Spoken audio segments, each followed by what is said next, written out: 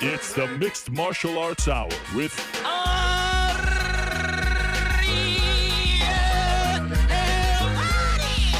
the Mixed Martial Arts Hour back in your life on this Monday, June 5th, 2017. Logan, everyone. I'm Ariel Helwani back inside our New York City studio. Great to be here with you on another lovely Monday afternoon in New York City, and my friends, we have a lot to discuss. Of course, this past weekend, it was a fun one in mixed martial arts. We saw UFC 212 from Rio de Janeiro, Brazil. We saw the UFC crown a new featherweight champion. His name, Max Holloway, the pride of Waianae, Hawaii, just 25 years young. He defeats Jose Aldo in the third round via TKO. Started off a little slow. Second round, breaks out the Stockton slap, and then it was all Max Holloway from there. And I thought it was very interesting in the post-fight press conference when he said, the moment Aldo did not respond to his taunts, he knew he had him. And it was quite the sight to see. I mean, it's one thing to see Jose Aldo lose in, seconds to Conor McGregor. It's another thing to see him lose like that. It does feel like the dawn of a new era. It does feel like the UFC is turning a page on that whole McGregor-Aldo era as far as the featherweight division is concerned. And it does kind of feel like this was the best result for the UFC. Here you have a champion who is hungry, who is willing to fight all comers, who has had quite the road to get to this point. There was some baggage with Jose Aldo. And we'll talk about this in a second. People wanting to call Max Holloway undisputed champion. Some are disputing that title. I'm fine with it. I thought he put it very well. He said, Conor McGregor was the 2015 champion. I'm the 2017 champion. And in sports, you have a champion for 1 year, you move on to the next year. And sometimes the champion from that year doesn't actually get to defend their title. They get bounced, things happen. And I think that's the perfect way to move on from this era. Because look, he's not coming back, at least for now. He's not going to defend that title. And yes, Conor McGregor did beat Max Holloway many, many, many moons ago. I mean, 2013 feels like a lifetime ago. If you're going to hold on to that loss and use that to discredit what Max Holloway has done since then, 11 straight wins against the best of the best at 145, you're doing a disservice to yourself. Not only to yourself, but to Max as well. People lose on their way to becoming champion. Stipe Miocic lost to Stefan Struve. People lose all the time. Tyron Woodley lost to, Rory McDonald and others. Nate Marquardt. You can't take away what they've done when they get to that title fight, and especially on their road to becoming a champion. So yeah, they fought on the undercard of that FS1 show, the very first, back in August of 2013. A lot has changed since then, and in my opinion, Max Holloway is the undisputed UFC featherweight champion. Now, if Conor wants to come back and fight him, I have no doubt that they would promote it as champion versus champion, and I have no doubt that it would be one of the biggest fights in featherweight history because, unlike Aldo, Holloway can sell a fight. The problem with Aldo is this. Aldo never wanted to learn how to speak English, or at least never tried to put himself out there like other Brazilian champions have. Junior Dos Santos comes to mind. Anderson towards the tail end of his career. Aldo didn't care to do that, and fine. No one's forcing him to do that. But the biggest issue was that on the biggest stage possible for him in his career, he faltered in a major way. So I have casual fans, friends of mine, who say, well, Aldo wasn't even that good. No, he was incredible. He's part of that Mount Rushmore, in my opinion. If he's not the top 5, he's in the next group. He's 6 through 10. He's one of the greatest fighters of all time. He's the greatest featherweight champion of all time. But a lot of casuals saw him that night against Conor McGregor for the first time, and they can't get that image out of their mind. And so that's a problem as far as his legacy with the casuals. Us, the hardcores, we know who Jose Aldo did, what he has done, what his legacy is. We know all of this. We know who this man is. Losing to Holloway, losing to Conor takes nothing away from what he did to Mike Brown and Uriah Faber and Cub Swanson before he was a champion, and the Mark Hominick fight. I mean, you could go through every single one of his fights. Legendary stuff. Frankie Edgar twice. But it does feel like there is a new king in town, And it's a fun time to be a fan of Max Holloway's. It's a fun time to be a Hawaiian MMA fan. It's a fun time to get on this bandwagon because take a look at this. Current champions, their ages right now in the UFC, this courtesy of my friend Jedi Goodman. Demetrious Johnson, 30. Cody Garbrandt, 25. Holloway, 25. Connor, 28. Woodley, 35. Bisping, 38. DC, 38. Stipe, 34. Joanna, 29. Amanda Nunes, 29. GDR, Jermaine Durandamy, 33. So Holloway tied with Cody, youngest champions in the UFC right now. And this is a guy who came to the UFC as a 19-year-old. I'll never forget it. He took a fight against Dustin Poirier on short notice, UFC 143. He was just 19 years young. I said on Twitter on Saturday he was 21. My math sucks. I was never good at math. 19 years young, he came into the UFC, was manhandled by Poirier. And I'll admit it right now. I will admit it right now. There are some guys that you see them early on in their careers and you say to yourself, that guy has it. That guy's going to be a champion. That guy's going to do something. Daniel Cormier comes to mind. Cain Velasquez comes to mind. John Jones comes to mind. Anthony Pettis comes to mind. Conor McGregor comes to mind. You see them for the first time and you say, okay, this is a name to remember. This is a future champion. I will admit right now, first time I saw Max Holloway, second time I saw Max Holloway, maybe even the third time I saw Max Holloway, I did not think that about him. It took some time. For the longest time, he was the youngest fighter in the UFC.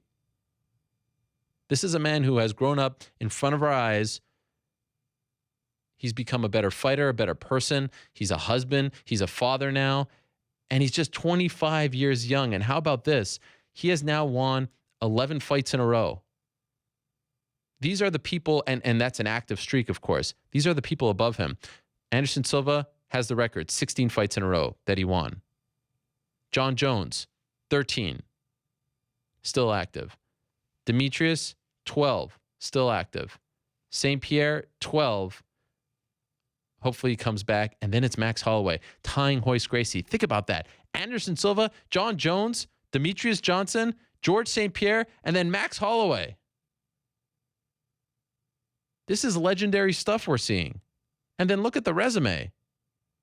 Cole Miller, Cub Swanson, Charles Oliveira, Jeremy Stevens, Ricardo Lamas, Anthony Pettis, Jose Aldo, and I'm skipping over some of the other guys early on in the streak. That's the best of the best at 145.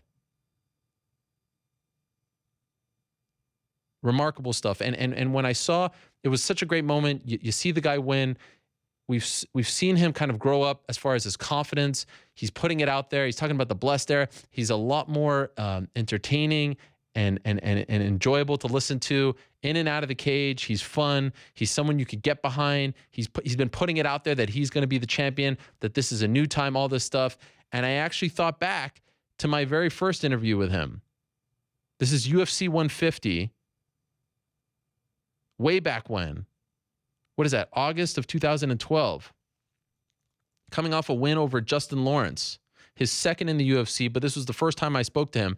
And this gives you a glimpse as to how much Max Holloway has had to overcome to get to this point.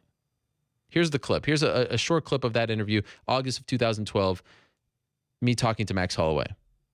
Man, you know where I'm from? I'm from the city, in a city called Waianae in Oahu, Hawaii, and you just gotta grow up fast, man. I saw things at a young age, and I told myself I don't want to be like those guys. I saw guys who I don't want to be like, and you just gotta, go above the influence. Now that is a fresh-faced youngster. That is a 20-year-old, having the presence of mind at that age and probably younger to say to himself, I don't want to be like those guys. And we all kind of think of Hawaii as this paradise, which it is for the most part. However, Waianae, by all accounts, and the UFC has chronicled this quite well on Countdown and Embedded and things like that, isn't exactly paradise. He has come from the rough part of town, to put it mildly. And this is a youngster who at that age was saying to himself, I don't want to be like those guys. And now look what he's become. There's a great clip of him coming home after UFC 206 when he defeated Anthony Pettis to become the interim champion. And he was perfect in the way he celebrated that title because he didn't treat it as the interim belt. He knew it would lead to the actual title, but he celebrated much like Conor did when he beat Chad Mendes. I'm the king. I'm the champion now. He comes home wearing that DeMar DeRozan jersey, and there's people hanging out waiting for him in a parking lot with that song, Hawaiian Kickboxer, which in my opinion is one of the best walkout songs in MMA right now. Perfectly sort of symbolizes who Max Holloway is and represents where he's from so well. They are very proud of him, and the UFC, it feels to me like they're getting behind him.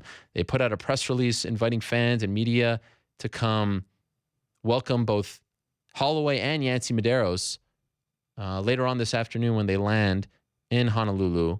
That's big. They don't do that often. You want that homecoming.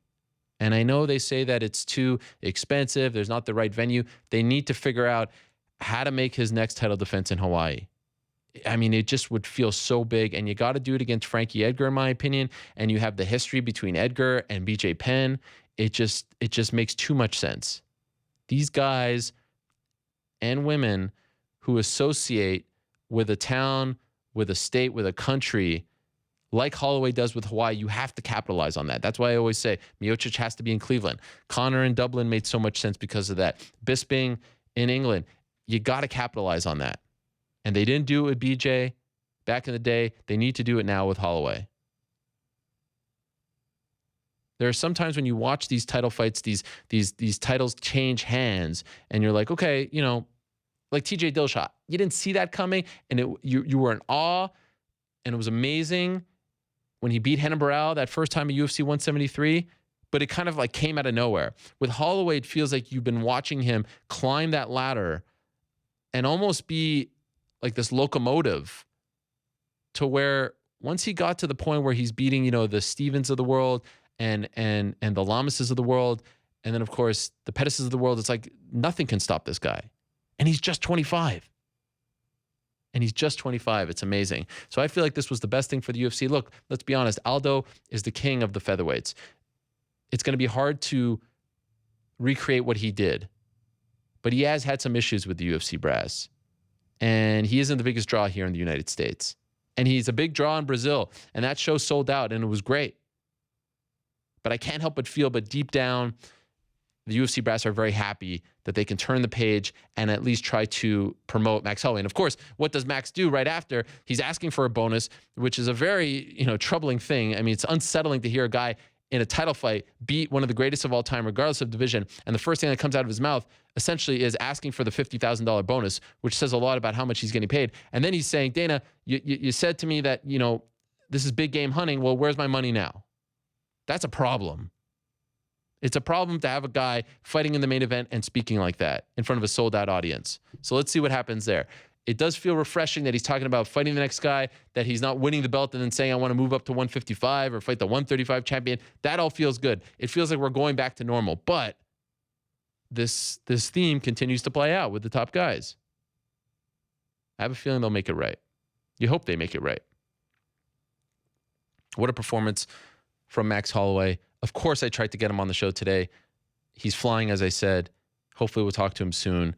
But, I saw the comments. Oh, where's Max? Where's Max? Of course, I tried to get him. Come on. You know me by now. Let me run down today's lineup. And we have a lot to discuss in the next few minutes. Also get a few thoughts from Mr. New York Rick. At 4:30, we're going to be joined by Mark Hunt. Mark Hunt is fighting Derrick Lewis. Shame that fight is flying under the radar, but this is the problem with going week to week to week. 11 fight cards in 11 weeks. You can only kind of go one at a time. Even on the pay-per-view, no promotion for that. They were promoting the Singapore card over that on the pay-per-view main card because that's a Fight Pass card. This is an FS1. But Derrick Lewis versus Mark Hunt is a fantastic fight, and Mark Hunt will join us at 4:30 Eastern from New Zealand. 3:05, we'll talk to Demetrious Johnson. You may have woken up this morning and seen a statement of all statements from Demetrious Johnson. And we won't go too deep into it right now because we're going to talk to him at 3:05, and I really appreciate him coming on. But I will say this about Demetrious Johnson and his statement. Demetrious Johnson is the ultimate company man. I have had many a conversation with Demetrious Johnson off the record. He's very accessible. And he will say things, and I will say to him, well, why don't you say that in your interviews? If this doesn't make you happy, or if you have an issue with this, why don't you say that? That's not my style, man. That's not the kind of guy that I am. You guys know him by now. You've heard him on this show. He's not that guy. He's not the guy to bitch and moan. He's not the guy to go to the media. He's not the guy to complain publicly to try to get what he wants. He is the ultimate company man. So think about that when you read his statement today. I mean, I don't know how many words that was. It had to be several thousand. Think about how upset he must be to get to that point. And think about how much he probably bit his tongue as he was typing that out. Bit his fingers. When I read that, I woke up this morning and he sent that to me and asked if I could post it before the interview. I was like, holy smokes, this is Demetrious Johnson? This is what it's come to? Now, there's always this he said, she said stuff. I believe last week Dana White was on the UFC Unfiltered podcast, and he said that it was insanity that DJ didn't want to fight TJ Dillashaw.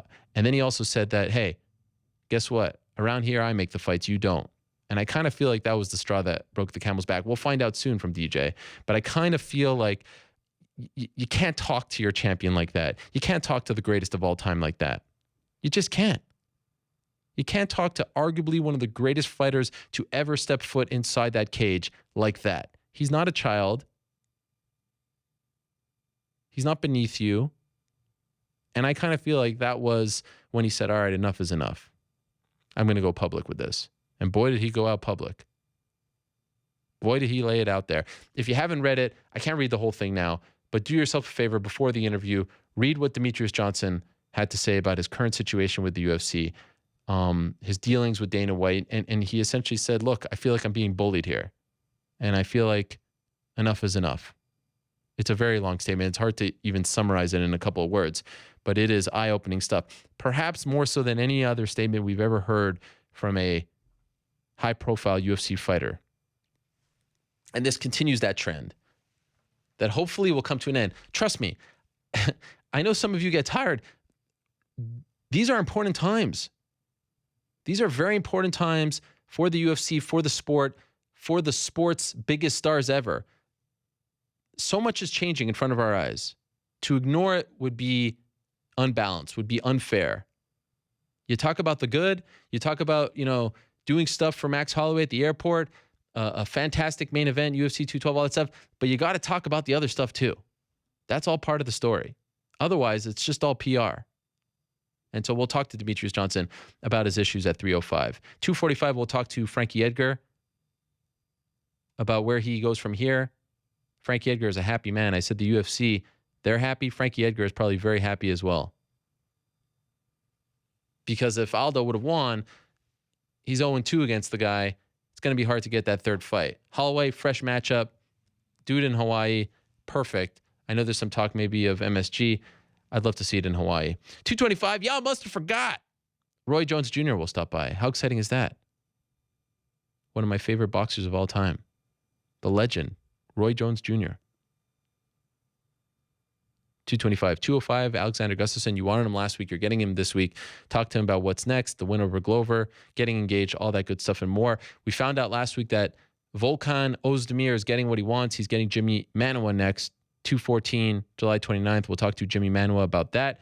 And at 125,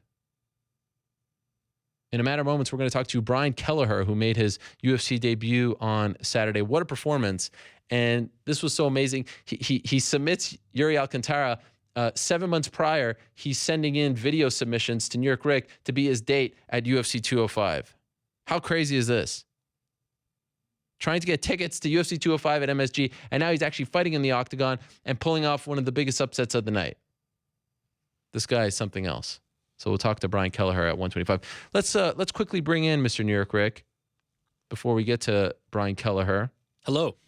What did you think when you saw Brian pull that off? It's hard not to feel a little connected to him. Because of what you said, but also just because he's from New York and somebody we had talked about on the show through, Aljamain Sterling had vouched for him on the show and said that this was a guy to watch and look out for. Yeah, remember that? So it's hard not to, feel good about that. But more than anything, I was surprised. I truly, obviously thought that Yuri as good as he is in scrambles, as good as he is in submissions, was going to fare better. And Brian put that squeeze on him and ended it. So I was happy and impressed, I would say, are the two things. You really blew it, though. You have to admit.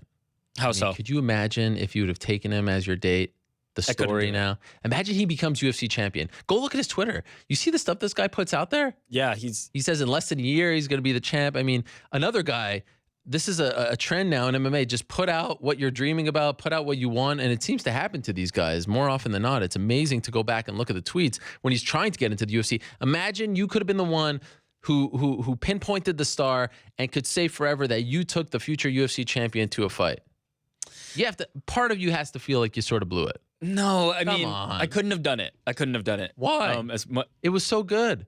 He was great, and I believe I ranked them, and I think I had him in 5th out of all the submissions, which there were hundreds of. But it was difficult to take somebody who was a fighter. I wanted to make it a fan experience. All right. That said, if I had done it, it would have made for a better story. But more than anything, I mean, it's just, as you've outlined and highlighted, 7 months later, the guy is getting a huge upset on one of the unbelievable. And now he's asking for John Lineker on Long Island. I mean, he's not trying to go on the slow track here. I mean, you got to put him in Long Island, right? You have to do 100%, 100%. Hopefully that card isn't done because he is a Long Island fighter. And now I feel like there's a lot of momentum behind him. So we'll get to Brian in a second, but let me ask you also about Max Holloway. I mean, I sort of laid out what he's done to get to this point, the historical significance. Do you agree with me that this was the best result for the UFC to try to move on? Because it felt like Aldo needed 5-6 more title defenses to kind of move on from the loss to Conor. With Max, yes, he did lose to him, non-title fight so many years ago. This feels like a fresh start. This feels like the perfect chance to sort of move on from all of that. Do you agree? I mean, beyond that, I agree with that. But beyond that, I think more importantly, Max is 25 years old. Yeah. And ready to take this division and take it in a new direction, whereas Aldo was kind of the old guard. So, there's only so many times you can run back Aldo and Edgar and Aldo and whoever else is coming up that division, maybe Mendez, whatever the case may be. With Holloway, you've got a 25-year-old champion who wants to stay in this division and defend his title, and hasn't. Unfortunately, he has faced all of these guys on the way up. He's beaten almost everybody in the top 10, but not in a title fight. Maybe it's their opportunity next. But I think this is the best result, just from the perspective of thinking of this guy can carry the crown forward, whereas Aldo was a bit of the old guard. Now it's changed. I'm still kind of in awe of what we saw. Like in the first round, you were kind of thinking like, is this too big for him? Is he faltering under the lights? Is he a little too nervous? Yeah. I mean, I thought he lost the first 2 rounds, despite the fact that it looked like he was gaining confidence. Yep. Midway through the second, and then all of a sudden he's like, okay, I'm in it. Let's go. Starts to taunt him, and then third round is all Max Holloway. I mean, it was an amazing thing. And even Aldo, prior to the fight week, he's talking about, when this fight is done, I'm going to be looking for special fights and things like that. Like he's almost, warning the UFC of the storm that's about to come. We can't ignore the fact that he's had his issues with them in the past. And here comes Max Holloway. I mean, I'm not going to say out of nowhere, but he just completely disrupts all of that. And it's just an amazing thing to see a guy like Aldo who looked so invincible for so long, with his head down, crying again. What a sport. I mean, it's just amazing. 1 minute you're on top, the next you got this 25-year-old kid from Waianae of all places doing his thing. Hometown of Chris Weidman's lovely wife, Marivi, as well. So they produce some good ones over there in Waianae. Amazing stuff. And of course, we also have to mention some other notable results. Claudia Gadelha defeating Karolina Kowalkiewicz, first person to finish Karolina. Also, Claudia's first finish in the UFC. And I thought her comments were amazingly honest as well. She's saying essentially, I know no one wants to see me fight Joanna right now. I'm reinventing myself. I've moved to Albuquerque, and I'm going to show you very soon that I deserve it. But right now, we don't need to talk about it. Right now, I want to buy a new house. I want my fancy dog. I want my nice car. I like that she went with fancy dog and nice car as opposed to fancy car and nice dog. I thought that was very telling. But what a performance that was out of Claudia, who I will argue is different than the likes of Joseph Benavidez, because Benavidez lost to DJ twice in title fights. One of her losses to Joanna, non-title fight. So it's a little different there. But I agree with her assessment that she needs a few more wins to get people really wanting that fight. Hard to deny the fact, though, that she is the number 2 best strawweight in the world right now. Go ahead. Couldn't agree more. She's the number 2, but I think number 2 is number 2. Whoever the best is, that's fair. They need to fight the champion. That's it. I don't know. You can't just keep doing it over and over again. Got to. The divisions aren't deep enough. That's not sellable. I mean, you got Rose there, and that's a somewhat sellable fight. It's a fresh fight. She's saying herself it's not sellable, so you have to take that into account as well. Let her get some more time in Albuquerque, build her up, do her thing, and in 3, 4, 5 fights, if she's still around, then I think that's an even more sellable fight. Vitor Belfort wins. He defeats Nate Marquardt. I thought Marquardt won, but a little bit of home cooking there for Mr. Belfort. And of course, we start the week off thinking it's going to be his last fight, period. Then we find out that not only will it not be his last fight, he's saying, okay, maybe my last fight in the UFC. Then we find out that he still has 1 fight left after this fight on his UFC contract. And then he says after the win that he's got 5 fights left. So classic Vitor Belfort. Yeah. Amazing. The stuff. retirement fight that wasn't a retirement fight. Yes. Thank you for that. Usually they do it after the fact. They get us excited about the retirement fight, and then, they kind of go back on their word. This time, at least, he was honest leading up to it. And maybe a little bit confused as well, but kudos to him. Could you have thought of a better stage for Vitor Belfort to win on and say goodbye? He does it in Rio. He gets back on track. He picks up the win. Say goodbye. But it's not happening, unfortunately. For him, I mean, look, fight as long as you want. But that seemed like the perfect way to end it, in my opinion, at least. He's got 1 more fight in the UFC, says he wants 5 more. Let's see what happens there. Also of note, Marlon Moraes losing to Rafael Sunsao. This is not a robbery. It was super close. I don't think Sunsao won 30-27. I thought Marlon had the third. I thought Sunsao had the second. And I don't know. The first was super close. Maybe Sunsao stole it towards the end. In hindsight, it was a great opportunity for Moraes to really, burst on the scene, number 3 ranked guy.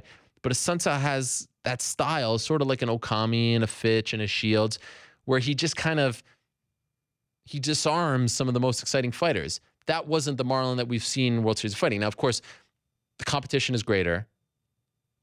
Nerves probably are part of it. He slips early. It feels like he was a little tentative, but it just didn't feel like him early on. Towards the end, it felt like he got a little more comfortable, felt like he was, feeling it and kind of finding his groove. And I thought he won that 3rd round, despite what the judges had to say.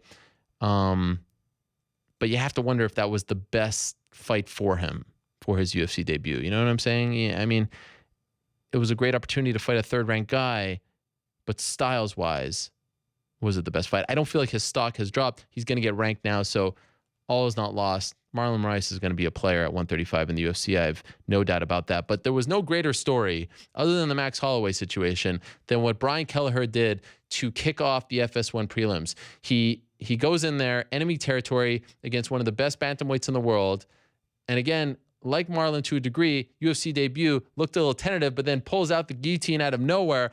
And then on his way out on the mic, manages to piss off the entire arena and leaves to a shower of boos 7 months after he tried to be New York Rick's date at UFC 205. He is now 1-0 in the UFC, and it is an honor to have him join us right now on the MMA Hour. I told him last week, let's get that win, and we'll get you on the program. Is he there on Skype?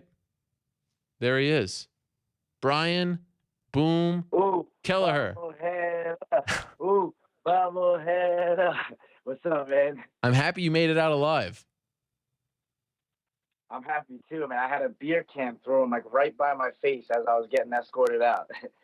Amazing. Was there a moment, by the way, when you were talking to the crowd like that and you were thinking to yourself, okay, maybe I've taken it a bit too far. Like maybe this wasn't the smartest thing to taunt them like that with that chant?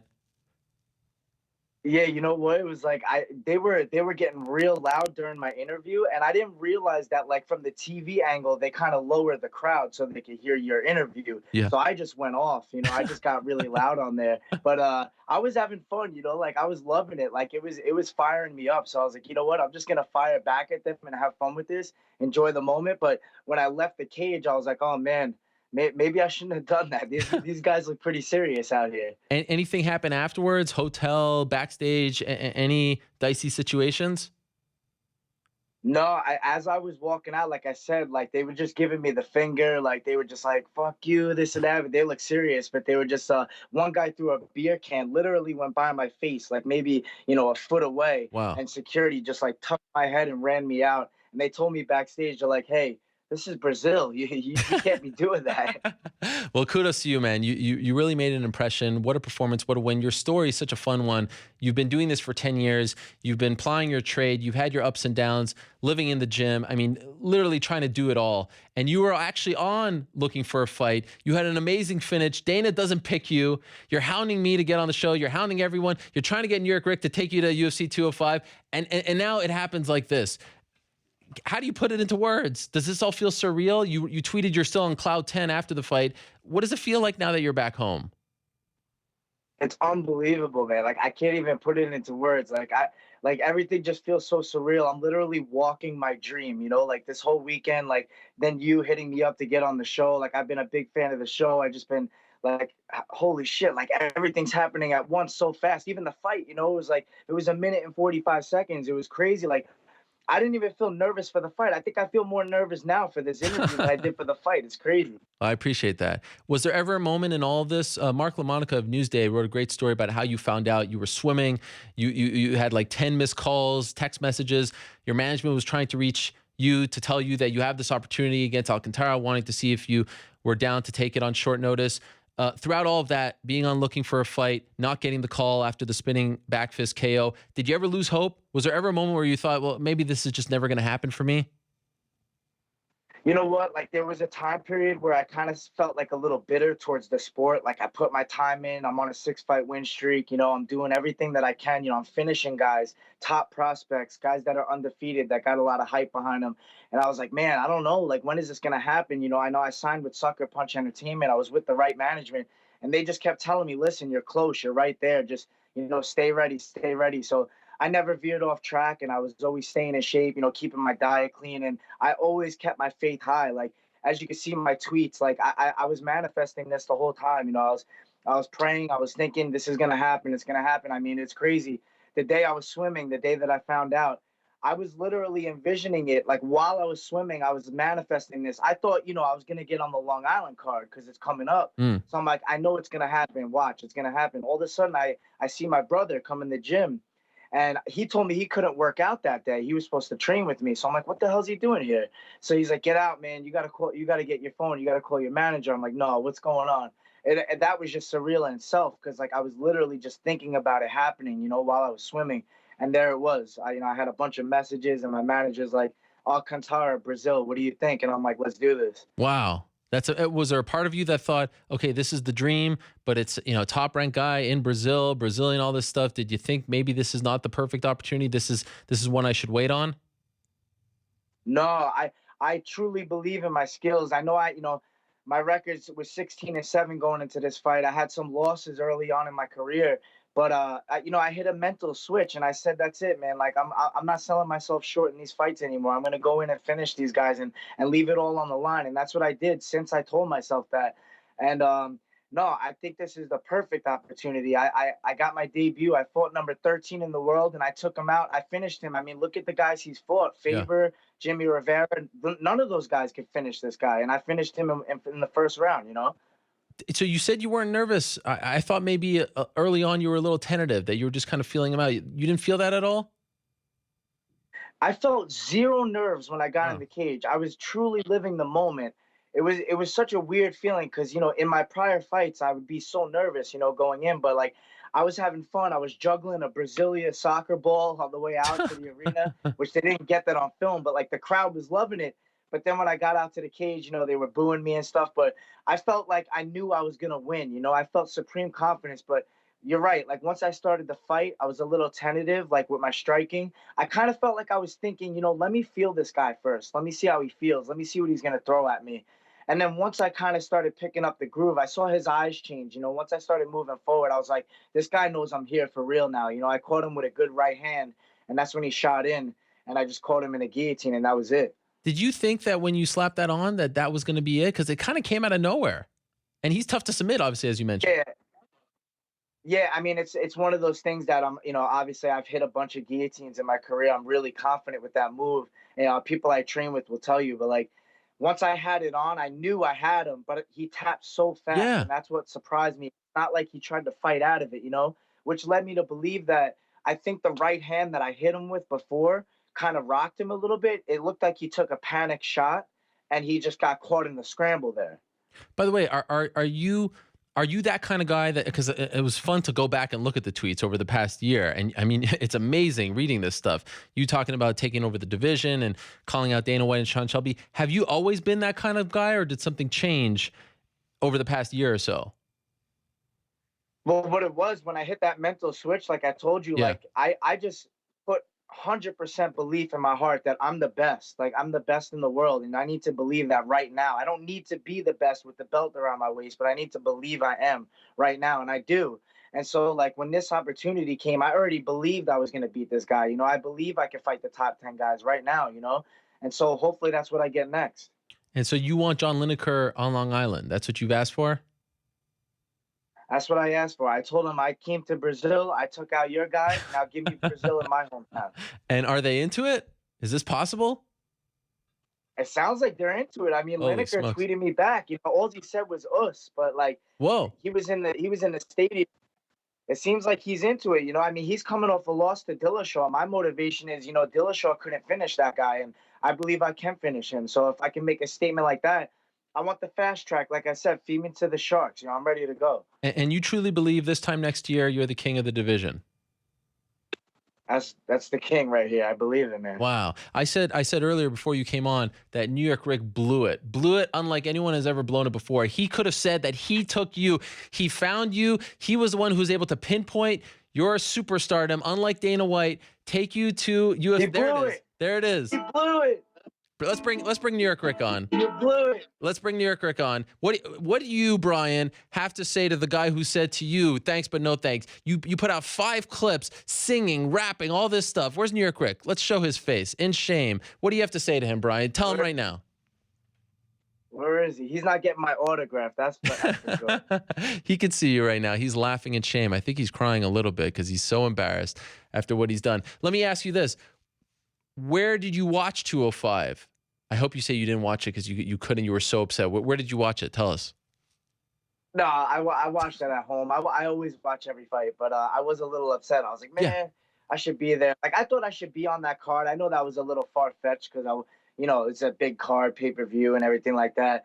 But I was just like, you know what? I'm gonna do everything I can to get exposure. Like I'm just gonna do whatever I can and stay focused and try to get my name out there. And I thought maybe that would help me get a little recognition, but New York Rick blew it for me. But look where we are now. Yeah. What do you have to, New York Rick, can you at least apologize to the guy? I like to think that everything, happens for a reason, and we ultimately get to the point that we're going to get to. And we've gotten to this point where Brian picked up this huge win, and congratulations to you, Brian. And this was all part of that story. And I'm happy to have contributed in the way of being a complete ass and not picking Brian.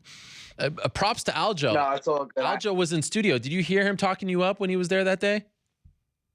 Yeah, I heard him talking me up. Much appreciated. I love training with Aljo. He's a good guy, so that was nice of him to do. For those that don't know what we're talking about, Nick, you have the first clip of him with the ukulele trying to serenade New York Rick, trying to get those tickets to UFC 205. And if so, can we play that quickly here? Here it is. New York Rick. I deserve the tip. This is amazing. Could have picked that. Blew it. Look at that thing. Not only is he talented in the cage, he could play the damn ukulele. Doesn't think that anymore. Rightfully so. New York-based fighter. Yes. 23 pro fights, 16-7, 6-fight win streak. I deserve to be in the UFC. Yes. Let alone next to you at Yes. UFC 205. Boom, baby. Boom. Brian Boom Kelleher. Remember the name. Now we know it. That's amazing stuff. I love that so much. It's great. How did they not pick you looking for a fight after that KO? I was so surprised at that, man. I was like, this couldn't go any better. Like, I ran out of the cage. I got in Dana White's face. And, like, even when I saw the show with the way he was talking about me, I was like, this guy loves me. Like, he's definitely picking me up right now. And it didn't happen. And I'm surprised, you know. I know, you know, my coach is a black belt under Sarah, too. So I figured, you know, maybe Sarah will put a good word in something. But it never happened. But, hey, like Rick said, everything happens for a reason. Now I fought Yuri, and I beat number 13. That puts me at 13, right? I mean, I guess that's how this works. I think. I don't know. I can't make sense of the rankings. By the way, our own Guilherme Cruz told me that you went up to him afterwards, the scrum, and gave him crap for not talking to you in the hotel, that you saw him all week long talking to the entire card and didn't say anything to him because you wanted to see if he would, again, another member of the team not recognizing greatness, and he didn't, and you gave him shit. Good for you. Is that true? I got to call him out, man. Yeah, it looked like every time I walked past him, he was looking the other way. I was like, what is this? I was like, he tweeted me.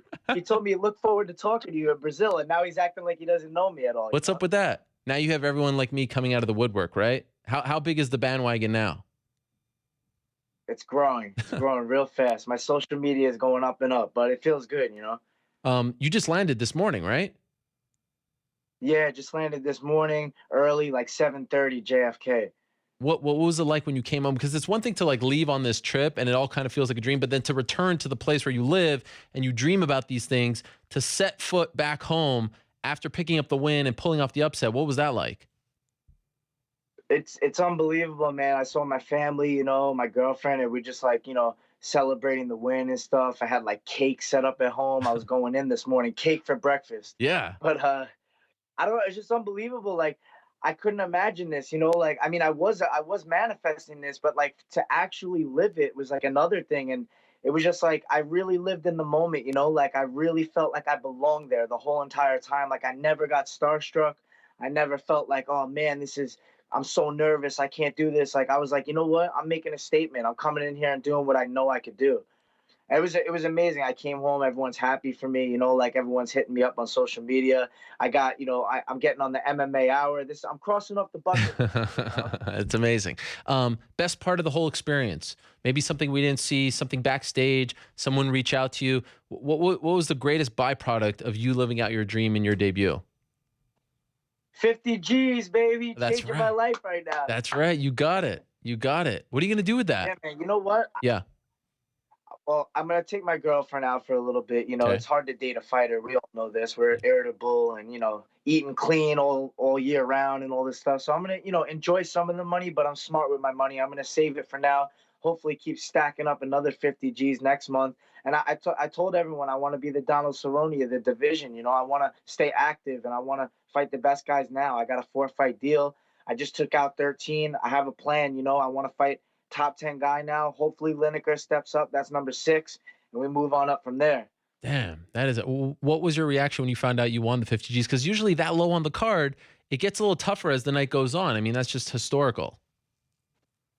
It's crazy too. Like, I feel like my post-fight interview, I really like took the mic and I made it happen. You know what I mean? I was like, you know what?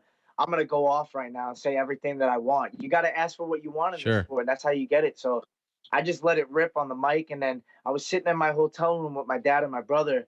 And I'm just like, man, it's possible I get this bonus. Like, I don't know. I have the biggest upset on the card. Yeah. Finished the guy in the first round. You know, like you said, my fight wasn't, you know, performance like worthy the whole entire time. Yeah. So I wasn't sure because there was a few TKOs on the card. But then all of a sudden I'm sitting there, I'm looking at my phone. I see they announced the bonuses and I'm on there and I'm just like, no fucking way. I'm like, I got the bonus. And like, we were all just going nuts. Do you get that right away or do they send that to you? Someone told me it takes like a month to process, but I believe they just wired in your account. And your dad and brother were down there with you? Yeah, they were in the hotel with me. And my dad came separate. My brother was in my corner. My dad was the only one in the crowd. Oh my I was God. like, someone's got to go. dad right now because I just threw him under the bus in that post-fight interview. What did he have like? Cheering for me. Oh my gosh, poor guy. Did anything happen to him? No, he came back to the green room. We were eating in there. He's like, I'm like, Dad, everything all right out there? I kind of, went nuts on the mic. He's like, yeah. He's like, no, I had our whole section cheering for you. I Oh, was talking to them in Portuguese, telling them that you were my son and my heart. And wow. they were cheering for me. So I was like, he was so happy. It was amazing. That is Does he usually go to all your fights? Yeah, usually both my parents are at all my fights. My mom had to stay back because she has work, but Okay. my brother's always with me. He's always in my corner. He's my main training partner, and he was actually a huge help because he's a southpaw. So for Yuri, he's similar size, similar length, so it worked out well. How far do you live from Nassau Coliseum? I'm like 30 minutes away. Wow. I used to go to games growing up all the time there, man. I really hope they put me on that card. Like, I feel like I campaigned for it. I feel like I earned it. I hope they give it to me. Yeah, they need to capitalize on this momentum. I mean, you're doing such a great job. It's a wonderful story. I'm really so happy for you, man. And it's amazing. I was just talking to some of the other Long Island fighters. All have such great things to say about you. Quinta as well. All very happy for you. It's got to be cool to see these guys who have done their thing in the UFC now give you the props and welcome you in sort of to this fraternity as well, right? 100%, man. I've been bouncing around with my training. My main gym's Max and BJJ, but I go to Long Island MMA. That's LaFleur's gym with all those guys. And then once in a while, I go to with Aljamain's gym at Cerro Longo, and I spar and I do some stuff there. So we all kind of come together, and they all see my potential, and they called it. Like some of the guys at Long Island MMA, they're like, "Man, you're gonna hit this guy with that choke." I'm telling you, Wow. like, it was so surreal. Like everything that happened this weekend, it was all said before. Wow. And then it happened. So it was like, what just happened? If you want to do something fun, go on Brian's Twitter. You can see it right here. It's Brian Boom 135, and look at some of his old tweets before even getting into the UFC, and just see how confident he is and how he was calling his shots. By the way, why do they call you Boom? I used to say boom just as like a word to say, like, as if, like, let's say, like, you said something, or like you had a nice outfit on. I would just point at it and be like, boom, like, that's nice, like, boom. Yeah. And then people just started calling me Boom when I first started training. So, and it kind of sticks with my name. So Okay. I just kept it. And you also do like breakdowns. I've seen on your YouTube page, right, for cards. You're gonna keep that up? Yeah. I call it the Boom Breakdown. And I kind of let up on it a little bit because I was focusing on training. But now that I'm done, I want to, now that things are picking up on social media, I want to continue doing that. That's another passion of mine. I love breaking down fights. I love the sport. Like, this is my only passion, my main passion. So that's something I could build up for the future as well. Do you have another job, or is this your full-time job? No, this is my full-time job. I quit my job that I had like 7 months ago, and I figured, I was going to be in the UFC sooner, but it took a lot longer. What was your job before? It was like a manufacturing area. I was working in for a chemical company called BASF. Nothing exciting. I didn't want to be there anymore. Wow. What's the lesson here? I mean, there's probably a young fighter who's frustrated, who's disgruntled, who doesn't know if his call will come. What's the lesson here to these guys? You got to stay persistent. You can't lose faith. Like, nothing comes easy in life that's worth it. Like, this whole time, I just never lost my faith. I kept persistent. I kept dedicated. I kept believing that this was going to happen. I kept manifesting it. And here it is, like, you just have to really, truly believe in yourself. And you can't let that doubt creep in and take over, Beautiful. I'm so happy for you, man. Really, congratulations. Enjoy the victory. Enjoy a bit of time off here. And I hope you get that fight on July 22nd on Long Island. Appreciate you coming on after flying in this morning. Thanks for being a fan of the show as well, and for all the kind words. And again, enjoy what you did on Saturday. Really remarkable stuff. Thanks, man. Hopefully we'll have me in studio sometime, Yes. Maybe after the competition card. It's a date. Thank you, Brian. All the best to you. We'll talk to you soon.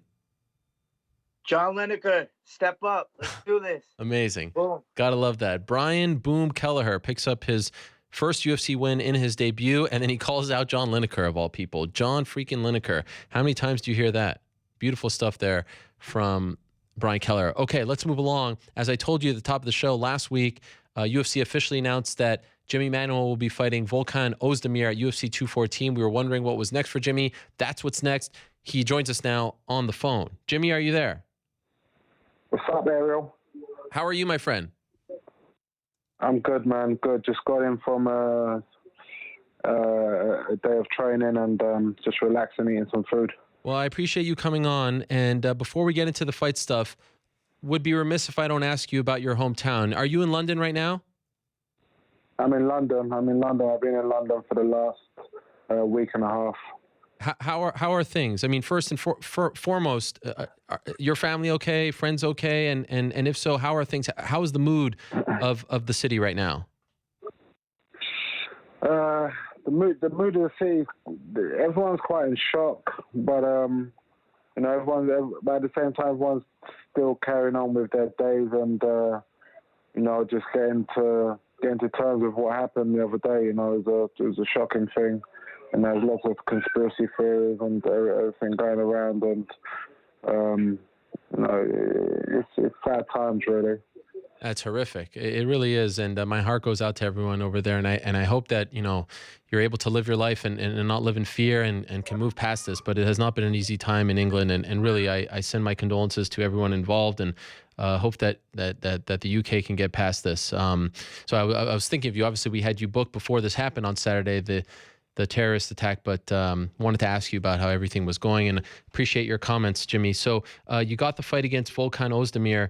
Are you happy with this? Mm-hmm. Are you okay? I mean, I know you wanted the title fight, but is this okay for a second option? Are you content? I'm okay. I can't argue with John Jones getting the fight. He's one of the best fighters of all time, like I said before. And, it's just another, I believe I knocked Volkan out, and Dana said I'd get a title shot after that. So, if one more person has to get it, then so be. So you've been told that from Dana White that if you win this fight on July 29th, you're getting a title shot? Yes. That's interesting. That's fun. Are you hoping? Go ahead. I'll get a win off Jones in DC. Okay, now it's a bit of an interesting scenario with your friend and training partner Alexander Gustafsson. Does this feel awkward at all that you're both kind of neck and neck here? No, not really. We both don't really care who gets the title shot first. Alex is like, I'd say, the best in the world, sort of thing, and I'd be happy for him to get it. I'll be happy to get it myself, and we don't let that come in between us. We train together, we help each other out, and that we're good friends. We're fucking good sparring partners, and we make each other better. So, I don't really care who gets it. Obviously, I want it, and he wants it. So whatever happens, happens. But what about the race to get there first? If you win, he wins. You guys have said you don't want to fight each other. That changes your plans, right? Yeah, it does. But I think I'll do the boxing fight with David Haye if he gets it, or whatever. We'll see we'll cross that bridge when it comes to it. We'll cross that bridge. But The bridge is very close now, so we'll see what happens over the next couple of months. But first of all, I've got Volkan to take care of, and then and that's it. So Daniel Cormier was actually on my show last week, and he had some comments about you cheering on Alexander Gustafsson. I just want to play those comments for you quickly and give you a chance to respond. Is that okay? Okay. All right, here we go. Here's Daniel Cormier talking about Jimi Manuwa last week on the program. I understand. You want your teammate to be successful, but at what point are you kind of saying, Alex, don't look too good, because I know you've already fought both of these guys super competitive. If you look too good, what if they let you jump me? It's like, come on, just a little bit. I understand wanting your teammate to do well, but do you want your teammate to do so good that he actually takes your title shot? So you thought it was a little weird. And I think that's what happened to him. I actually think that's what happened to Jimi Manuwa. I think Alexander Gustafsson, after looking that good with his history with both John and I, has now positioned himself to get another title shot. So what do you think of that? Of his criticism of you cheering on your friend? What do you think of it, Ariel? He's I got no comments about him. I don't know why he's focusing on me. He needs to focus on Jones and his fight with Jones. I reckon Jones beats him as well. You reckon, or you want Jones to beat him? I didn't make that out. I said I think Jones beats him. Okay. Do you want? I think Jones beats him again.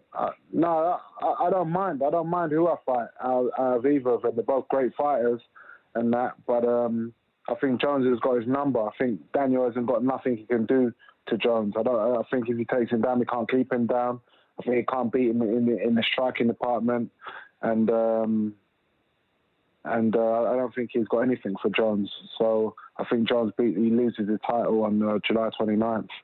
But I've got like what me cheering on my teammate and everything. That's my problem. That's our problem. You know, I don't know what his business is. You know, in that. I think he's scared to fight me because he knows that I'm a dangerous, very, very dangerous fighter, and very dangerous fight for him. So I don't think he wants to any part of it, really. You guys have been going back and forth on Twitter for quite some time now, and for us it's somewhat entertaining, but for you, has it reached a point where like it's gone a little too far? Has he said anything that, you know, you feel has been disrespectful or crossed the line? Not really. I just find it stupid, you know. He tweeted me first and I responded, and that is it. I'm just minding my own business, doing my own thing, fighting who I've got to fight, and that's it. He's the one what keeps coming to me and trying to make something, you know. And I find it entertaining and amusing. But he knows I'm right behind him.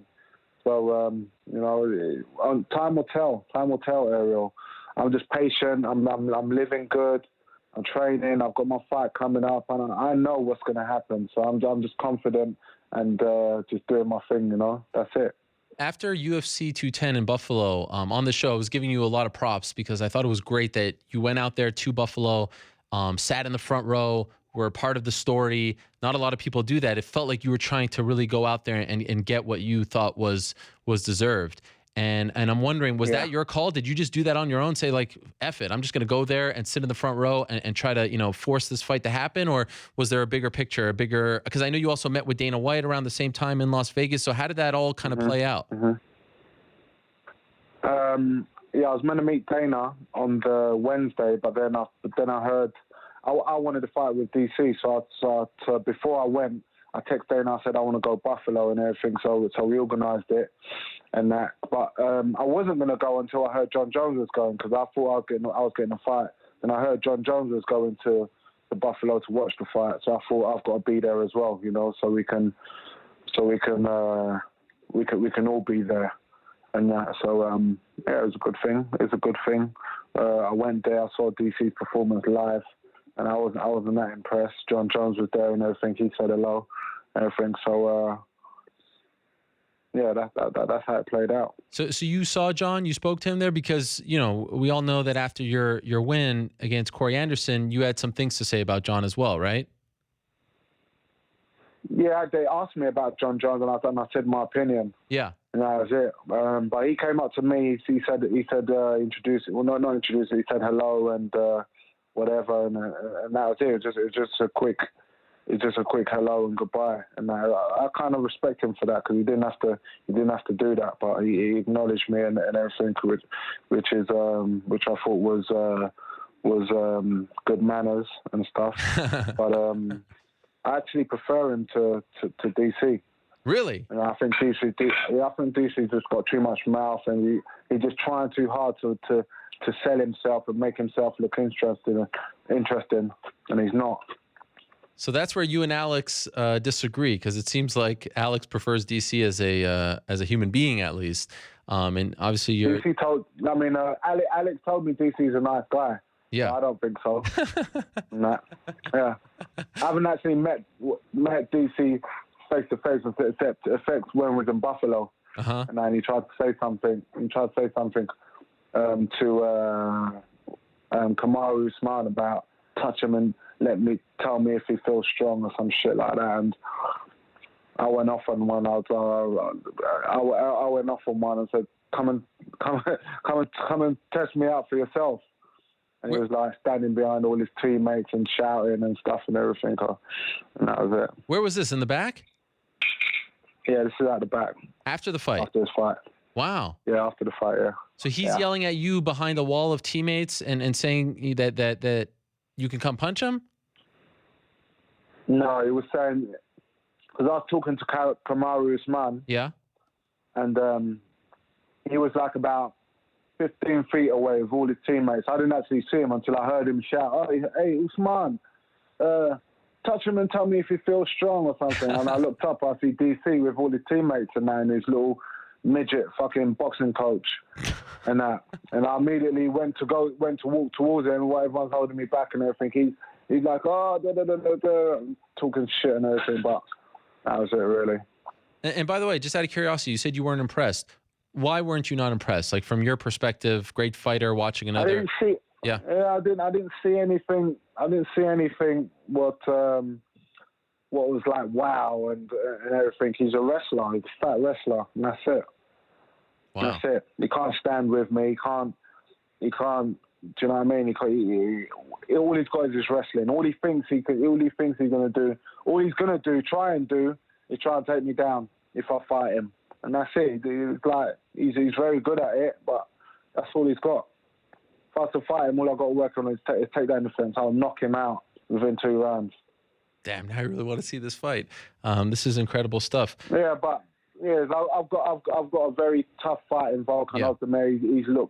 He's looked impressive in his 2 fights. He fought OSP, then he just fought Misha Serkinov, knocked him out in 28 seconds, and he's looked good. He's looked good in his 2 fights in the UFC. I'm going to work him into the top 5 into the upper echelon of the division and show him what's what. What do you make of Volkan? You were there. You saw that fight. That to me kind of came out of nowhere. And he's come out of nowhere. I mean, I can't lie. A year ago, I never heard of him. And he beats OSP, and then he beats Serkinov in seconds. Are you surprised? Like, do you feel like all that glitters isn't gold here, or are you buying what he's selling? Listen, it is what it is, man. I'm going to beat whoever they put in front of me. Mm-hmm. You know, he's ranked number 5. He's ranked number 5, and you know, he's a top 5 opponent. So I've got to beat him. You know, and that's it. I ain't got nothing else to say about him. He's shit or this, that, and the other. He's in the top 5 of the UFC. So I've got to fight him, and that's that. Have you been told that if something happens to Jones or DC prior to the 29th, that you'll get the title shot? Yes. Okay. Yes. If Jones pulls out or DC pulls out, I'm gonna jump into the main event. Wow. And save the card. And what's that like for you? Because you're kind of preparing for one guy, but you have the other guys on your mind as well. What is that like? I'm preparing to fight. I'm preparing to fight stand-up wrestling, grappling, judo, everything. I'm just preparing to fight. So it doesn't matter. Excuse me. It doesn't matter who I'm fighting, whether it be DC, Jones, or Volkan. I'm preparing to fight. I'm doing my runs. I'm doing my cardio. I'm doing my striking. I'm doing my wrestling. I'm doing everything in order to win the fight. So if it's DC, I've just got to do a little bit more wrestling. If it's Jones, I've got to do some wrestling. I've got to do a little bit more striking. If it's Volkan, I've got to do a little bit more striking, some takedown defense, and sharpen up everything. So that's what we're doing, sharpening up everything and getting ready for victory. Are you going to train with Gustafsson for this fight? Yeah.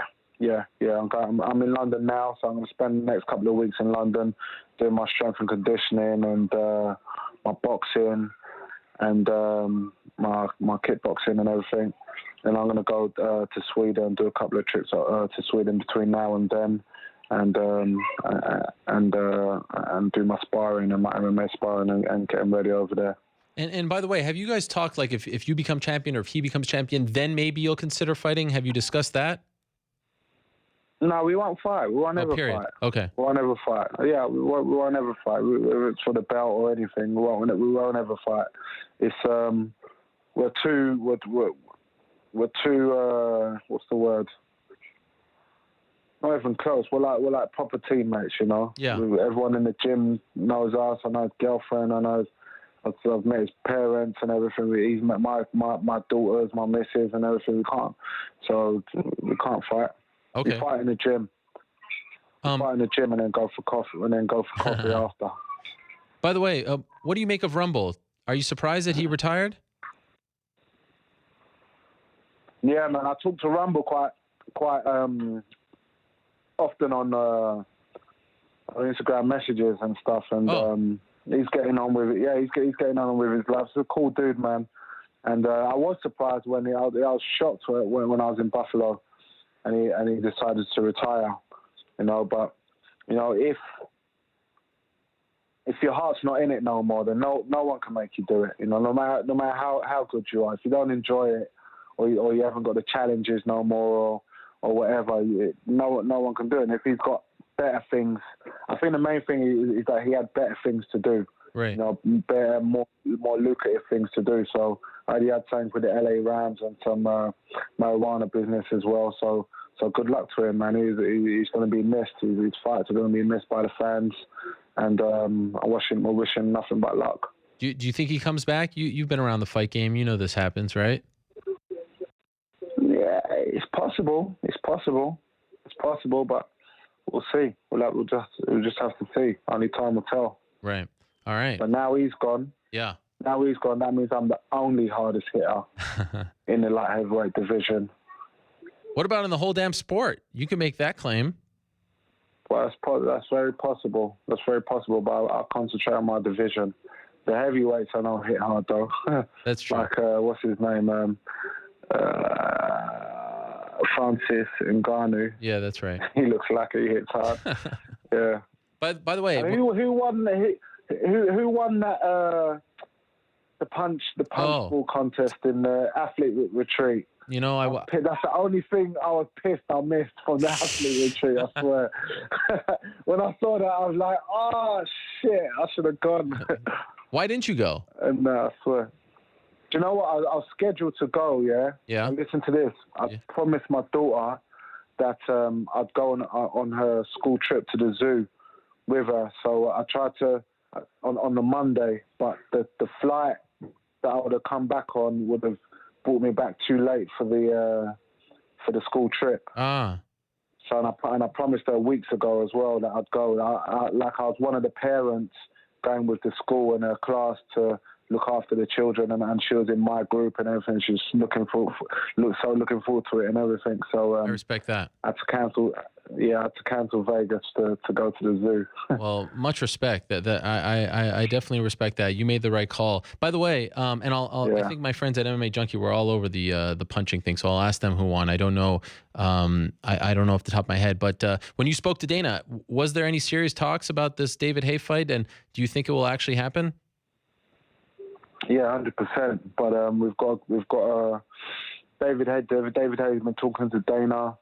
Oh. I've been talking to Dana. I've been talking to David Haye as well, and we're all over this fight as well. But it's looking like it's going to be end of the year or beginning of 2018. So I've got a couple of big UFC fights to go before then. But ideally, it'd go like this: I beat Volkan, I fight DC or Jones, win the title, and then fight David Haye and knock him out as well. Damn. All right. That's my plan. That's my 1 year plan. Not even 1 year, 9 month plan. That's quite the plan. We're working on that. I like that plan. Yeah, we're working on that. Yeah, we're working on that. It is ambitious, but you have to put it out there. Why not? And so far, so good. 100%. July 29th, UFC 214, Anaheim, California. A very important fight in the light heavyweight division. Jimi Manuwa versus Volkan Oezdemir going down. And if something happens to DC or Jones, you heard it, Jimmy steps up. Appreciate the time, Jimmy. Thank you so much. Stay safe out there, and we'll talk to you soon. Good luck in training. Well, thanks very much. Thanks for having me as well. Cheers. There he is, Jimi Manuwa stopping by, poster boy himself. Now, we were talking about Alexander Gustafsson. You wanted to hear from him last week on the program. Now let's talk to him. He's joining us via the magic of Skype, I do believe, coming off that big win over Glover Teixeira in Stockholm, Sweden, exercising those demons from a couple of years ago. What a performance. I said afterwards, in my opinion, his best in recent memory and maybe the best that he's had in the UFC, period. There he is. Sort of. Half his face. Alex, how are you? I'm good. How are you? I'm doing great. It's very zoomed in on your face. We just see your beautiful eyes, but not the entire face. Is it possible to go back just a little bit? Like this? That's perfect. That's perfect. Great. Thank you. I appreciate you joining us, and congratulations on the win. I said before you joined us that it kind of felt like you were exercising those demons of a couple of years ago against Rumble in Stockholm. Do you feel like you could kind of move on from that after what happened last Sunday? Yeah, absolutely. Felt good all the rounds. Everything had it under control, and just felt great. Just felt great fighting Teixeira, and yeah, it was a good night. A really good night. Were you thinking about that night against Rumble a lot? Fight week, like kind of that was the last time you fought there. Was that on your mind a lot? No, not at all. Actually, I was, I'm long past that fight, long time ago. It was a tough night, but I just had to let that go and look for the next challenge, basically. Was that your best performance in the UFC? Well, one of my best performance, I'll say. Everything just came together. So I felt good. Everything was on top. My conditioning, my timing, and everything. So felt great. Perhaps the biggest takeaway from the fight were the uppercuts, and the 3 in a row to finish him was just nothing short of amazing. It was like straight out of a video game when you just go to the same move over and over again. Was that part of the game plan? Did you guys see an opening in his defense that led him to be susceptible to the uppercut? Yeah, I've been watching his fights a lot, and I've seen him been caught with those uppercuts, and Rumble knocked him out with that uppercut. So I knew he was open with that, and he just comes forward all the time. So it's a good way to time the uppercuts when it comes forward. Right. So yeah, it was one of the key things in the fight. It was also interesting because it felt like you were using your range, your length. I mean, not to say that you haven't used it in the past, but it really kind of felt like everything came together for you in this fight. Like this was like the perfect fight for you to use all the attributes that you have over your opponents. You're a very tall guy. You're a very long guy. Has something clicked in training? Was this just your kind of night? Because it really stood out more so than in the past to me that Alex is using his best traits in the fight. Well, I guess so. Everything just came together, and this is how I fight. This is what I do best, and I just went back to where I started when I started the sport, like my footwork and my speed and precision and everything. So everything just went good, and I feel like I came back to how I should fight, and like you said, everything just clicked, and in my fights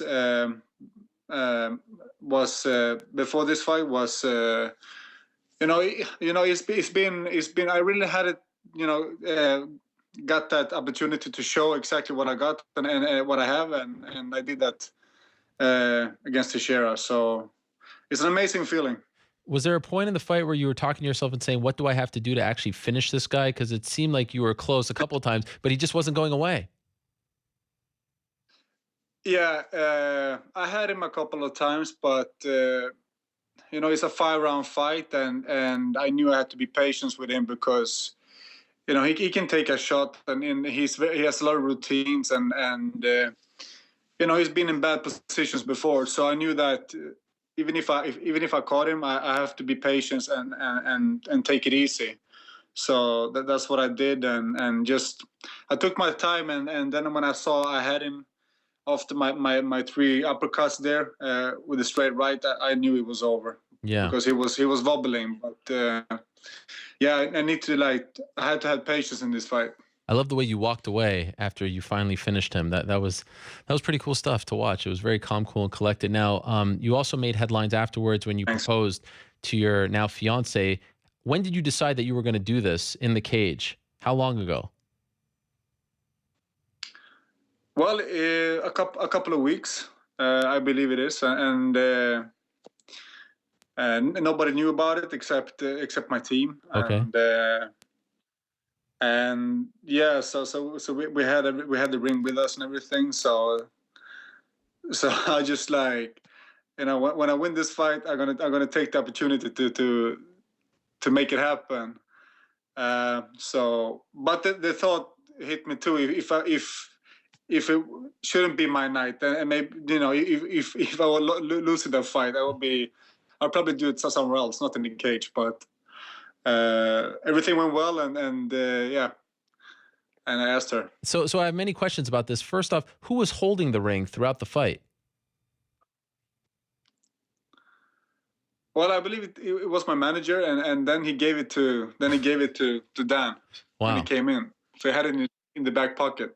That's a lot of pressure to be holding on to that ring throughout a fight the whole night and everything. Did you hand it off to him at some point before the fight? And also in your mind, it's a lot, like I remember when I proposed to my wife, I was sweating, I was nervous. I mean, you know what's going to be said, but there's a lot of pressure there to prepare for a fight of this magnitude and to think about doing that. That's a lot to put on your shoulders. Yeah, but it was just a boost for me, nothing else. I felt good through the whole fight, but I felt very relaxed and calm before the fight. I felt really good because we just had a baby and everything. So I felt like, a fight is not that important as getting become a father and everything. That's a challenge you have the rest of your life, and this is just a fight, win or lose. People forget it about in a couple of weeks. So I didn't see it as big. I just felt like it's nothing to compare to become a father. So I felt calm and felt relaxed, and I just had fun in there. The pictures of you and your baby on social media are great. Congratulations to you and your fiance on having the baby, and it's just beautiful stuff. I feel very strongly about fatherhood, so it's nice to see. And I ask fighters this a lot, and I'm always curious to hear what they say. You become a dad so close to your fight. Did you feel like a different person as you were preparing? Once the baby arrived, did you feel okay? Did you sense within yourself that you had a different purpose, a different plan of attack? You were focusing on the fight differently. Did it feel like it changed you before this fight? It did. I had the baby just 2 weeks before the fight, so I didn't really land at home. I was just we had the baby, and then we came home, and then I went to practice right away. So I didn't really land at home, and I didn't have the time to feel how it is to be a father. That's what I've been doing now after the fight, though. But everything just came so quick, and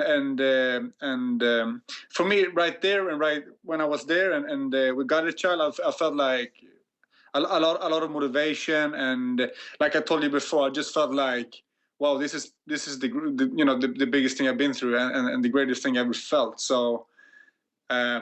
When I was training, like the last 2 weeks from the fight, and then the fight and the weigh-ins and everything, I just felt calm and relaxed. It felt like, nothing can compare to that. So, sure. I felt just calm and I had a really good feeling through the whole fight week and everything. I guess it helps put things in perspective as well, and make you realize what is very important. Does. Yeah. So after the fight, you also made headlines. What comments about Jon Jones? I mean, we don't often hear you speak like this, and I think that it really stood out when you said that you thought that he was a bad person and you were rooting for DC, and that led to him tweet about you, and then you tweeted back. Do you regret anything that you said, or do you stand by it at this point? No, I stand by it. The thing is, they had a press conference after the fight, and then they asked me about Jon Jones, and I just told them the way I feel. I just told them the truth. Yeah, I'm not a trash talker.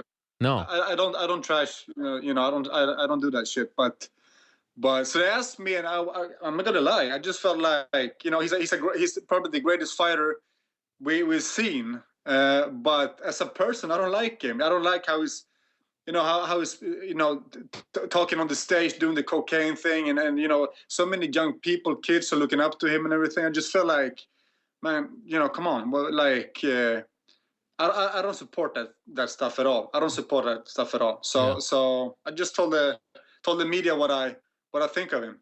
And have you been holding on to this for a while, or is this something that's changed your views on him?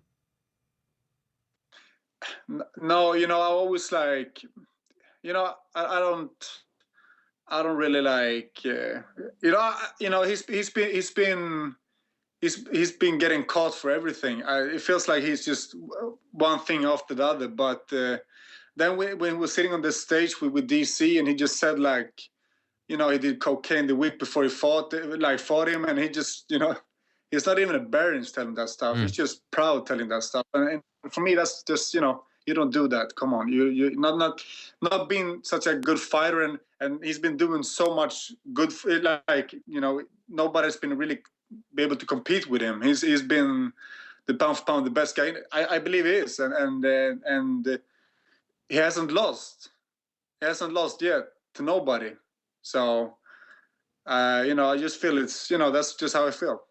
Your fight against him at UFC 165, my favorite fight of all time. I think it's the greatest fight in UFC history. And he told me around a year and a half ago that when he was walking to the cage, he thought that he was going to lose because he was such a mess before the fight, partying and doing all kinds of drugs and things like that. Have you heard him talk about the fight? And if so, what do you think when you hear him talk about it that way? Well, I don't know what to say. I just, you know, what can I say? I don't know what to say. I just know that. I just know he was in shape for that fight, and you know, I was in shape for that fight, and in many eyes, people believe I won that fight, and this is maybe one of his excuses. He didn't dominate me, but he's been dominating everybody else. It was a tight fight. It was a tight fight, but I just think that's one of his excuses, that maybe, you know, he didn't finish me, or he didn't dominate me. He didn't win every round. So that's just the way he talks. You mentioned USADA. Do you think he has used PEDs? Well, yeah, you know, I believe so. I believe so. I think he's been doing a lot of stuff that he shouldn't be doing. So when you saw him fight OSP, what's that? Sorry. Like, tragic to say, but I believe that he's been, yeah, doing shit he shouldn't be doing. Do you think he was doing that? Do you think he was doing that when you fought him? Yeah, I think so. Yeah, I think so. And when you saw OSP and how he looked in that fight, was that alarming to you? Well, you know, he hasn't been in the cage for a while when I fought him, and right. Stuff like that. I don't know. I don't know if he was on it or not, you know, for that fight. But I you know, I believe he's, you know, we've fought and everything like that. So, but anyway, it's history now. Sure. So, and new times are coming, and we probably will fight again someday. So I said last week that I thought that you winning was the perfect result for the UFC because greatest fight of all time against Jones, one of the greatest light heavyweight fights of all time against DC. So they can go, they can't go wrong with you versus either one of those guys. But we just had your friend and teammate Jimi Manuwa on, and he said that he was told by Dana White that he's next for the winner of the fight. What have you been told, if anything? Sorry, can you take that again? So we just had Jimi Manuwa on the show, and he said that he was told by the UFC that he is going to fight the winner of DC versus Jones. And so I was a little surprised because I thought you beating Glover was going to put you in that spot, and plus you have the history with both guys. And so I was wondering if you have been told anything about what's next for you, if you're next, you know, what do you know about your next step as far as what the UFC has told you, if anything?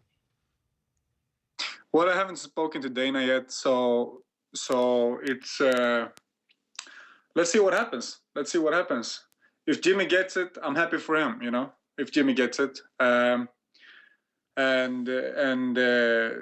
let's see what happens. Is that going to be a problem? I mean, he said no matter what, title fight or not, he won't fight you. I'm assuming you agree, right? Yeah, of course. What if he wins the belt? What would you do? Well, let's see what happens. I'll probably give him a hug and congratulate him. But would you change divisions? Would you just fight other guys? Have you thought about that? Then I have to fight another guy. We're not fighting each other. We're brothers now. We're training hard together. So that's how we look at things. Do you feel like a win over Glover? Go ahead. I'm just happy if he gets the fight. Sure. And we take it from there. Do you feel like a win over Glover should put you as the number one contender?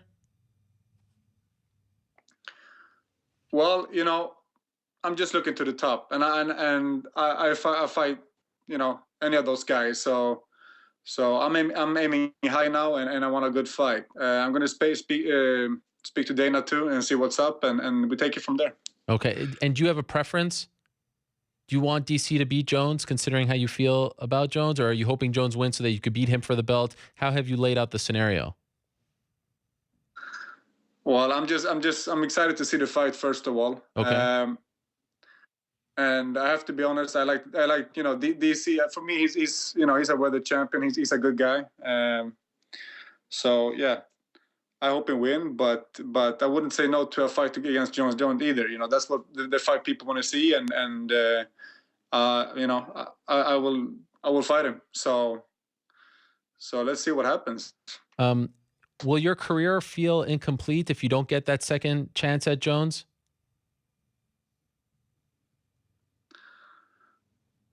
Well, it's one of those fights you really want. You really want, and I want that fight, and I know the fans want that fight. So, and I know he wants the fight too. So, yeah, probably. Yeah, it was interesting when because I know when he tweeted you were probably sleeping because it was like late night here in America and early there.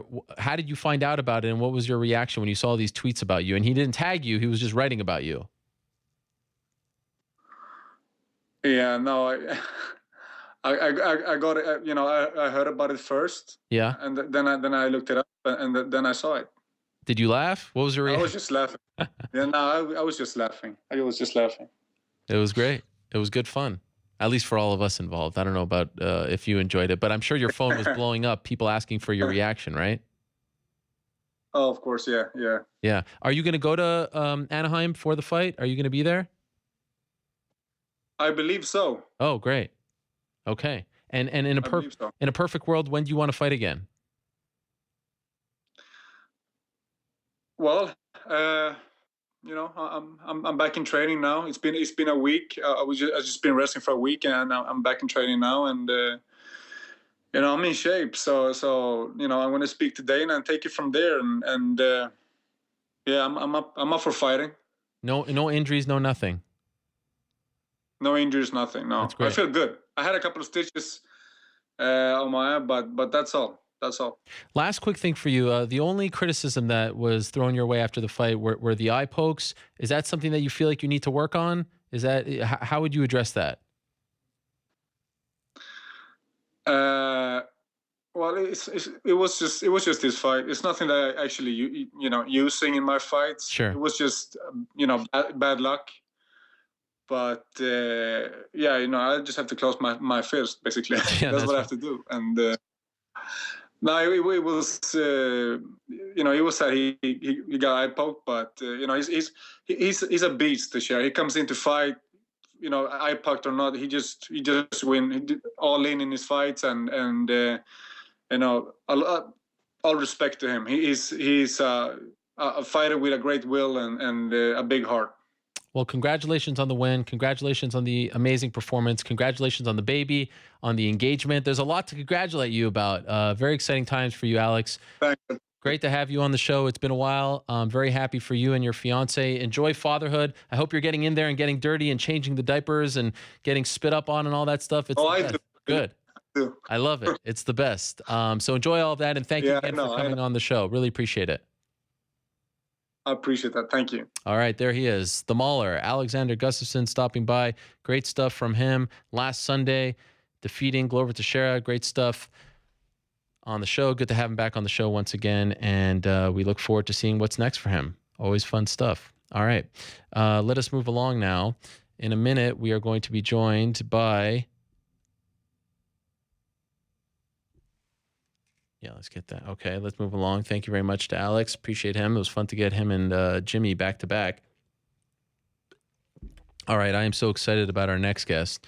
In a matter of seconds,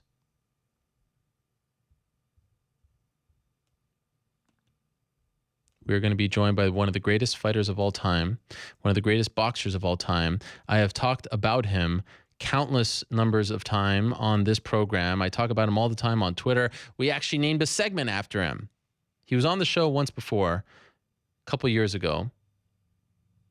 He is the author of, in my opinion, the greatest rap song of all time. Y'all Must Have Forgot. Nothing Like It. Named a segment after it. I talk about it almost every single damn week. In my opinion, he's one of the greatest boxers of all time, one of my favorites growing up. He is the one and only Roy Jones Jr., and he joins us right now via the magic of Skype. I can't wait for this. Always an honor to talk to the legend himself, the man who played basketball and fought on the same damn day. There he is, Roy Jones. Wow, Pensacola's finest. This is great. How are you, Roy? Yeah, I'm good, brother. How you feeling? I'm doing great. This is a great honor for me. Thank you again for coming on. You know, I talk about your song, Y'all Must Have Forgot, every week on this show. I talk about it when fighters come back from adversity and do a great thing. That song, it still means something in 2017. Do you get that a lot from people?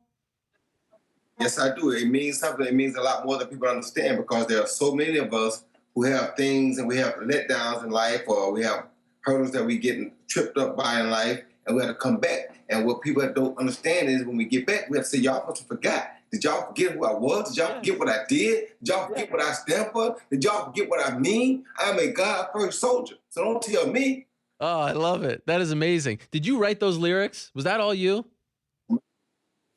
Me and a partner of mine together, me and Hodge Whipper got together. We sat down and both of us kind of went through, we would come up with ideas, and we kind of co-wrote it. So it was kind of good, yeah. And what, can you remind me, what place were you in your career? Were people doubting you at that point when you felt the need to put that out there?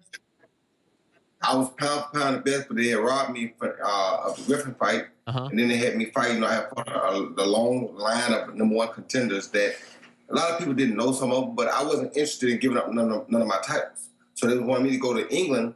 I mean, not England, to go to Germany to fight against Darius Mikucheski. And I'm like, I got 7 belts. He has 1. Why would I take my 7 to his backyard so they can rob me? Yeah. But he ain't got but that 1. If he wants some more, if he really thinks he's good, bring that 1 over here and let's see what happens. But he would never do it. So I'm like, you scared of it? Y'all must have forgot. Y'all know who I am. Amazing. When's the last time you performed the song in its entirety? About 6 months ago. Where? Yeah, performed 6 months ago. I think I was in. I might have been in a club in a bar in. I think I was in Vegas in a bar and I might have performed it. Yeah, that's amazing. Was that the only song you put out? Huh? Go on. Go ahead. What were you just about to say? It was a guitar band I was performing anyway, and they wanted me to perform the song, so I went up there and they played and I performed it. Wow, yeah. That is about 6 months. I wish I could see it. Now, is that the only song you put out, or did you put out others? Oh, no, you know one that most of your MMA fans are gonna know is one that says "Can't be touched, can't be stopped, can't be moved, can't be rocked, can't be shook." I love it. We hot. When will these people learn? That's us too. You know what I'm saying? So that's just, y'all almost forgot was solo. That Can't Be Touched is me, God Bless the Dead, my deceased artist Magic, and a guy by the name of Trouble. Incredible. Yeah. Well, I mean, that song. And I still perform that one. I was listening to the song before the show today, and I was getting pumped up. It's just an amazing song. I could go on and on about it. You were just in Montreal, my hometown, right? Yep, I was there with Jean Pascal. Yeah, a tough night for you guys. Yeah, it was a tough night for her, but, you know, people can say what they want, but the one thing I love about MMA and boxing is that, you know, people always judge people about what they do or what they can't do, and it's like, for me, I see so many different things than what people see in life. It's like, I respect a warrior and a warrior's mentality. John Pascal has the biggest heart and the most kingly type of warrior mentality of anybody I've ever seen in my life. You know, he fought a guy that he's been in the gym with for the last 5 years. His trainer who brought him up since he was a kid also trains this guy. So he had the guts to go out and get a whole nother trainer, come back and fight against his trainer with an even younger boxer. And it takes a lot. So we were ready for it. We just need a little bit more time to know how to so I could teach him how to deal with the jab. But We did a great job. Stefan LaRouche was great in helping train. He was the head trainer. Actually, I helped him, but he did a great job of allowing me to come in and give my 2 cents and show him the real things. And I was working on him dealing with that jab. I think we just didn't have enough time to finish it, but he does a great job. And John Pascal is truly a warrior on anybody's stage. And as a matter of fact, I was even honored I didn't get a picture because I was feeling bad because I hate to lose, but George St. Pierre came in and I was like, oh, wow, GSP. You know, it's like so cool to see GSP. So That's awesome. Good. He came in to talk to Jean after the fight? Yes. Wow, yes. One warrior always knows the other warrior. What did he say? They spoke in French. So Oh, okay. they spoke in French. So I didn't say parlez-vous français. I don't know what they said. But that's really cool. So you have respect for the MMA guys. I mean, you recognize who GSP is in this sport.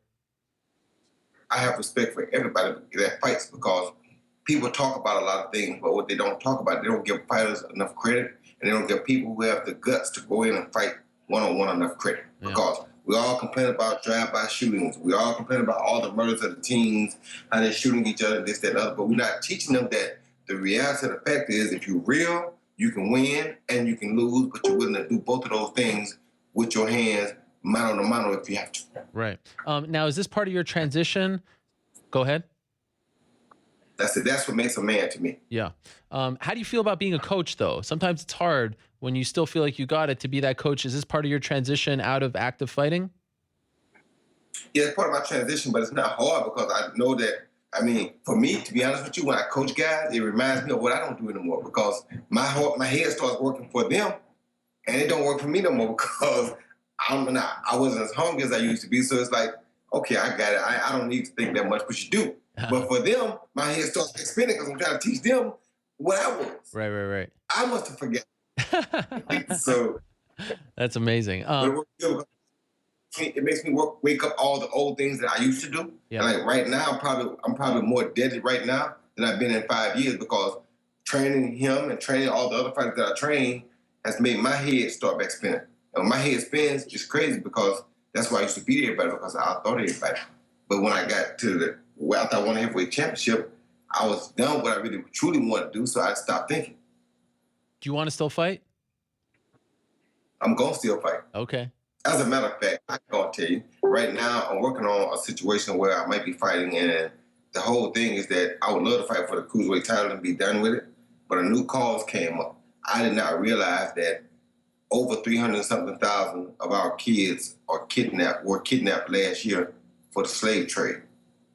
That's something that needs to be addressed because the problem I have is I have friends who are grown friends, they're adult people who chose to sell or do things to people who chose to buy it. So if you got a friend that went to jail for drug dealing, I mean, he chose to sell something illegal to somebody who was adult but chose to buy it. Yeah. But these children are not asking to be kidnapped and used as sex slaves or being shipped out the country for the slave trade, and some of them even right here in the country still.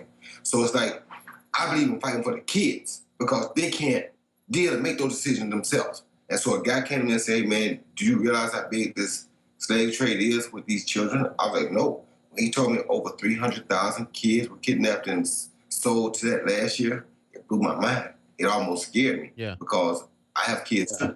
So it's like now my friend wants me to do one fight in the name of raising money for the sex trade or slave trade, whatever they call it, to save these children. And with that, it might happen. I'm not sure, but that's the only thing I would do outside of trying to fight towards winning another cruiserweight title before I retire. But if that came up, that's something that would supersede everything I want to do because that's not for me. That's something that God wants me to do for the world. Yeah. And I definitely would step in and do that. Kudos. So if you do fight for the belt, you want to fight for the belt, win the belt, and then walk away? That's what I would do. That's my plan. But God may have another plan. So sometimes my plan supersede my plan without a doubt. Now, I'm dying to ask you about this. Of course, everyone talking about Conor McGregor versus Floyd Mayweather. What is your take on this fight? My take on the fight is that, being a fighter, I can't hate neither side because I understand why they want to do it, and I want to do the same thing. Me and Anderson tried to do this years ago. Yep. However, Anderson had a little bit more boxing experience, I think, than Conor has, But I'm not. I'm sure Connor's no fool. Connor has been going to the gym now, I'm sure, getting experience because he knows he's going to need that in order to deal with Floyd Mayweather. Here's how you have to look at it, though. In the boxing field, I feel like Floyd Mayweather is definitely the supreme athlete. Should have all the advantages going in. But Floyd Mayweather's probably one thing he doesn't deal with well, if you look at the videos, was Paul Spatafor and the kid who just fought and won the title 2 weeks ago. What's the left-handed kid? Earl Spence. Mm-hmm. They're both left-handed, and they, in sparring, they gave Floyd Mayweather a little bit of a hard time. But I'm sure that's why Conor McGregor thinks, wow, they're both southpaws. They gave Floyd a little trouble in the gym being southpaws. I'm a southpaw. If I can get in and duplicate that and land one big punch, I have a chance. And that's what Conor is supposed to think, because that's how fighters think. Mm. On the other side, Floyd Mayweather is pound for pound one of the best fighters in the world today, and he's a defensive specialist. So to not discredit Floyd, you got to know that Floyd in a boxing ring should be able to defeat damn near anybody in that weight class. Conor McGregor, especially because he don't have the experience that Floyd has. So I can't really see Conor McGregor dealing with Floyd like that because of that experience factor. And the fact that Floyd has proved that while he was active, he was one of the pound for pound best to ever do it. So it's like it's very difficult to see Conor beating Floyd in a boxing match. However, and from Conor's side, though, you got to respect that. You got to know what he sees. He sees that these two guys were able to cause problems and they were southpaws. Maybe I can. But I just don't see how he's going to do it without any experience. So it's a tough situation. Great event. Not so sure about how competitive the fight would be. So as you may have seen, Oscar De La Hoya came out and said that this would ruin boxing and people shouldn't support it, all this stuff. Did you see his comments and do you agree with him? I did not see his comments. I don't disagree with nobody because in today's society, people about doing a quick fix, making a quick money, doing what they got to do to make it happen. People are, today we live in a microwave society. People want it now. Yeah. And people don't give a care what it turns out if they want it now. It's like for me, whatever he said about it, I could have said the same thing about the Pacquiao fight because to me, after Marquez knocked Pacquiao out, I don't want to see Floyd fight Pacquiao no more. Mm-hmm. You understand me? So you could say the same thing about that fight. But look how many people went and paid for the fight still. So that means that people wanted to see it. So Floyd is in the business of knowing what people want to see, and he gives them what people want to see. And they pay for it because it's what they want to see. So how could you tell him not to do that? Right. It'd be crazy for him not to do that. Same thing me and Anderson was doing. We was trying to do it because we knew people wanted to see it. People want to see two people who get in the ring and have no regards for safety. We let our hands down. We don't care about safety. When we're out there to entertain the fans. And there was two of us like that. So why would people not want to see that? And that's the same thing these two guys are looking at. Would you watch it if it happens?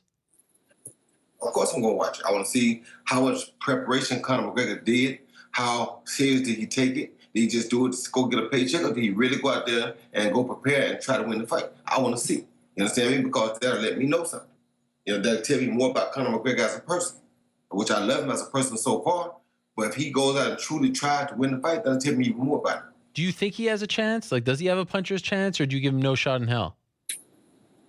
No, you got to give him a chance because he's going in there. That's why I like about fighting. A fighter, if you win a fight, you always got a puncher's chance because you will fight. So if he'll fight, he always got a puncher's chance. Everybody that has the heart to go in and fight, you got a puncher's chance. It's like I always tell people, my thing is, if we're a country, right? If we're sending soldiers to war, and they got a war, and they get to war, and they see bullets coming by their head, and they get scared, and they say, I'm scared I might die, and they leave and come home, we lose the war, right? Mm. Right? Mm. Well, this is what we teach them. We teach them that, it's not right to be willing to give your life for something unless it's your country. Why do we have to be, why can't it just be our country? Don't you know if we learn that some things are worth sacrificing our life for, then we have a better chance of saving our country and everything else? But when you teach us that, it's never worth putting your life on the line for except your country. That's the only thing. No, it's worth me losing my life over my kids. It's worth me losing my life over my wife. Mm. It's worth me losing my wife over my family members.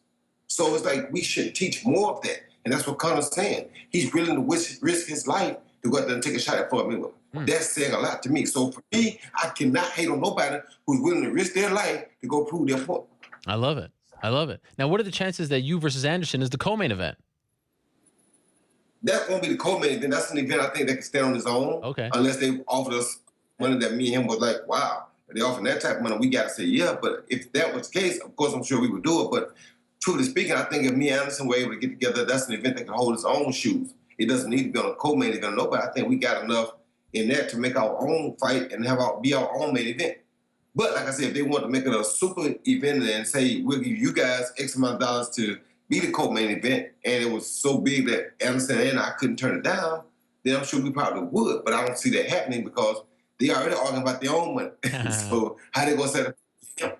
So we'd be better to go set up for ourselves and do our own thing on our own terms because we were just as big as superstars in our time as they are in their time. Recently, when all this talk heated up, I saw a picture of you and Anderson together not that long ago, and then I saw another picture of you at the UFC offices. So I was wondering if there was some talk of this. What were you doing there? And what were you talking to Anderson about? Why were you guys together? It was very little talk about it because we had been talking about it before. But truly, what I was at the UFC office was to try to get my island fights on Fight Pass. And we still trying to talk to that. That's what I was at the UFC office about. Then Anderson, I was in California. He was like, man, come meet, let's talk again, because we always talk. Anytime I'm in this area, I try to go out. We go. He take me to that restaurant, that Brazilian meat restaurant, which I love to death. They got the best meat you ever want to eat. Okay. So we always talking. Since I was there, he was like, "Come on, holler at me, man." So we went to talk, and he did talk about. He said he still wants to fight me. He's still highly interested in fighting me, but he has to he has to do his thing with UFC first. And I asked Dana about it again. Dana said he's gonna get him ready for this and for that, and so Dana had plans for him. And so anytime Dana has plans for him, I try to respect everybody's plan because that's just who I am. And you have a contract that you have to, that you're obligated to. So I respect this contract. So I try not to interfere with no contractual obligations. However, I am willing to fight if he can get free. And that's why I expressed him. Was it ever close over the years? Did you ever? Yeah, it was very close. I think it's still close now because his fight got canceled. They were supposed to have June 3rd. Yeah. Wow, you know your So stuff. he has. So it's like, to me, this is the only thing I don't understand. If I can go find him $5 million guarantee, and the UFC is guaranteeing him, I don't know, maybe 2, I ain't sure they're guaranteeing him, then why would they not let him come get that fight? Yeah. Right? And something he wants to do, he idolized me growing up in the ring, so he wants to be in the ring with me because he wants to see can my tricks work against me. I know what he wants to do. He wants to try some of the things that he learned on me, which is understandable. That's a fighter. You're supposed to be like that. It ain't gonna work, but you gotta try. And for me, my goal is to make sure it don't work and don't let it work. But yes, of course he wants to share the ring with me. And of course I want to share with him because I see that he's pretty good at some of my tricks. I want to see how good he is at. Can he defend himself with his hand behind the back? Can he defend himself with his hand down? Can he catch the snake bite before it pops him on the lip? I want to see. And it's a great, once again, just like the McGregor-Mayweather fight, it's a big event. So people want to see events. They love the fighting aspect of it too, but they want to see the event. And what they really want to see is will you fight to the end no matter which side of you on. Would it piss you off if yeah, go ahead. No, go ahead. No, what you about to say? Would it piss you off if the Mayweather-McGregor fight comes to fruition when you and Anderson have been trying to make this fight happen for so many years? It wouldn't really piss me off because I'm not a hater. It's like I believe everything happens on God's time and God's terms. So I'm not the type of guy who would be pissed off about it because if it's good for them at the time, we thought about it first and we want to do it first. But if it happens for them and it works for them, then God be the glory be to God for them. You feel me? Yeah. I'm never pissed off or hating because somebody's making money. That's what you're supposed to do. You know what I mean? If you can make money doing it, that's what they're in the sports for. Is to make money. So if they make big money doing it, that's good for them. I'm not going to be mad about it. I mean, I just hope we get our opportunity to do the same thing. But I mean, I'm not mad because they did it first. I mean, we wanted to do it first. Yeah, we brought the idea up first. It was us who first started. But if they get to eat off of it first, then, I mean, we helped because we pioneered that. Yeah. And now they got a chance to do it first. But we still should get our just dues and get the opportunity to do it because we were the original pioneers of that idea. By the way, before I let you go, I know sometimes in MMA it's kind of cool, and in sports in general to hate on boxing. But I feel like boxing is having a tremendous year, and you can argue maybe in some ways, as far as big fights are concerned, a better year than MMA. I mean, the last few weeks have been amazing. How do you feel? And I know this is somewhat of a loaded question, but do you feel like boxing is enjoying a great period right now? Are you happy with the current state of the sport? I'm highly happy with the current state of the sport. And boxing is at an all-time high right now to me because some of the best are fighting some of the best in their primes. Perfect example next week, Ward versus Kovalev. Yep. Big fight, big rematch that needed to happen. The first fight was a very good fight, very close fight. Could have gone either way. I thought it should have been called probably a draw, and a draw, the champion keeps his belt. At least a draw or cover up, but Ward did do a lot of good work on the inside, close at the end of the fight, so you can understand why judge could have thought that way. So, it's like it was a great fight, and to get a rematch of that fight is a great thing. Canelo Triple G is a wonderful matchup, one that should have already happened in a lot of people's eyes. But the good thing about it is they both still in their prime, and nobody's gotten beat in the last year or two, so it's great for them. Great for boxing, a fight that the whole boxing world wants to see. Be even better if it turns to be a great fight like the Joshua Klitschko fight was, because we didn't expect a really great fight that night and got one of the best heavyweight fights we've had in the last 25 years.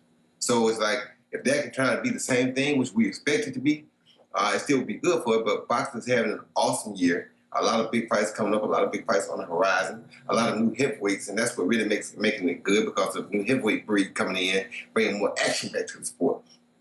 That always makes for great boxing. Like Ali, when Ali was heavyweight champion of the world, the heavyweight championship of the world was the most prestigious award on the planet at the time, because of how Ali put himself with it. But Ali also stood up for things outside the ring, along with things inside the ring, which is what I'm telling you about the slave trade. So I would put my own wants aside to go fight for the slave trade situation. Yeah, and actually 2 days ago was the 1 year anniversary of his passing. I'm assuming you met Ali in the past, right? Of course. Yeah, just amazing. I'll never forget. Just when he passed away, when the news came out, that's a moment that you'll always remember, I think. Yeah, I always remember, and let me show you how God works. Not only did he pass away that day, the day that Ali is why I started boxing. You understand me? That is why I knew that boxing was for me, because of Muhammad Ali. Wow. Without Muhammad Ali, I would have never found, or it would have taken me a long time to figure out what I wanted to be. After I saw Muhammad Ali at 5 years old, I knew that's what I wanted to do. Funny thing is, I never thought I'd get married in life. I did. But the lady I married, her birthday is the same day that Muhammad Ali died on. Wow. June 3rd. Wow. I never forget things. Wow. And by the way, your son's killing it on the court. Is he going to go to the NBA? What do you think? Well, I hope he does. Isaiah Thomas has made a great point for him, because he's only about 5'9", 5'10". So Isaiah is showing that the small point guard still can be a factor in the NBA, and that's a great thing for him. So I'm hoping that he'll get some good looks this summer, have a good year next year, and that he can get into a D1 college. I think if he gets in a D1 college, he'll get to the NBA, because he definitely can play the game. He's a very special talent on the basketball court. That is great. Good luck to him. When's the next Island fights? July 22nd. And where? Yeah, July 22nd. Pensacola, Florida, at the Pensacola Bay Center. And if you can, try to tune in and check it out. And like I said, we're working our best to try to get on Fight Pass.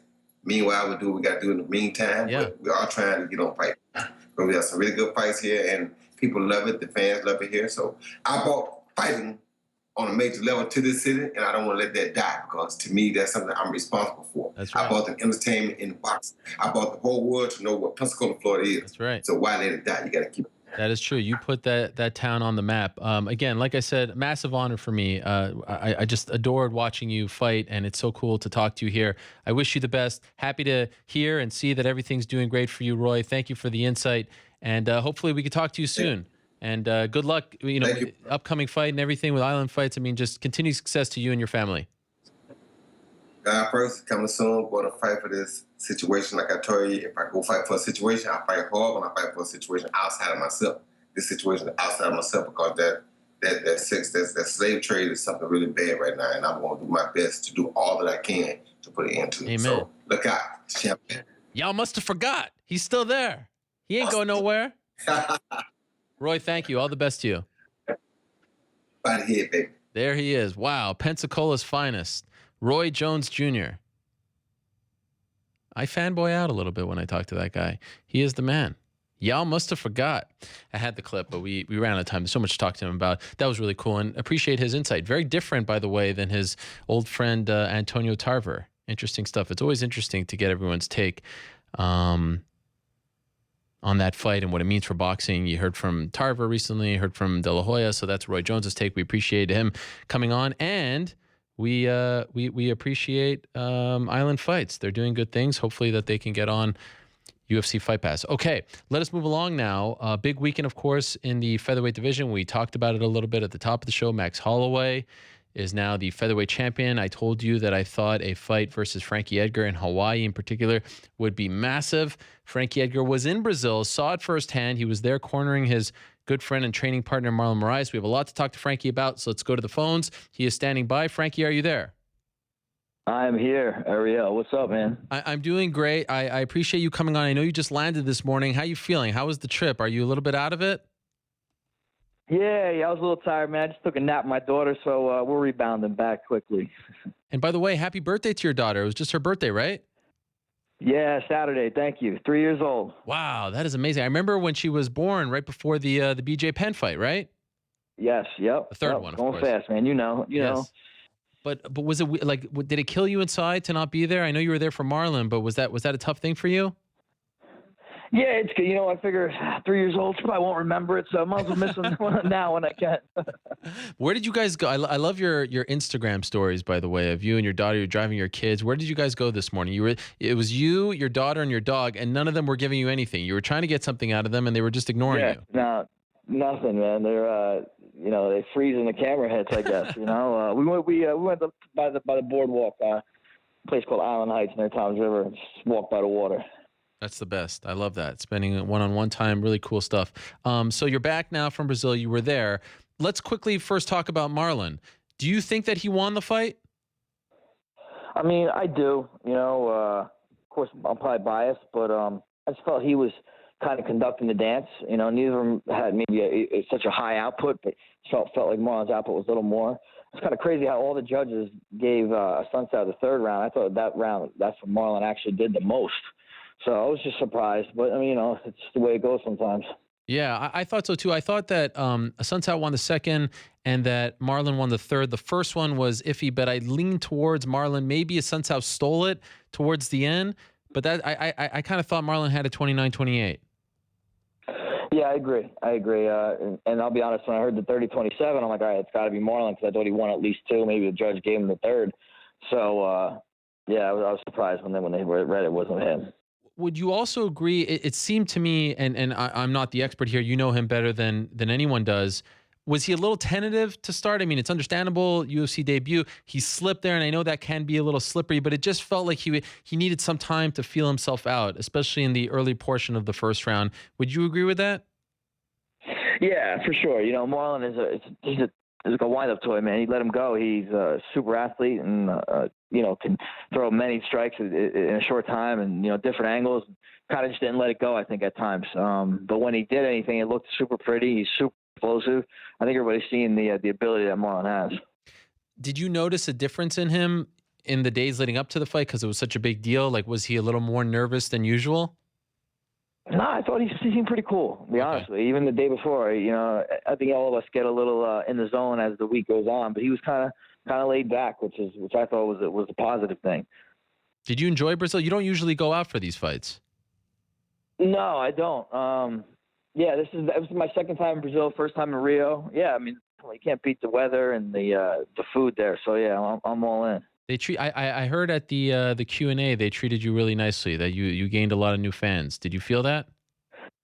Yeah, I felt that I got a lot of love, I don't know if people expect me to get hate. I'm like, come on, man. I hope not. You're the nicest guy in the world. Yeah, I try to be at least. And then you lay down the hammer on the Angela Magana situation in the most Frankie Edgar way possible, like non-controversial at all, but you got a ton of love for that. Were you surprised how much love you got for that? I am. It's funny, man. It's like shit. When people really I matter. You know what I mean? You do. People weighing on my opinion. It's amazing. I mean, and again, it's not like you went out on a limb or were disrespectful. And I was even surprised that you were asked that question. Like, you have nothing to do with either of those fighters, and yet you said it, and everyone's like, you see, Frankie said it. Now it must be true. Yeah, that's right. I mean, that's how I feel. That's just what it is. But. Yeah. They're trying to turn this into some reality TV is what it is. Well, the New Jersey thing, you guys know a thing or two about the reality TV.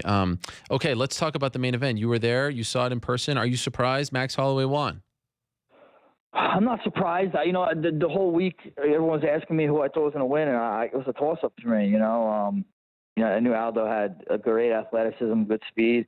I knew Max could just, pour it on and has a good motor and the range and length. And I think you've kind of seen just that. You've seen Holloway or Aldo do really well with some speed, throw some good combinations. Kind of, I think that won him the first 2 rounds. Although the second round, you could see Max kind of finding his way, and then it seemed like Aldo slowed down quite a bit, and Holloway poured it on, get that finish. Did you agree? I thought Aldo won the first 2, and then amazingly, end of the second, Holloway just. In that moment there where he was taunting him, it felt like something changed, and then third round was obviously all him. But did you think that Aldo was winning those first 2 rounds? I do. I think the first round definitely. The second round, he won like probably 3/4 of it, but you could see Holloway starting to find his timing or just find his feet in there. Once again, a theme that started in your last fight against Aldo. Are you surprised at how few leg kicks he threw? I was, absolutely. Yeah, I mean, it used to be what he does, and he doesn't seem to be utilizing that. I was even surprised Holloway didn't throw many kicks either, so I was kind of surprised by both of them. It's pretty much a boxing match. So I know that you didn't want to really kind of commit to this, but I thought that this was the best case scenario for you. You've never fought Max before. You have the 2 fights against Aldo. This is a fresh matchup. People are excited about it, all that stuff and more. Now that it's over, can you admit that this was the best case scenario for you, that Max winning kind of ensures that you would be next? Yeah, absolutely. I knew that was the best case for me. I just wasn't going to sit there and shout it out and try to cheer for anybody because, I just say my style, and I let those guys figure it out. And the cards fell in my favor, so here we go. Let's set up Holloway Edgar. Have you been told that you are next for Max Holloway? Not officially, I mean, you're seeing everything's trending that way, it seems like, but nothing official. I know you got mad at me in Dallas, but again, we've been in this situation before with Chad Mendes, right? Everything was trending your way and it didn't happen. So do you feel more confident this time? Do you feel like, okay, there's no one else? I do. Yeah? I do, because there is no one else. I mean, come on. There's no one that makes sense more than me, and no one that's done what they done what I done to get it. Yeah. Now, what do you make of Cub Swanson? I mean, he's been very vocal. He thinks he deserves a shot. He's never had a chance at the belt. What's your response? I just don't see how he's in consideration. Since me and Cub fought, I fought nothing but top 10, top 5 guys. I don't think he's fought anybody in the top 10, and he's also lost to Max since then. Mm-hmm. So I just don't see how that's even you can even compare the 2. Right. I have a lot of respect for what Cub has done, but also tough since he's lost to both you and Max, right? Yeah, listen, man. Cub's a great fighter, but this is the way it goes. You got to put yourself on the line every fight, and I do that every time. What about this idea of you fighting Max in Hawaii? This is nothing that the UFC has said can happen, but would you be against that? No. I mean, for a title shot, I'll fight on the moon. You know what I mean? Hawaii would be cool too. I mean, it'd be cool, man. It's my team would like it. I know that. Yeah, I bet. MSG would be good too. I'm sure Max would be into that too. I mean, come on, world's most famous arena. Right. Do you think it will happen at MSG? That's the word. They're going in November, right? What do you think? Yeah, I think that makes sense too. Okay. That might be more. Yeah, I think. But again, if they can get Hawaii done, I'm 100% down. I think Holloway's been talking, saying, Aldo, you got to go to the other king's land and conquer him on his own land. Well, I'm just trying to follow suit, homie. I just love the idea because, you have the history with BJ, so you're tied to the people there. He's such a big star now there, and people are behind him. It's always cool when someone's attached to a certain part of the world if they go there and put on a fight. And also, I have to be honest, like I said this at the top, I'm wondering what you think. You're smarter than I. I didn't see this coming from Max. I mean, 11 wins in a row, one of the longest winning streaks ever, one of the youngest champions ever. When you first saw Max, you probably don't remember when you first saw him, but did you think that he had this in him, that he would beat guys like Aldo and Pettis the way he's beating them? I mean, honestly, it didn't surprise me. How long has he been into it? He's 25 right now. I mean, when he was 21, he was right. He's in 4 years at least. I remember seeing him when he was real young, and yeah, I'm just like, I mean, this dude, he's the present and the future right now, and I'm not overly surprised that he is where he is. So, what's the key to beating him, in your opinion? Just gotta mix it up, man. I think I mix it up better than anybody in this sport, and he pushes a great pace, and so do I. So, I don't think that he'll be able to melt me, throughout the fight that he does to a lot of guys. Do you also agree with the sentiment that this was the best case scenario for the featherweight division because Aldo is just too tied to Conor? Now we kind of have a fresh chapter and things could kind of move on. Do you to also have people sort of recognize that title as the undisputed title as opposed to the one, you know, Aldo lost to him in seconds and all that stuff? Do you agree with that? Yeah, I think so. You know, it just mixes things up and makes it fresh. And, you know, I mean, Aldo wasn't fighting super often either. And, you know, Max seems like a guy that wants to stay active. And, you know, he just seems like he's ready to go. And hopefully we get this done to do it the fall. Hawaii, New York. If Aldo would have won. Anywhere. It would be amazing on the moon. If Aldo would have won, what would you have done? Would you have gone down to 135 finally? I don't know, you know. I don't know. I'm glad he didn't win. Yeah. I don't. You know, I don't know. I don't even know if I want to go down to 35. It has to be the exact right opportunity, you know. And if it's a belt, maybe. But you know, I can make the weight, but every time I get down to 45, I'm like, shit, I don't want to lose 10 more pounds, you know. And I don't even cut much weight, so maybe I'm just a bitch about it. But you know, I like 45 right now. Inside, were you kind of sweating it? Oh man, you know, if he wins this, I'm kind of stuck in this weird spot. Other guys, were you nervous watching that fight? Yeah, no, I really wasn't. You know, I've been wanting this so bad for so long. Yeah. And you know, sometimes like you know, when you want something so bad, it doesn't happen. It's like I really tried taking a step back, saying, all right, man, let this, you know, let nature take its course, and you know, fate will decide, I guess you could say. And you know, I put myself in a good position where fate falls my way, and you know, good things happen. It's kind of amazing that we just spoke to Roy Jones because his famous rap song, one of my favorites, Y'all Must Have Forgot, I feel like was a perfect way to describe your win over Yair Rodriguez, because it seemed like they were kind of trying to coronate this new king and have this fresh face, all this stuff, and you put a stop to that. Was that one of the more gratifying wins of your career, considering how dominant you were? Yeah, I mean, everyone feels good. That I guess, yeah, maybe felt a little bit better just because I'm a guy, but I felt like I'm always getting written off, you know. So to me, it's almost the norm, and it's kind of welcoming, to be honest with you. Like, shit, tell me I can't do something, I'll try that much harder to do it.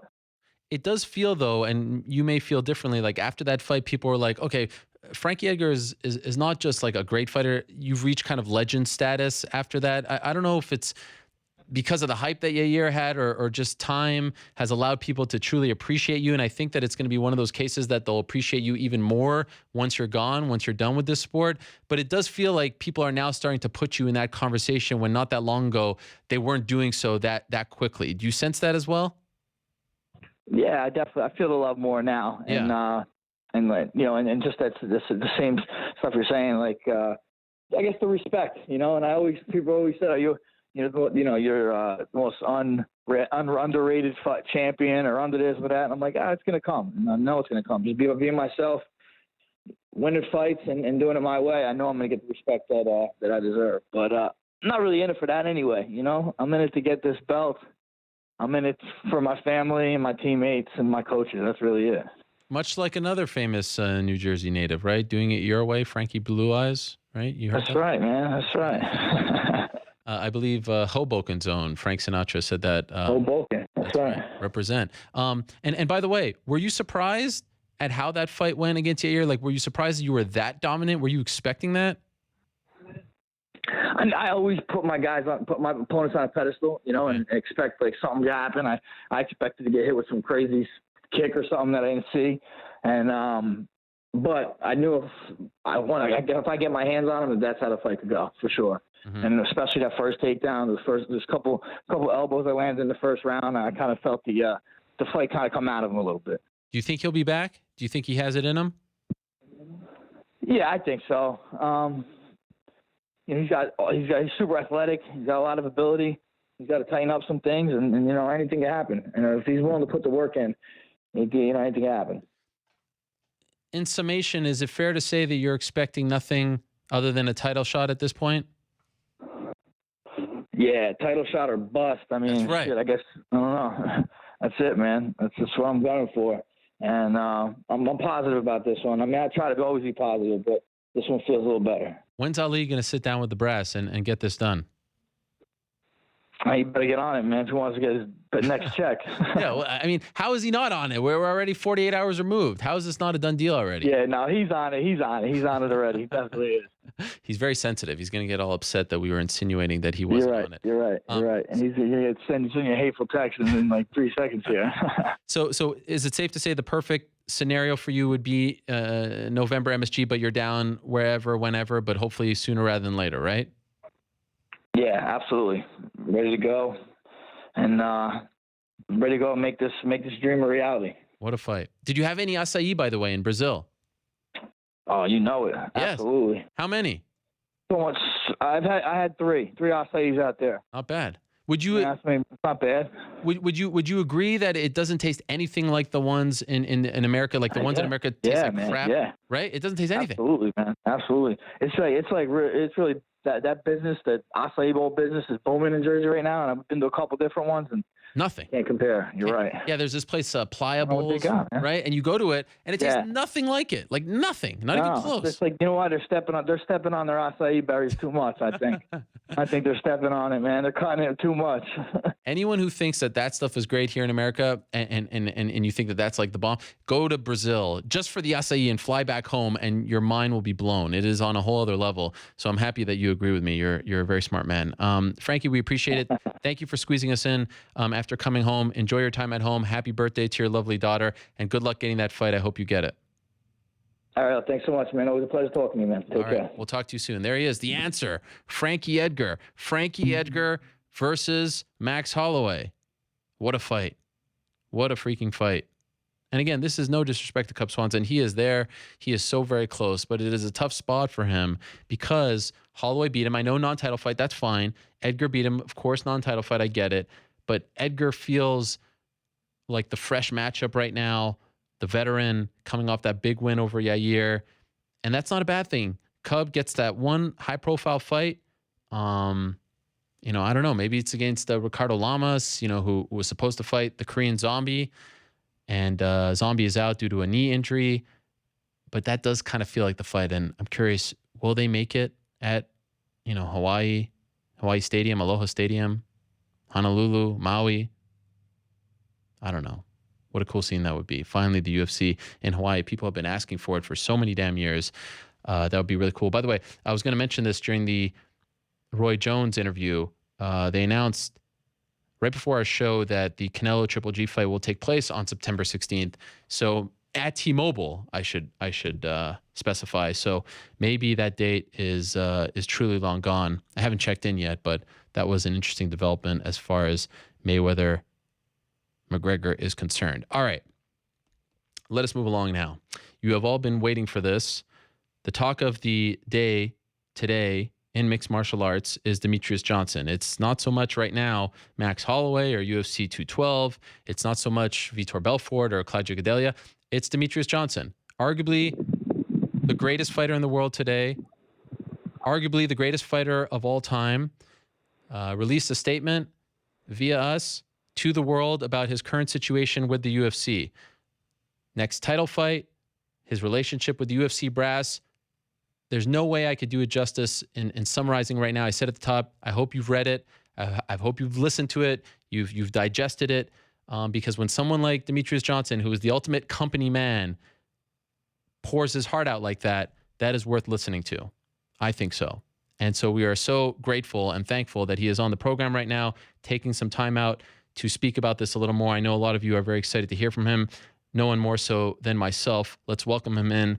He is the flyweight champion of the UFC. He is Mighty Mouse. He is Demetrious Johnson. He is on the phone. DJ, how are you? I'm good. You're so kind. That was a pleasant introduction, Ariel. How you doing? I'm doing great, man. I'm doing great. Again, I can't thank you enough for coming on. People are buzzing. People want to hear from you. So really, thank you so much. From your perspective, what has been the reception like to this? What are you hearing? What are you feeling? What are people saying to you about your statement? I've had good reception. You're always going to have the internet trolls, the keyboard warriors. When I first posted that thing on the internet, to go back to the beginning of this, how I found out, Dana White wanted me to fight Tio Dillashaw. I found out from you.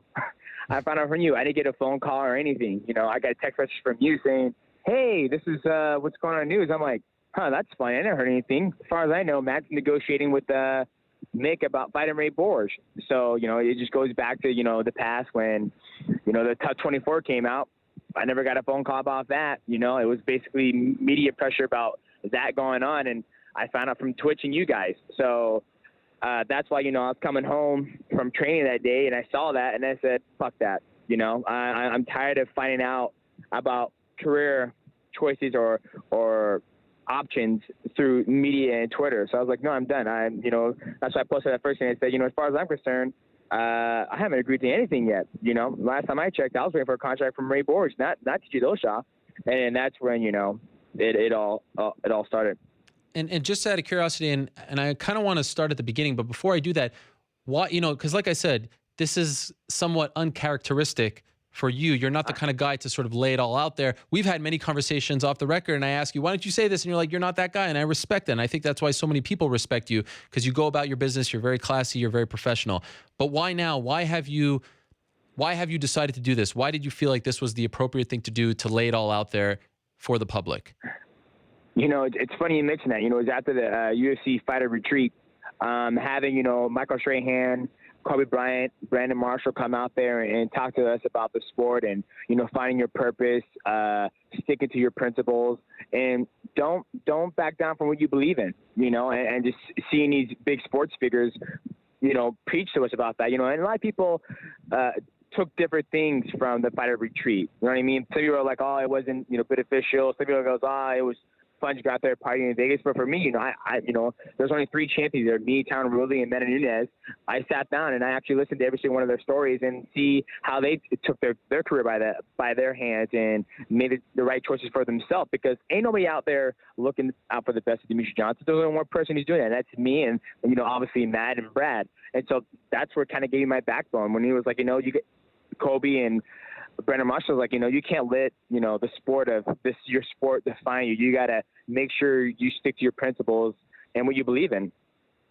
And that's when the light went off. That's when you said, enough's enough. Yeah. Then, I had conversations with Dana and, there's some things he said that, I mentioned about in the interview to my face. And I said, right there. And that just broke the, that just basically lit that fire in my ass when he was like, well, we're doing this, this is what TJ wants. And I said, who the fuck cares what TJ wants? I said, as far as I'm concerned, and let me be clear, let's say Dana White said, oh, well, this is what Aljamain Sterling wants. This is what Rafael Santos wants. This is what Dominic Cruz wants. It's so forth. I would have said the same response. So I don't want people to think I'm bashing TJ and all that stuff in the media. It's how the situation and approach, and him saying like, well, this is what TJ wanted, this opportunity, this is what we're going to do. And I said, fuck that. I was like, this isn't TJ Dillashaw's career. This is my career. And I was like, this is how it's going to fucking happen. You already offered me the fight with Ray Borg, and I accepted that fight when we were having, little contract disputes. And then after that, the number one contender is, who is it? Brandon Moreno taking on Sergio Pettis in Mexico City, August 9th. And then the winner of that could be the next number one contender. And then depending on how TJ and Cody, battle all out, then I'll decide if I'm going to go to the 5-inch challenge for that belt. If that's an option, I'm a man who's always willing to work my way up a division, and I believe everybody else should do that. And when I have conversation with Mick Maynard, who is in charge of the 125-pound division, he agreed with me. He goes, no, I totally agree with you, dude. I think TJ should come down, get a fight in the flyweight division. That way we know he can make weight safely, and then, he can challenge for the title. And I was like, yeah, I totally agree with you. Okay, so let's start at the beginning. When were you first approached about fighting Ray Borg? Oh, man, probably 4 weeks ago. I mean, when I got approached to fight Ray Borg, there was, things were still on track to fight. Obviously the rumor was out there to fight in Seattle on August 19th. Yep. And we're like, yeah, we're excited to do it. Let's make it happen. So you were down. You wanted to fight close to home. Cool scene to break the record, in front of your hometown crowd, essentially. You agreed to the fight, right? And in your mind, yeah, it was a formality. It was not signed maybe, but you thought that this was the plan. Yeah, absolutely. I think the things that hold things up as, as a champion, out of all my title defenses, I've never got pay-per-view points, not once, we've asked for it, after I signed my new contract with the UFC, but they said no. Not giving a stating why, saying that the flyweights don't sell and all that stuff. But, you know, my product's good. You know, I always go out there and fight, put on good performances, and finish my opponents the best of my ability. And so, but they put in the contract that, you know, this will be my first time ever getting 5 points when I break the record. So with that being said, we're like, okay, well, you know, I think going forward, you know, times are changing. I think after this fight, I think I deserve 5 points afterwards. You know, a lot of champions got it. You know, I talked to, you know, Tom Willie. I know he gets it. And I know a lot of champions get it and I don't get it. And they asked me the same thing, like, why did you get 5 points? I'm like, or pay-per-view points, like, I don't fucking know. I asked the UFC and they said no. And they didn't give you a reason. Yeah, they're just saying that the flyweights don't sell, so there's no points. But I disagree. I think with the right marketing and, you know, and to give people insights, you know, when I fought UFC 186, you know, I did maybe 2.5 hours of what's it called, filming for a commercial for that in front of a green screen, shadow boxing, trying to broke the fight. Commercial never came out. You know, never got a proper commercial for UFC 186. UFC 197 when I was fighting Hirisuto. That was UFC 197. Yeah. I spent 2 hours in front of a green screen again with shadow boxing trying to promote the fight. Footage never came out, you know. And then I'm like, dude, why am I sitting here for 5-6 hours trying to promote this fight? And you guys aren't going to use the footage. You know, when it came to Top 24 and I stand on a box for 6 hours trying to film that, I told Dana White and all those guys to the face, I was like, I'm gonna let you guys fucking know. If you guys don't use this footage, you send me the footage and I'll use it for myself on my Twitch channel, all right? And I was like, oh, don't, we're going to use a lot of it. And I was like, all right, well, we'll see. You know, granted, they did use that, but I think with the right marketing tool, the right, you know, vision, I think the flyweights and the bantamweights can sell. So when did you sign this new contract? Right before I fought Tim Elliott, actually. I was after the Hirisuto fight. Okay, and were you told that you will get pay-per-view points for the record-breaking fight and then every fight afterwards, or just for that one fight? Just for that one fight. Wow. And I mean, and then if I went up to bantamweight, then I would get pay-per-view points, and then going forward I would. But the point was, you know, when Dana comes out, goes, you know, you should stay at the, you know, Dana came out publicly, he goes, dude, you should stay at flyweight and just smash the record, you know, get 15, 16 title defense. And I'm like, I think I can do that. I think that's unprecedented in today's sport. I mean, you look at all the champions. The only person who's close to me is Joanna Jacek, and she's been on a tearing up her division, and I have 5 more than her. And so if I get up to 15, I believe after I break the record, I think I should get pay-per-view points if I'm on a big card. And I think now people are starting to catch on and believe that I'm the best pound fighter in the world after my display of dominance against a Brazilian Jiu-Jitsu black belt who's never been submitted in his whole entire mixed martial arts career. So I think, you know, people are starting to catch on, and I think my star's starting to rise. That I think my shit will start to sell with the right marketing. The way I understand pay-per-view points is that there's usually like a baseline that if you get under that number, it's not in play. But if you get above it, then okay, now you're in the money, and it goes up after every sort of increment. Did you ever suggest that? Like, okay, if you don't think I could sell, fine, but give me, if I can outsell you, if I can prove to the world that I'm a draw, if I could do this or that, and you put me in this position, then let me play. So it's a win-win for both. If you don't hit that number, there's no points. But if you do hit a number and the card does well, if you're grouped with a Cormier or a Jones or whatever, and you guys outperform, or a Connor, then you deserve the pay-per-view points as the champion and one of the kings of the sport. Was that ever brought up? Was that ever discussed? No, that was never discussed. Like I said, man, each time we do, you know, I've never actually sat down in a room and talk legit business, you know, come in there with a business suit and sit down like, hey guys, this is what I think should happen and all that stuff. We've never got to that point. You know, it's basically, you know, Matt does most of my negotiations, and then he'll come back to me and tell me how the meeting will go, and then I'll tell him, no, I don't like that. But like I said, as far as I said, you know, they said, no, just 11th, and after that, nothing beyond that. So I was like, and that's why I think was holding up, you know, the Ray Borge contract was like, no, dude, I think we deserve this. You know, other champions, they're getting it, and I think I deserve it, especially if I get 13 title defenses in the UFC, and that's never been done before in the history of the sport's been, you know, created.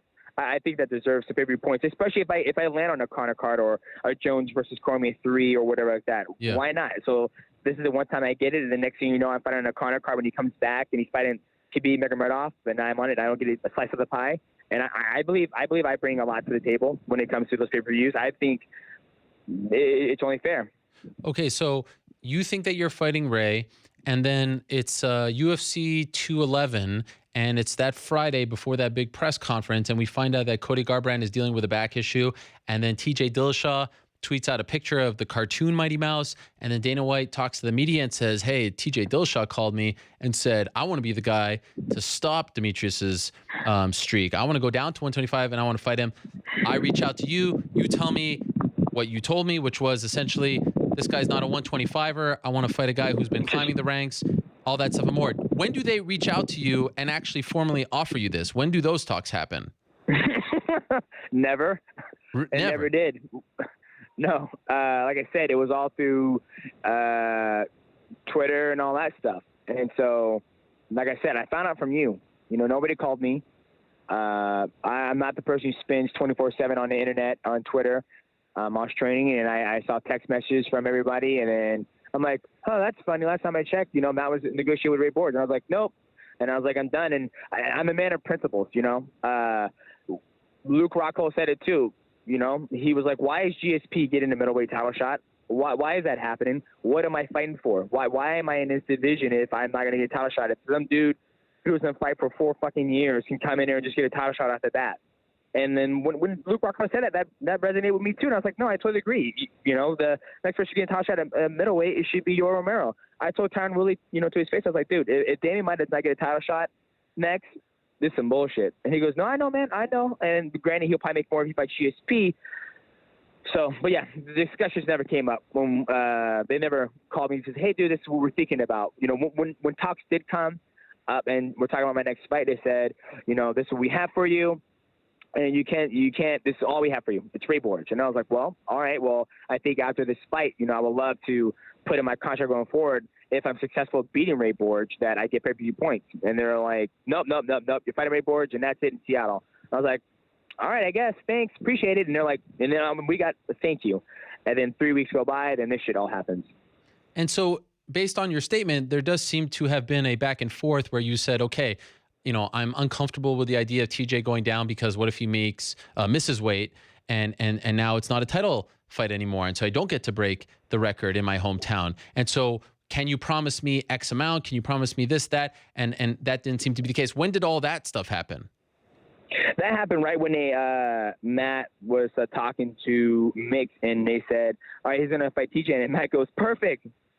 Just so you guys know, we want this in the contract and stipulation that if TJ does not make weight, TJ gets his guaranteed pay, and he also gets TJ's pay, and the fight's off. There's no more fight. And then they responded back, well, we can't guarantee that, you know. What we can guarantee is that Ray Borg is going to be on the card, and if TJ doesn't make weight, whether it's medical reasons or something happens, because let's be honest, shit happens. People, you know, you're on track to make weight. Next thing you know, you pass out in a tub, or you have, you know, stomach cramping. It's happened to flyweights before. It's happened to Johnny Hendricks, Kevin Gastelum. The list goes on. That stuff happens. But that's what we, you know, offered. And Matt was like, what is this? Is this fucking amateur hour? This is the shit you do at smokers and amateur shows. You show up to fight. I'm like, oh, this guy didn't make weight, but you can fight one of these guys. This is the UFC. This is supposed to be the pinnacle of mixed martial arts. And this is how we're negotiating that. Well, if this guy doesn't make weight, you can fight this guy. And Matt was like, no, that's not how we're doing. This is not how a champion who's about to break a record for the most consecutive title defenses does business. Who are we training for? Then after that, that's when they kind of just, you know, they're just trying to make fights instead of like going with the first thing they offered us, which was Ray Borg, which we gladly accept under the conditions they gave us. And then now they're just running around in circles and trying to make this fight happen. I'm like, dude, and that's when I was like, I'm much over it. You know, like I said, if TJ or if Aljamain Sterling, Rafael Santo, anybody wants a title shot, if John Dodson wanted to come back to the flyweight division and try to get me the title shot, they can jump in line like everybody else has. Right. I don't see what the problem is. Brad Pickett did it, and he has a win over me. He wasn't bitching complaining. He was like, I'm going to work my way up the ranks. I'm going to beat Demetrious Johnson. Perfect. Let's make it happen. Get through the first fight. He beats Neil Siri. All right, he got to Ian McCall. He got stopped by Ian McCall.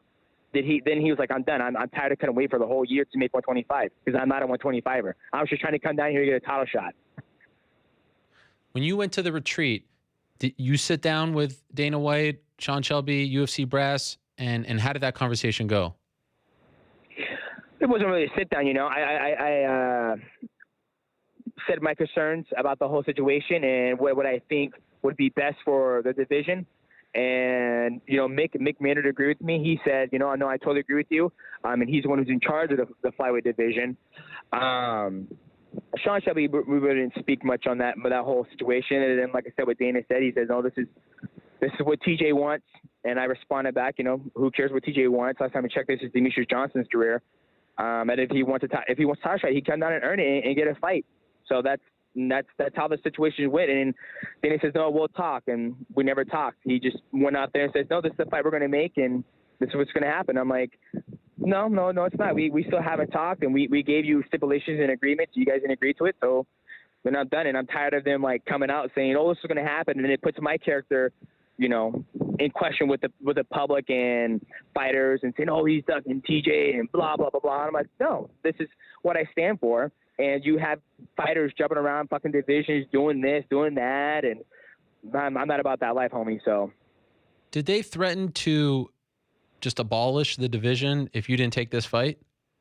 Yeah, they What called. happened? They called. They said, Mick Maynard was getting ready to take off to. I think it was Sweden, I believe. And he said, hey, man, I just want to let you know, this is what they're coming back with. And they said, it's either TJ or we close the flyweight division. And I said, close the motherfucking division then. Because if somebody's willing to do that, that just shows you that they have no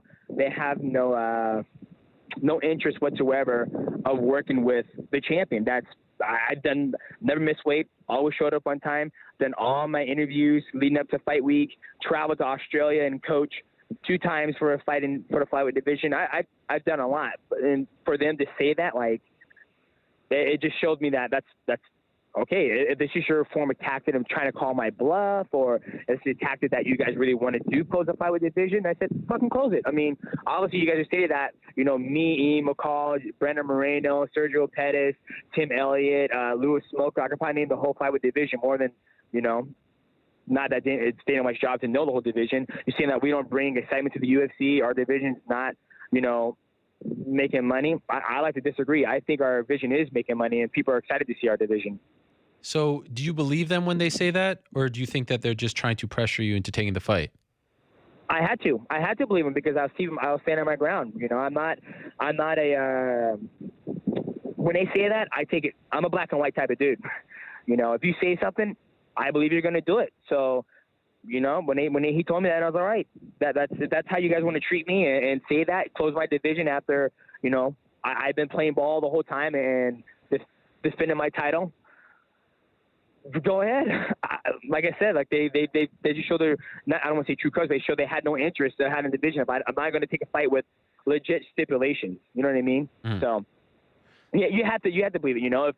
If somebody came into your show, says, Eric, we're going to close the MMA hour if you don't talk about Conor McGregor 24/7, you're like, your mind's going to think are they really going to do it or not? So I told my wife, Destiny, I said, hey, I'm standing my ground. I'm gonna have to go check with Costco, see if they accept the applications, because me doing this, they can, they can strip me my belt and cut me from the UFC. Then I'll be like, all right, well, that's, I stood my ground. I stood what I believe in. I felt at peace when I went on this whole, I'm gonna call it my beliefs of why I'm declining this fight. And people act like this is the first time a champion's declined a fight. Fuck, Conor McGregor, he was like, no, I'm not going to fight Aldo again. I mean, I knocked the guy in 14 seconds. Why would I fight him again? What does he bring to me? What does he do for my career? And then Michael Bisping turning out fights and say, no, I'm going to fight Dan Henderson. What?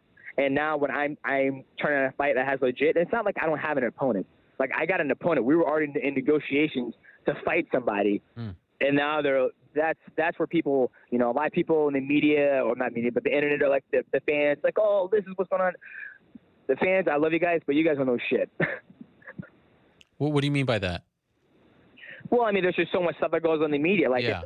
What stuff goes on, for example, everybody's like, oh, this is your big money fight, blah, blah, blah. Let me newsflash, people. I made more money when I fought Chris Carriazo than when I fought Kyoji Horiguchi. I made more money when I fought Chris Carriazo when I fought John Dodson the second time. Now put that in your mouth and swallow it, and you sit there and you stomach it. And if the UFC would say, no, that's not true, I've already checked with the UFC financial department. I'm my own financial advisor. I do all my own booking. I don't do my own taxes, but when I make my money and I sit down and I go through the numbers, I sit down and go through the numbers, and I bring that up to Matt, and Matt brings it to the UFC. Then, I mean, when I was about to fight John Dodson the second time, I went to the UFC and I said, okay, what's next, guys? What are we going to do next? And we're like, we're going to fight John Dodson 2 again. I was like, all right, well, I think there's other people out there in the division that I can fight, but if that's what you guys are going to do, I guess so. And they're like, don't worry about it. It's going to be your biggest paycheck forever. Go out there, fight, put on a stellar performance, rematch with John Dodson, who's got wins on multiple guys. I think he only has 6 losses. And after things done, I said, I went back to Sean Shelby, and I said, hey, can I just fight Chris Carriasso again? He goes, why would you want to fight him? I was like, I made more money when I fought Chris Carriasso than I fought John Dodson. He goes, no, that can't be right. And I was like, it's true, dude. And for me, I'm a person that argues with facts. I'm not a person who just sits here and talks shit. Like, I'm not going to come up here and make up these stories and be like, oh, this is what happened. When I fought John Moraga, I made more when I fought John Moraga than when I fought Joseph Benavidez. And, I brought that to the UFC's attention, and they fixed that. They made it right. So, yeah. So, why is that, by the way, DJ? Like, why was it because Conor was on that card when you fought? I have no idea, my friend. I have no idea. But the principle is that if people are saying that you take a bigger name, you fight a person who has a bigger name and who's tougher and bring a challenge to you. That for me, every single person I fight in the flyweight division or in my whole entire UFC career, mixed martial arts career, if that. They've always been tough fights for me to train for, to stay healthy, to make weight. They're all tough. They're all tough challenges. So when you're from the media standpoint, not media, but the fan standpoint, this is gonna be your biggest fight. He has a name, blah blah blah. And I'm like, ladies and gentlemen, let me tell you, I've been in that boat before. Been a champion for 5 years, and I don't. Those are empty promises to me that I don't like to grasp onto and run with. And you mentioned something that sort of caught my attention. You told your wife, Destiny, that if they close the division, you're going to go out and find another job. Does that mean, in your mind, if they actually go through this, you're done? No, I mean, if they close the division, then I obviously I have no idea what happens if I become a free agent or if I go up to bantamweight or what happens. But for me, I always put that in my back of my mind that, hey, if they close the division, and then the UFC fires me, like, hey, you're fired. We don't want to associate with you anymore, and we don't like what you said and all that stuff. Then I'm like, all right, well, it's time for me to either see if another organization wants to, take one of the greatest fighters in the world that does nothing but represents the company and does good work. It's not like I'm a bad guy. I'm just fucking keeping it real. Then I'll go that route. But in the back of my mind, I'm not a man who's not asking for anything that's unreasonable. I'm a hardworking guy. I was fucking working a full-time job when I fought for the world title at 135. So for people like, I can't even go back to work. I've done it before. I was a full-time fighter, fighting the high pinnacle of the sport, working a full-time job. I am a man who I'm not scared to get my hands dirty. And so to connect the dots here, you leave the retreat, which was just a couple of weeks ago, after saying what you said to Dana, kind of holding your ground. What happens then to get us to this point behind the scenes? Do they try again to make it happen? No, he just came back on. He went on Twitter. He went on a UFC podcast and said, this was going to happen, blah, blah.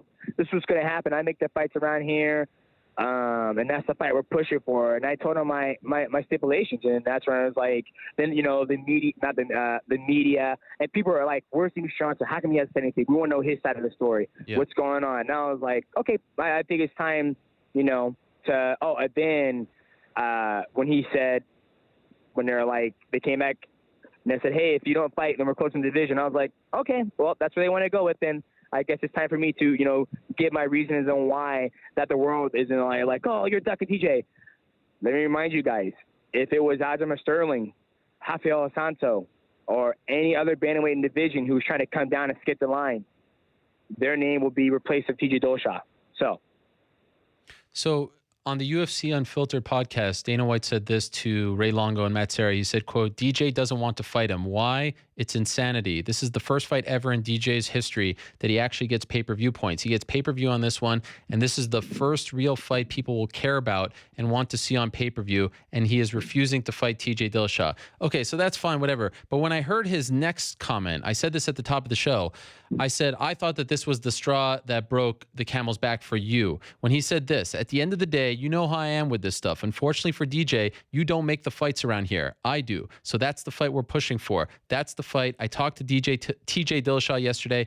That's the fight he wants. He's ready. He's already cutting weight, end quote. When he said that, I was just thinking, would he ever say that about Conor? Would he ever say that about Ronda? Would he ever say that about, some of his top champions?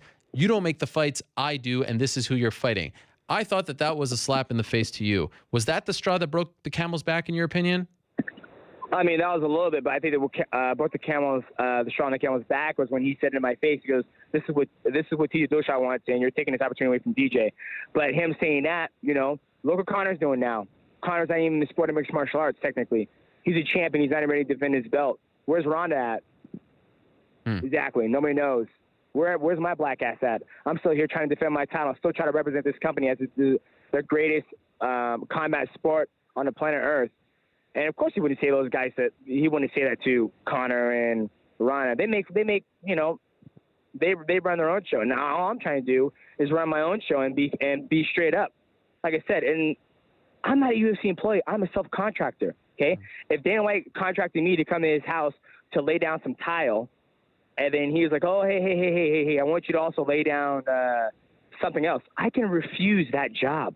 I can refuse it and decline it. Say, no, you contracted me to lay down some tile. If you want to contract me to lay down some backsplash in your shower, you're gonna have to submit another contract, and I'll have to review it to see if it works best for my career. And then and I gotta get you in the schedule too. That's how that works.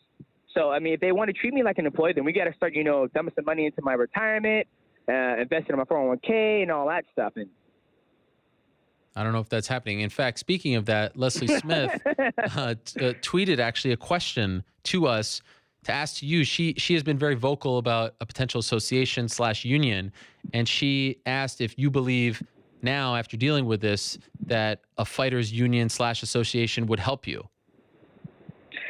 To be honest with you, I have no idea. I've never been part of an association. I've never looked into it. I hear good things, bad things. But that's a whole different type of topic. You know what I mean? Yeah. For me, I'm standing my ground, what I believe in. And like I said, JDR, she stood her ground. She goes, "Hey, this is why I'm not fighting, Cyborg.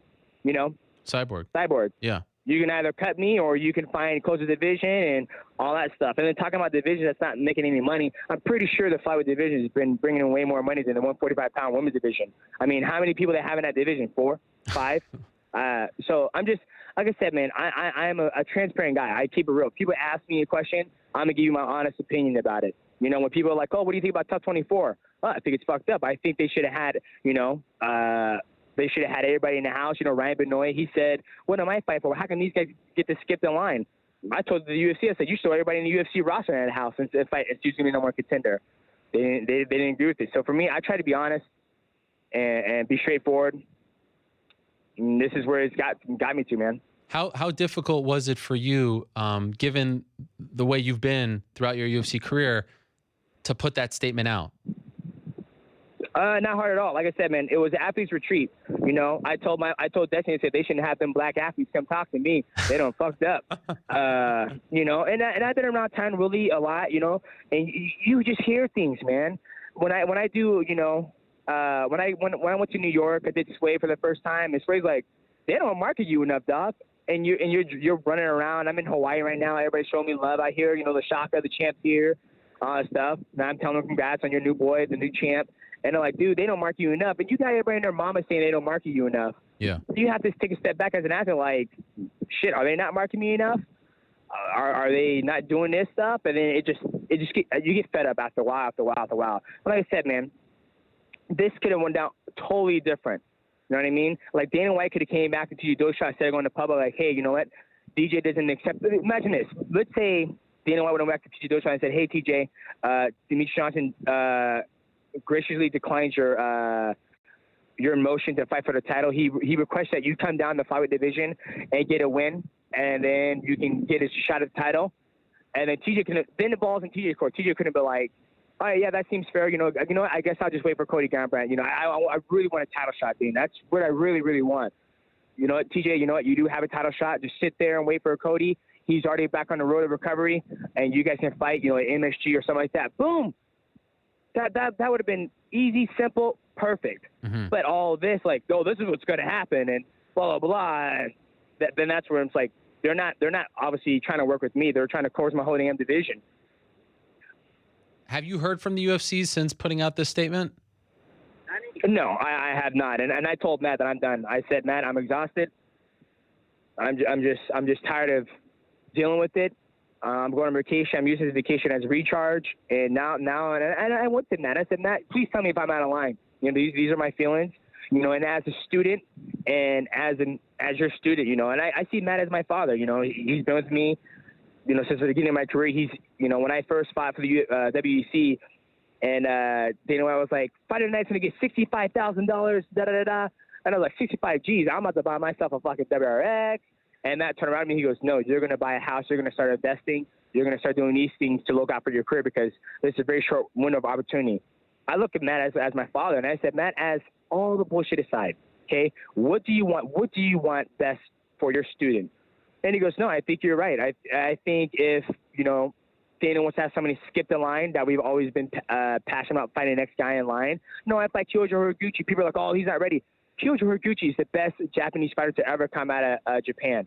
Best fighter who only has 3 losses. And people are like, oh, he's not a worthy opponent. Shut your mouth, ladies and gentlemen. He was worthy of the opponent. Everybody else I fought. So when I talked to Matt was like, you know what? I think you're doing the right thing. Then I was like, okay, as long as me and Matt are on the same page, then I ain't fucking worried about it. And obviously the wife too. The wife's got to be on the same page as well. What do you say? Like I see 95% of the people, I mean, this has been a very big story today. It's all anyone's asking me about and commenting on. 95% are saying, you go, DJ, we support you. And then you have the 5% who are like, I can't believe you're ducking TJ Dillashaw. Does that drive you nuts that they missed the big picture here? How do you react to that? No, it doesn't. It doesn't surprise me at all. And how do I react to it? Conor McGregor, I like how he handles his career. But a long time ago, he said that people are always going to look the way to discredit you for whatever you do in the sport of mixed martial arts. They'll probably always hang over and say, "Oh, you never took the rematch to Aldo." You think you know Conor cares? Do you think I care what the 5% or 95%? You know, say this is how I feel, and people are like, "Oh, your legacy." My legacy. When somebody said that, "Oh, you're tarnished your legacy," I was like, my legacy is in the back of my car. It's my 2 children that I'm putting time and effort into. When I'm done with my mixed martial career, the only people who are going to remember me and respect what I did and how I lived my life are my 2 children. That's my legacy, ladies and gentlemen. So don't be like, oh, you're ducking fights, blah, blah, blah. Don't say it's going to tarnish my legacy. People are already shitting on Jose Aldo's legacy after he got knocked out by Max Holloway. And why would I want to, you know, put all my eggs in a basket when somebody's going to turn around and tarnish their legacy because he lost a fight?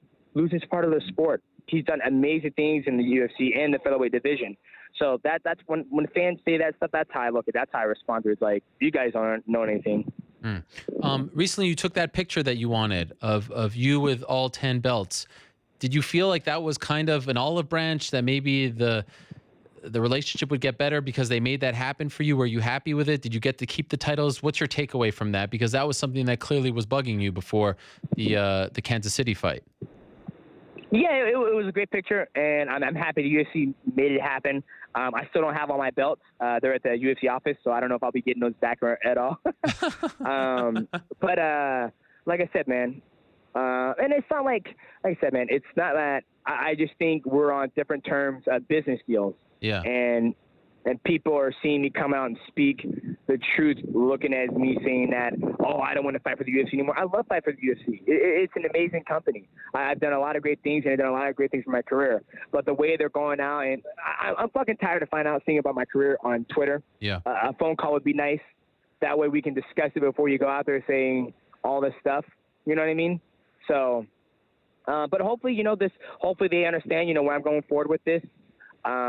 Me doing this interview and anybody else out there who's listening, MMA Junkie, ESPN, all the guys, don't call me asking for follow-ups. I'm not doing another interview. Okay, this is it. Everyone needs to get it. That's about it. Well, I appreciate that. Thank you. But I hope this moves forward and doing the right thing and getting the sport back on track to what it was about. You have rankings. What's the fucking point of having UFC tonight and showing the rankings and say, Demetrious Johnson has beat this guy, and he has fought, Formiga, he's ranked number 6 and number 7. Let's go to the bantamweight division. We have blah, blah, blah. What's the point in having that show if you're not even going to follow the rankings? what is the point of having a number one contender? Why come to me and say, hey, this is number one contender, Ray Borg, she's a flyweight number one contender. After that, it's probably going to be Brandon Moreno and Sergio Pettis. What's the point of having these conversations if you're not going to stick to it? You're basically lying to the public and selling wolf tickets, as Nick Diaz would say. And so I hope this conversation and me doing this interview will get the sport back to where, you know, how we have these rankings and me sticking up for people who are working in the flyweight division, working tirelessly to get a title shot to fight me. I hope it goes back to that. You know, in divisions like where there's, you know, you have Conor, he's out by the box, and so now the flyweight division's on hold. Everybody's waiting for Conor. They're probably going to do interim belts, even though usually when they do interim belts, it's when the champion is unable to fight through medical conditions, from my understanding. But they have other stipulations now in this day of mixed martial arts. So I'm trying to keep the flyweight division to where you're just running them. If TJ came down, or if any other bantamweight came down and tried to get a title shot and fought once in the division, and if they became number one contender, we would be fighting.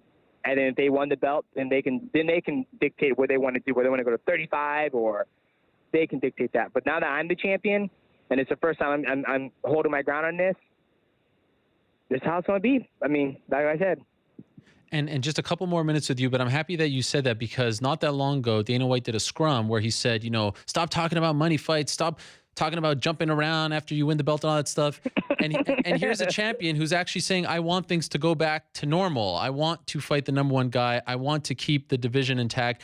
I'm not doing this for money fights or entertainment. I want to stay true to the sport. Are you surprised that they're essentially doing the opposite of what he was saying not to do?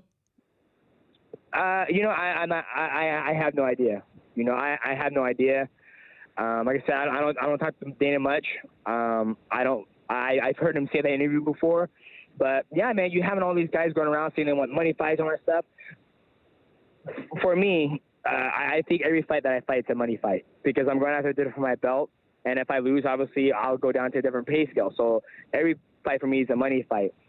I just felt, you know, when he's saying it, I'm trying to keep the shit like he wants me to keep it. You know, instead of having guys like, oh, you know what, then I'm gonna go fight. You know, I want to fight Max Holloway. He's the new 145-pound champion. I want that 145-pound belt. Then people come back to me and goes, well, you can't do that. Why not? Everybody else is doing it. Shit, hell, GSP just did it. He ain't been acting for 4 years. Why can't I do it? And people are like, oh, you want to take that fight? I'm like, trust me, motherfucker, I would take that fight if the money was right. So, does a part of you wish that you spoke up earlier, that you were quiet for too long about your relationship? No, not at all. Because, like I said, man, I felt, I gotta tell you, man, after that retreat, talking to them athletes and been around the sport for so long and talking, and, you know, like I said, if he would have said something different or whatever, then, you know, we probably wouldn't be having this conversation. But it was right when he said, like, this is what TJ wants. And right then I was like, oh, you know, I'm fucked up. I'm done.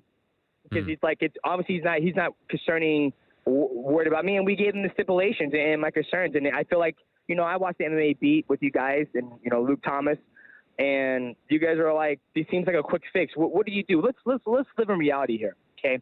Reality is, let's say I beat TJ Dillashaw. He comes down and we fight, and it's a great fight, whatever. I beat him. And then I decide to stay at 125. Okay, then let's say he beats me. Then do I get a rematch? Does he go up to 135 and hold up the 125-pound division? Does he ever come back down? There's too many gray areas. So that's why I was like, nah, dog, it's not going to happen. If he wants a title shot, if anybody in the bantamweight division wants a title shot, and you want to play fucking Monopoly where you can skip go or skip jail, ain't happening, dog. You got to come down here and fight, get a win, 2 wins, just like every other flyweight under the UFC contract. Then you get yourself a title shot. Until then, you can go up to 155 and get a title shot immediately, because there ain't no champion there ready to defend his throne. He's out doing other things, you know. That's how it's going to work in the flyweight division. I know you're focused on yourself, and this is a very intense time, but I can't ignore the fact that it seems like almost every week there's someone coming out and talking about their discontent with the new UFC, quote unquote. Do you feel like this is a bigger issue right now in the sport? And are you confident that it can get fixed, where fighters will start to feel like they are being listened to, treated right, respected? At the end of the day, that's what this boils down to, right? You want to be, you know, called on the phone and told what the plans are before the world finds out. These are kind of simple things. Are you confident that this will happen? I mean, you're now like the 10th person in the last 10 weeks to ally Quinta, Anderson Silva. The list goes on and on. Are you confident that this will change? Do you listen to these other guys, and does that kind of, make that light bulb go off in your head as well? I would hope it would change, but they have so many guys on their roster that I'm pretty sure I don't know how hard it is to make a phone call like, hey, this is what we're thinking before we come out there and say anything. Obviously, this isn't the first occasion that this has happened with me in my career. But, I do listen to the other guys and how their relationship with the UFC isn't going as well. And it seems like they're starting to fix it. I saw Ala Quinta, at the fighters retreat. So it seems like they're trying to amend that relationship, But I don't know anybody else's relationship, but I didn't let anybody else's relationship with the UFC affect my decision to stand my ground. When I told myself, I was like, hey, if you're going to do this, then you need to make sure you stand your ground in your beliefs. And so after I went to the retreat and listened to the speakers, and thank you to the speakers, Michael Strahan and Kobe Bryant and Brandon Marshall, coming on, taking your time out to come talk to us. That just kind of gave me my position, and just hearing the people from, time and time saying, when you go out to a big interview, you go to Sports Illustrated, they're like, they don't mark you enough, dude. Like, they should have you doing this and this and this and this. Matt Hume, he says they should have you doing this and this and all this media. So, like I said, man, it was just a long time coming. Yeah. Like I said, I still love the UFC. Great employees there. I can just rally off, Lene, Chris Vino, James Kimball, Paige, Dave Lockett, all the people who work tirelessly to, push me in doing the media and stuff. But when it comes to stuff like this, they're like, oh, well, this is the only fight you have this is the only choice you have. We're going to close the fight with division. It just makes me look at the whole situation totally different. I was like, well, if you're willing just to close the fight with division after I give you my stipulation as to why I don't want this fight to happen, it's not like I don't have an opponent. It's not like, there's not a worthy I think Ray Borges is a worthy challenger. He's tough. He's gritty. He's got great cardio. He's good in the scrambles. A lot of people thought Tim, this fight's going to be easy. Look, Tim was a tough guy. He's a tough SOB. So that's, like I said, man, I'm just tired. I'm exhausted. And I just felt this was the right time to do it. That way people understand where my character comes from, why I put my stance down, or why I'm not fighting any bantamweight that's going to come down here to get a title shot. I don't like how people keep saying, even though TJ is involved in this situation, it's just the principle that it's a bantamweight coming down, skipping the line, that my fellow 125ers have worked so hard to get this opportunity. And for the UFC to throw another man at their opportunity, they have to explain why they're doing that, because I'm not. I just, I'm sticking up for them and say, no, this is what's going to happen. If someone wants to come out and get a title shot, if I want to go up to 135 and get a title shot, and UFC is like, hey, you got to fight, you got to fight the number one contender, then I might rethink my plan of action. I'm like, you know what, maybe I'll sit out and keep defending my title. But that's never happened. I never tried to do that. So Before I let you go, what do you think happens now? I think they're gonna fire my black ass, and then I'm gonna be working at Costco. Ladies and gentlemen, when you come through the line, I'll ask you want a box or not. No, on the real, I have no idea, dude. Like I said, I have no idea. I'll tell you what's gonna happen. I might fight another bantamweight. Tell you that. Mm-hmm. So like I said, man, I have no idea. I'm on vacation now.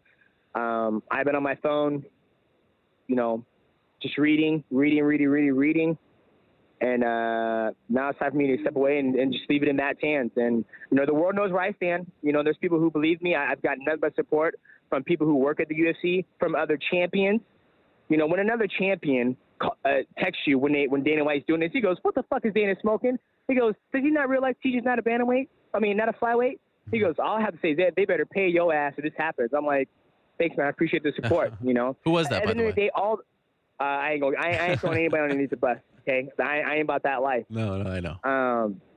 But I appreciate all the support. At the end of the day, the support is nice. It's awesome. I just want things to get back to right, and they're good to go. You know what I mean? Like, I want to fight. Right now, I'm just letting my body heal, trying to make sure my body is good to go. That if the fight does go through between me and Ray Borges on August 19th, I'm able to do a full training camp to give the number one contender in the flyweight division the best, Demetrious Johnson. So we'll see what happens. Is August 19th off the table, or are you still open to it if it's Ray Borg? I'm still open to it. First, I got to make sure everything's good on my body. I got to memorize and X-rays. I want to make sure everything's 100%. Okay. And if it is, and we come back and we talk and business is good and me and Matt are comfortable and then UFC and I can move past this whole, I guess you say, shit show, then we'll make it happen, But I think too, I respect UFC saying, hey, we're gonna close your fucking division and take TJ fight. All right, sounds good, but here's my stance. Go ahead, fucking close it. Like, I respect them being honest and straightforward with it, but don't expect me to be, oh, okay, I'll take the TJ fight so you can close my division. No, that's not how it works. What have I been doing for the last 5 years in this division? Trying to make it, the best division in the world. Before fighting, Ray, do you want to relook at your contract? Are you not willing to fight under the same deal that you have now, with the one fight, the record-breaking fight being for pay-per-view points and all that? Or if they come back and say, okay, let's just go back to the original idea. It's Ray Borg, August 19th. You're healthy. Let's do it. Are you down?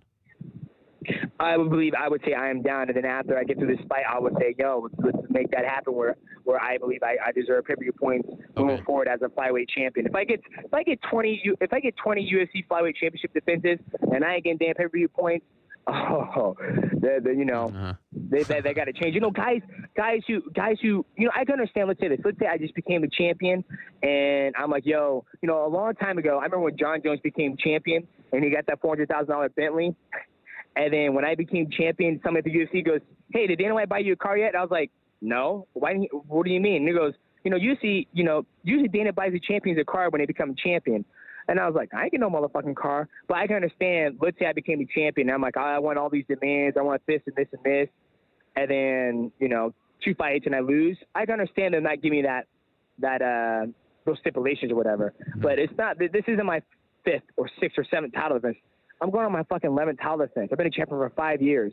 So give me a legitimate reason of that, you're not getting pay-per-view points. Is your reason that the flyweights don't sell? Let's start marketing. Let's get some serious marketing. Let's make a sick trailer like you did for UFC 189, Conor and Jose Aldo, like you did for the MSG. UFC 2, I can't remember the card. What card was that? 205. 205. Let's get some serious marketing dollars on marketing, as you guys call me, the best pound for fighter in the world, the greatest fighter of all time at this era. Let's get some serious marketing dollars to push my fights. When it came to me fighting Wilson Hayes, I went on my Discord and on Twitch. I said, let me ask you guys a question.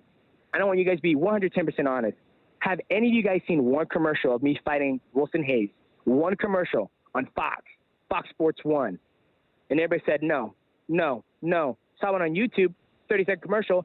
I watched Fox Sports 1 all fucking day because Monster Jam's on it because my kids want to watch it. And I didn't see one commercial. The first time I saw a commercial, my record tying defense fighting Wilson Hayes was like the week of the fight.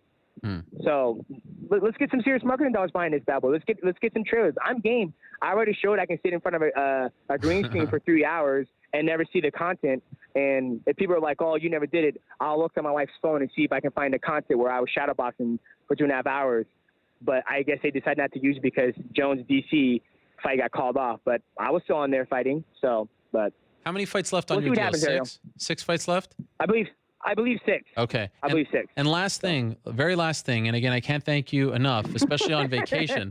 Holy smokes. I wonder what your wife and kids are doing at this point. They're probably at the pool having a blast, and you're talking to me, so I really appreciate this. Are you willing to sit down with Dana White face-to-face to clear the air? At this point, are you done? Is that up to Matt to do? Of course, your longtime coach, mentor, friend, Matt Hume. I think it's right now where my feelings are at. It's going to be up to Matt. Okay. I mean, if Dana wants to sit down and talk man to man and keep it real with each other, we can do that. But my stance is going to change. We kind of did that at the fighter retreat. Sure. I told him straight up, like, this was going to happen. He goes, no, this is going to happen. We have a disagreement. So we have two parties on a disagreement, and whether that gets fixed or whether it doesn't, we have no idea. I told my stance. I think my stipulation is good. This is a sport foremost. I see this as a sport. I will keep it as a sport as best to my ability, and that's what I believe I'm doing. And a lot of people might say, "Oh, then Joseph Benavidez is no more contender." I try to get Joseph a chance to get a title shot. I try to put him in a house to dictate who's going to fight. And me and Joseph talked about it. He goes, Joseph was like, "I'm bitter. I'm pissed. These fuckers are in the house about to get what I deserve." And I was like, "I agree with you, brother. I agree." But they didn't want that to happen. You know what I mean? So this isn't the first time I've ever stuck up. And Dana White told me, he goes, I appreciate you sticking up for your little buddy. That's very cute of you. Huh. But so this isn't the first time I've done this. And who knows, this might not even be the last time that I do this, because I'm want to restore order, or I should say order, into this division where, no, if you're the number one contender and the UFC deems you, if you're on UFC Tonight and Karen Bryan and my boy Tyron Woodley and Kenny Florian, Fox are saying the number one contender in the flyweight division is Ray Borge, that man's going to get his title shot that he deserves. If he doesn't, then the UFC can to sit down with him and tell him why, hey, Ray Borge, you're not getting a title shot because you're not marketable. You're not, we don't see you as a worthy challenger. We see another guy who hasn't had one fight in the flyweight division who deserves it more than you. They can have that talk. But so I'm done, Ariel. I basically buried my black ass in the sand. I'm going to go enjoy myself with the family. Much respect, DJ. I can't thank you enough. Thank you for giving me the time, and thank you guys Always. for all the support. Appreciate it, and we'll see where it goes from here, man. Like I said, first thing first, what I'm worried about is getting healthy. When I'm healthy, then I'll start deciding on what's going to happen next, and then we'll go from there. A lot of respect for you, DJ. Thank you so much. Thank you for coming out and putting out that statement, for coming on the show. I know a lot of people have your back. I'm seeing it roll through here right in front of my eyes. Good luck to you. Enjoy your vacation. Try to enjoy it. Try to block all this out. And I hope it works out. I hope you get what you deserve and what you want, because in my opinion, if anyone has earned the right to get what they want at this point in the sport, it is you. So kudos to you for speaking out. And again, good luck with everything. Please provide us with an update when you have one on how your hand and how everything is feeling and how this all plays out. I'm really curious to see how it all plays out. Good luck. Thanks, man. Appreciate you. Have a good night. All right, there he is. Demetrious Johnson. He says, have a good night. He's in Hawaii. It's early morning over there. And so we wish him the best. We wish him the best. It is an amazing thing. Here's a guy who has not said, essentially a peep. He has not said anything over the years. A model employee, if you will, or a model contractor has always kind of marched by the beat of the UFC's drum, right? And so, as I said at the top, for him to get to this point, you can imagine how annoyed he was, how upset he was. Thought he laid it out. Very interesting for those wondering. I reached out to the UFC to get their comment, and you could go back and forth all day long. I mean, I think Dana's initial comment on the Unfiltered podcast was a response, and this is his response to that response. But in fairness, I did go back to them and show them the statement and ask if they wanted to respond to that, just to be fair and balanced, and have both sides of the story here, because he is talking about specifics. I have not heard back just yet. I heard back that they received it and thanked me for reaching out, but I have not actually received a statement in return. This is going to be an interesting one. This is a guy who I think a lot of fans respect. I think a lot of fighters respect. You don't hear many people say bad things about Demetrious Johnson. So again, when he comes out and says these things, they tend to ring louder than with most. And as I said to him, it's hard to ignore. It's hard to ignore. You can say all you want. You can call us negative. You can say that we focus. It's hard to ignore when the very best fighters in the world are speaking like this. It's just hard. And I think at the end of the day, it boils down to one thing and one thing only: respect. These guys want to be respected. They want to be treated with respect. That's the bottom line. That's what Quinta talked about. That's what Anderson Silva talked about. That's what DJ's talking about. Every single guy that you've heard from this year, every single fighter that you've heard from this year who has had some kind of gripe with the UFC and who has felt empowered to speak up for whatever reason, whether it's the sale, whether it's Lorenzo Fertitta leaving, whether it's Joe Silva leaving, whether it's the Reebok deal, whether it's USADA, whether it's a comment from Dana White, a comment from this person, every single person that has spoken up and had the courage to speak up, because in the past it was very taboo, it all comes down to respect. And that is at the end of the day, that is the most simplest sort of form of gratitude that you can show another person, right? Respect, trust, respect, loyalty. That's all they're asking for. At the end of the day, you heard him on the show. He wasn't saying, I want $1 million more. I want this and that. I just want a phone call when you're talking about my career. I just want to be treated with respect. Think about that. That is an unbelievable thing. It really is. To hear a fighter of his caliber after everything that he has done in the sport to get to this point, that's not the way it should be. You hope that it can change. It has been a period of transition, and there's good things and there's bad things and there's things in the middle. But to hear someone of his caliber, to me, is just kind of like a smack in the face. Wow. Unbelievable. What a story. Let's bring in Mr. New York Rick and get his take on it. He's been sitting back there and taking it all in. Yeah. Demetrious Johnson. And I think you're talking about, the caliber of fighter that Demetrious is.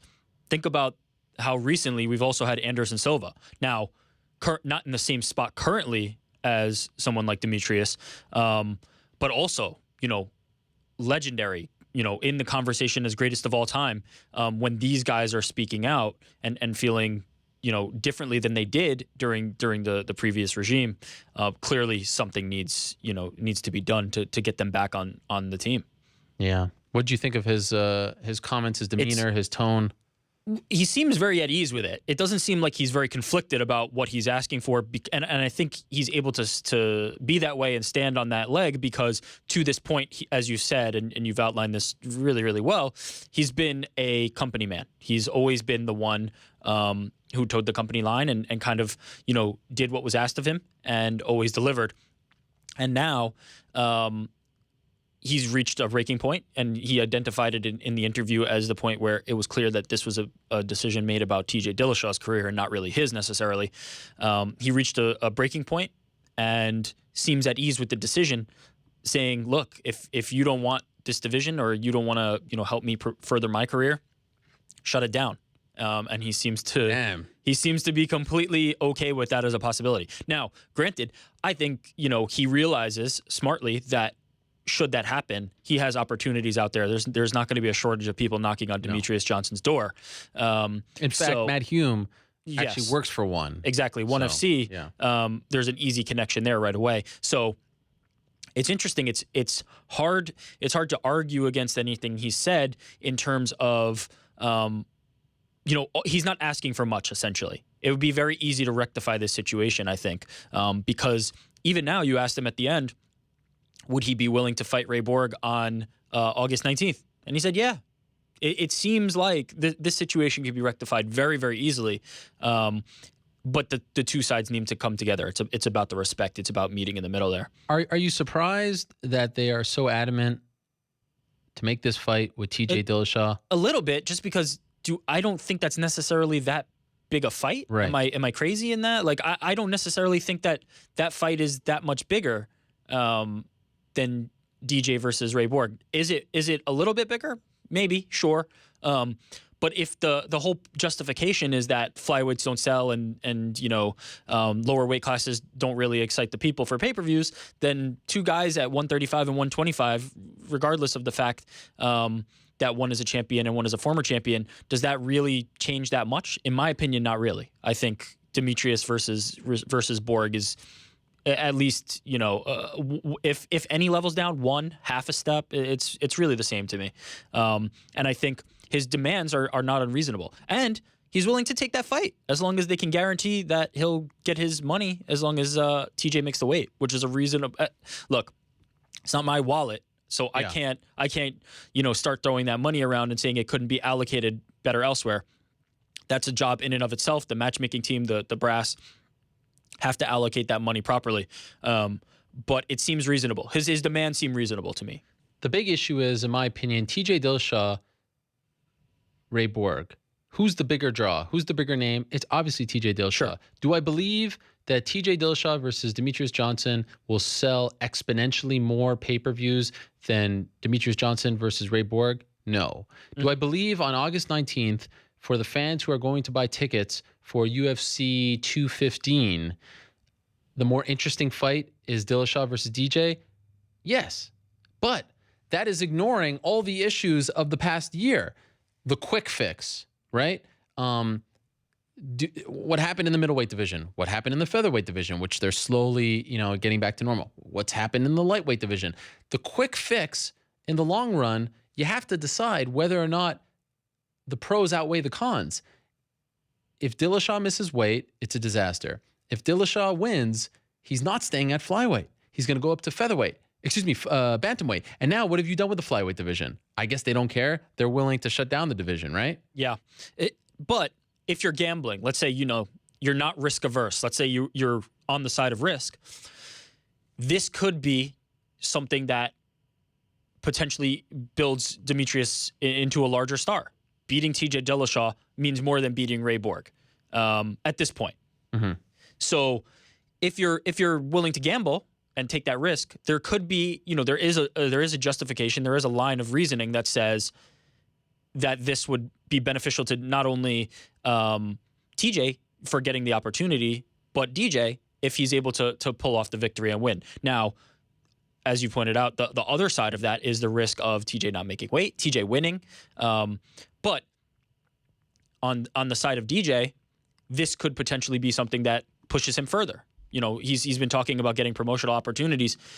A bigger fight means more eyeballs, means, a stepping stone to the next thing. Is it worth the risk? Not in my opinion. I think we've, for a few weeks now, we've been both saying that we think the Borg fight is the fight to make. Mm-hmm. But there is a justification you could find for saying this fight might be step one in that process of making DJ more marketable. Not that I think he's marketable to begin with, and I think he's outlined some things that have been done in the past. Filming for hours and not using that footage that may have been a misstep. But it's a combination. It's both DJ and the UFC having to get on the same page in terms of that promotion. Do me a favor. I just gave you a number. I'm being told that there's a conflicting issue with Mark Hunt's schedule, and that maybe he has to come on now, or that maybe he has to come on after. It's hard to do the show and text at the same time. So that is a PR person. And if you can call them, they just called me, but we're on the air, obviously. If you can call them and try to sort it out. I'm fine with talking to Mark now, but it's hard to get a grasp on the whole thing. So it's an interesting thing. We appreciate DJ stopping by. We appreciate him taking some time out of his schedule. We also appreciate him giving us that statement. Again, if you have not read it, you can check it out over at MMAfighting.com. It's up there on the site. It was posted earlier this morning. A lot of interesting things, and I'm very curious to see what happens next. This is an interesting one. It's not your typical.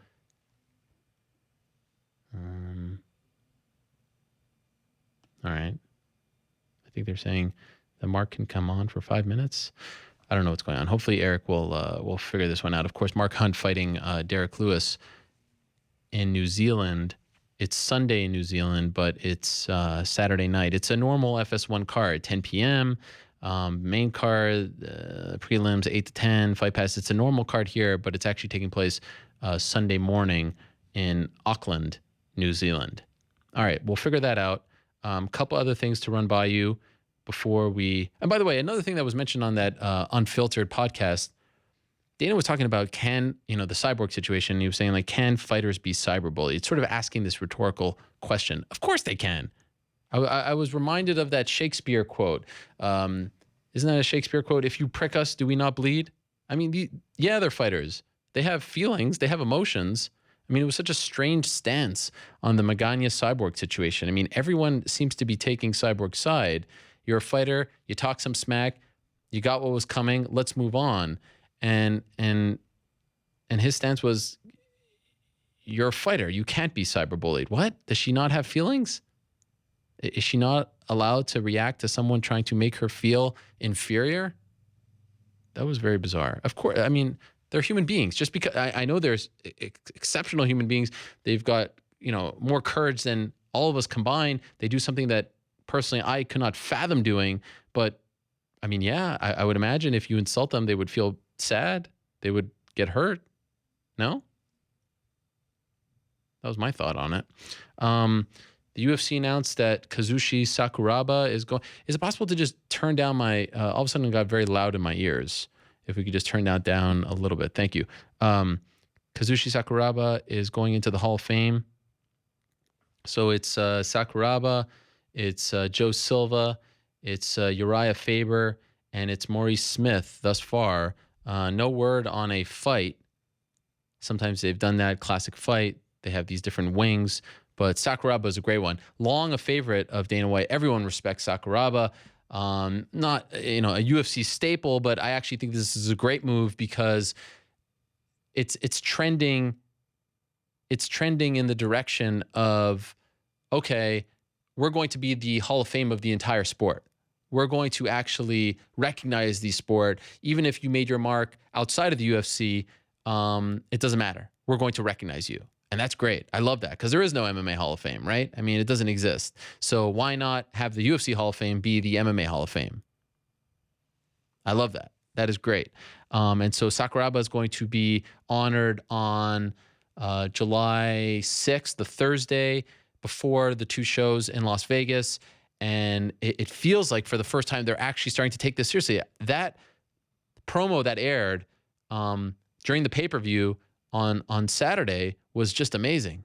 I mean, with all the people talking about Sakuraba and the script and the footage, every single one of those that they've aired, Faber, Joe Silva, Maurice Smith, Sakuraba, knocked them out of the park. It feels big. It feels important. I love that. And so it's going to be interesting to see how they do the event. In the past, it's been on a Saturday before the final card of the weekend, or a Sunday after the fact. And it kind of been an afterthought, but now it sort of kicks off the weekend. And I love that as well. So that's a great call. And I thought that they picked a really cool class as well. So Sakuraba going in. Okay, let's bring back Mr. New York Rick. And he has an update for us on Mark Hunt, right? I do, and I'm about to tweet it out to all our fans as well. We are going to talk to Mark Hunt at 5:10 Eastern time. We had to shift him back a little bit. I was worried for a second because I got the text, oh, he can't come on, and it's in the midst of the DJ thing, and all of a sudden I start thinking conspiracy theory. Are they? No. Mark Hunt, not that kind of guy. He's got his own issues. They were all were they nice? Professional and nice over there. It was just conflict. He wasn't aware, and we're going to get him at 5:10 Eastern. Okay, cool. All right, is it time? Give me just 1 second to tweet this out so I can update the people. All right. So everyone's favorite segment, they call it Rick's Picks, where we get to hear from Mr. Now it's time there it to is. open up your ears and your minds, MMA fans. It's time for Rick's Picks. Rick's Picks. Rick's Picks are lots of fun, and his hair is in a bun, because you already know what it is. Rick's Picks. Yeah. Ladies and gentlemen, boys and girls, it's the moment you've all been waiting for. It's the new craze taking the world by storm. Yeah. Live from the Vox Studios in beautiful New York City, it's Here it time is. for Rick's Picks. Bang. Boom, as Brian Kelleher would say. Boom. What do we got? I feel like this is a big week. Could be. Wow. Let's see. Way to undersell it. Well, look, you've always had some smart comments to say about every single week. Too many, too little, not this one. Can't believe you didn't pick this. I mean, it's almost like you want to just run the segment. Listen, I'm just trying what is this guy? What's his name? The guy who's the finals is Akron, Strive for Greatness. What is that guy's name? LeBron James. Oh, yes. It's very cute, I have to say. It's very cute to hear all the Cavs fans go, oh, we've been there before. We were down 0-2 last year. Oh, it's going to play out the same way. We're going home. We're all very confident. Are we forgetting the fact that there's a guy named Kevin Durant on the team this year? I respect it. Trust me, I respect it. I respect the fact that you're loyal, that you're optimistic. Kevin Durant. Who is that? Are they going to win a game? First Honestly, of all, I'm going. Can you say? Go ahead. I'm going to Game 4 on Friday. Okay. That they will win. Game 4, okay, is on Friday. You know what bothers me about that? So we've got Game 3 when? On Tuesday or Wednesday? I think it's Tuesday. No, Wednesday. Yeah. And then we go Wednesday, Friday, and then I think Monday. I like having a weekend game. Anyway, that's just me. Yeah, I mean, so you're going to Game 4. How did you score those tickets? My buddy had somebody he knew in Cleveland with season tickets, so we're going. Damn, homie. Yeah, I'm excited about it. It's going to be, the series tying game 2-2. Kyrie Irving is going to score 56 points. Wow. And now, what happens if they get swept that game? Are you nervous? Are you at all nervous that you paid all this money to go to Game 4, fly to Cleveland, and there's a chance that they may get swept in that game? A little bit. You know what? I appreciate the honesty. No, I'm not nervous at all. Okay. Could they get swept? They could. All due credit to the Warriors. They're an all-time great team. Thank you. It's nice of you to say. I know, that's your new adopted team now that we're at the finals. Well, not really new. I've been that's on right. that bandwagon Every for year. quite some time. I'm sorry. Ever since Run TMC. But I don't think so. I think, you know, I've seen some things. I've seen some things in the games that make me think that they can play a little bit better. Some things. You've been including Rihanna. Rihanna is going to put the hex on Kevin Durant. I love. It's like when I see some people on the media, they're like, I've been reviewing tape on Ray Borg, and let me tell you, his right hand is like, you haven't. First of all, there is no tape. Okay. What? That term doesn't exist. There's no tape. You're watching it online, so it's not tape. Oh, so your problem is with the semantics of literally and the second fact of all, that it's tape? this idea that you're hunkering down, you know what I mean? This idea that you're hunkering down and reviewing tape with your notepad. Give me a break. Wow. Yeah. Calling it out. Yeah. I mean, there are some people, I don't know if you know this, there are some people who actually analyze the fights, you know, Not people that I the follow. actual action that happens in them. Oh, what are you trying to say? Look, I mean, What are you trying to say? Some of us know about the intricacies of the fight game, and Wait, you're trying to throw shade? listen, on the show, on the show that made you? You're trying to throw shade? I mean, are you really like if it wasn't for this show, you'd be still in those Gawker offices? Probably not. I mean, you'd probably, I don't know where you'd be. 200 followers to your name, you know, tweeting out memes about your local basketball league. You're actually going to throw shade on this show, the show that made you? on this show, not this show. Never this show. All right. This show is near and dear to me. I was reviewing tape, and you know, I just noticed that Alexander Gustafsson's right foot has been pivoting to the right, and that's the difference maker. Okay, here we go. Rick's picks. Let's hear it. Rick's picks. We're going to start, as we have, you know, a few of these weeks, with an insane knockout. It's been an incredible year for knockouts. It's going to be very difficult come end of year for knockout of the year. This one was at LFA 13. Undefeated. Oh, yes. Dominic Reyes head kick knockout against Jordan Powell 53 seconds into the fight. And obviously, I think people have seen this. What's so special about this one is Jordan was feeling himself a little bit, saying, you can't hit me, and boom. Bang. Lights out. He did the he stopped short of the John Cena "You Can't See Me." Yeah, he took it a little overboard, and paid the price. Up in the corner, Grabica, however it's pronounced, Hitman Kaposa on Twitter, the man on all these knockouts. Kaposa's a legend. What does that guy do for a living? I mean, it's like 8 o'clock in the morning.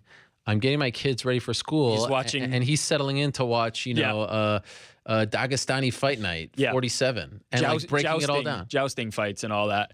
He watches everything. He actually puts out a schedule from time to time of all the fight events that are going on. Shout out to him. He's a valuable member of the community. He got banned from Twitter a while back, and everybody rallied to support him, which was good to see.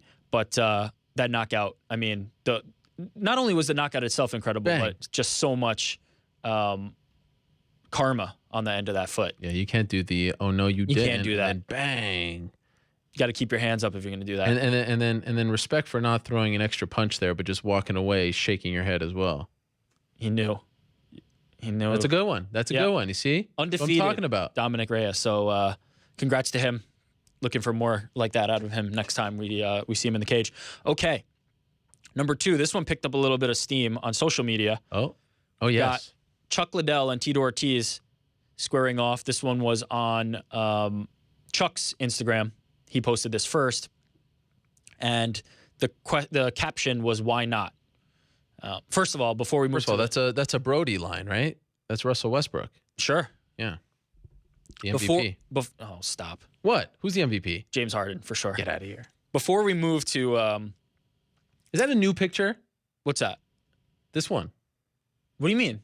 Did they just take it, or? This is new. Okay, because something else has happened today, right? No, yes. There's more to the story. Do you have that? It's unfolding. Yeah.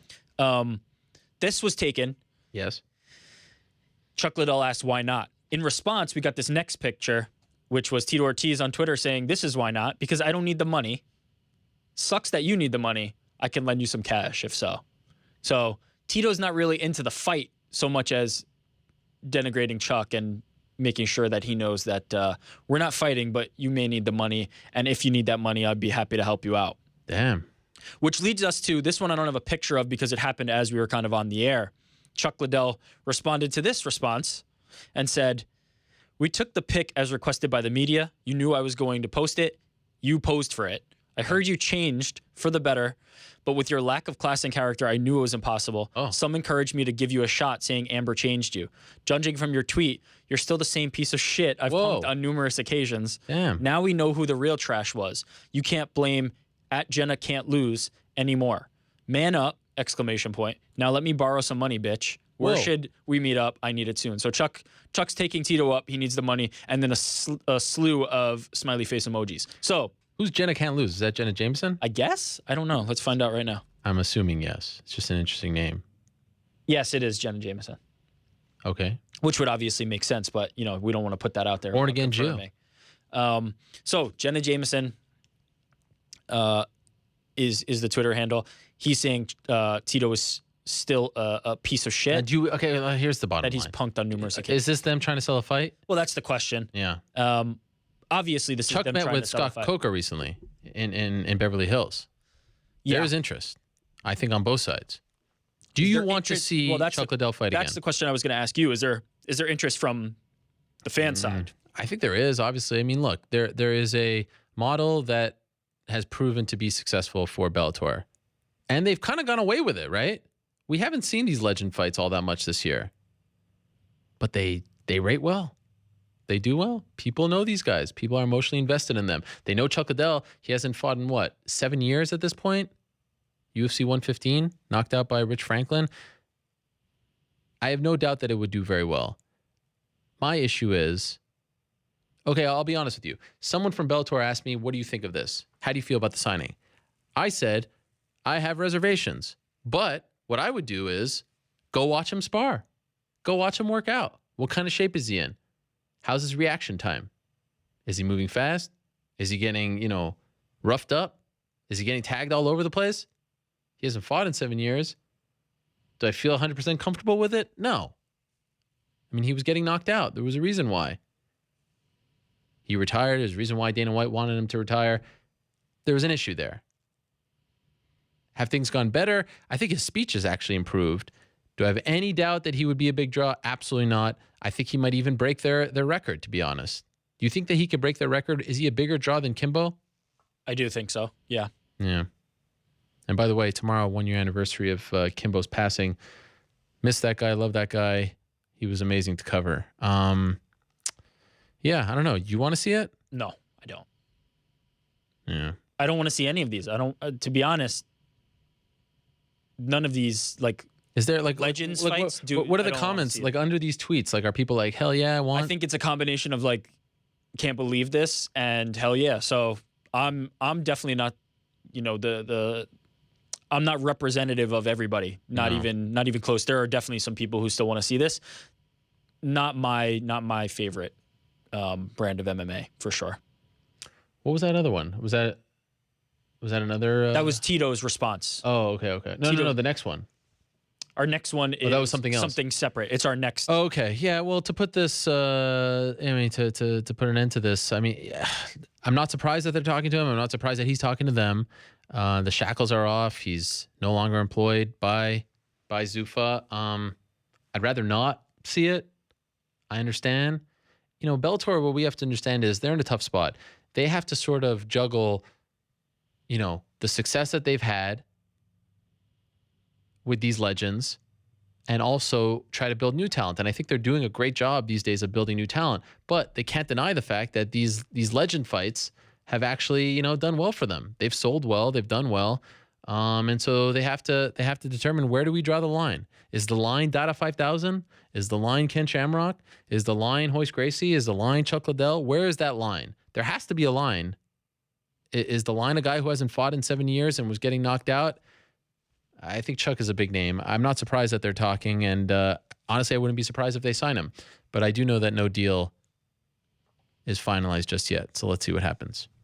Speaking of not fighting in a while, our next Rick's pick is John Jones going in on Alexander Gustafsson. Classic. He took to Twitter, I believe it was Sunday morning or maybe Saturday, I forget which, but sometime this weekend. No. All this? Yeah. May 31st. So what is that? No, that was like Wednesday or something. Yeah, okay. Yeah. During the week, John Jones last week tweeted, I'm not a champion because I'm a bad person. You're not a champion because you don't win championship fights. First of all, that's fire right there. He almost could have stopped there, and it would have been enough. Can I just say that I love the fact that his avatar is still the Michael Jordan? Yeah, it's great. John Jones is a Twitter god at this point. Great. He's fantastic on Twitter. And here's a little FYI. This is John's Twitter. You didn't lose against DC and I because of your cardio. It was because of your lack of heart. So he's really going for the jugular on these. And I think successfully. I think this is some Twitter fire.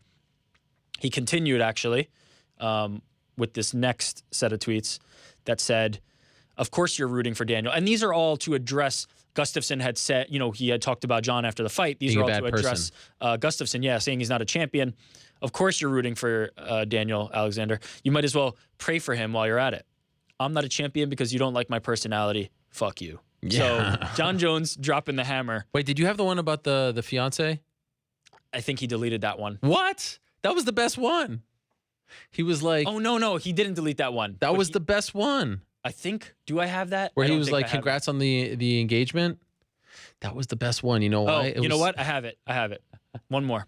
Oh, there it is. This is the best one. This is the last one from John Jones. There was one that he deleted, by the way, that I don't remember what it was. But John Jones is a bad person, quote unquote. You sound like a fucking dork. Congrats on the engagement, though. Beautiful woman. So this one, and the reason I separated this one out was he was addressing Daniel, not... no. Oh, no. He's addressing Gustafsson. Yes. This is the best part. By the way, Daniel stayed as far away from this as possible. Yeah. That was also hilarious. But this one actually made me LOL because here he is,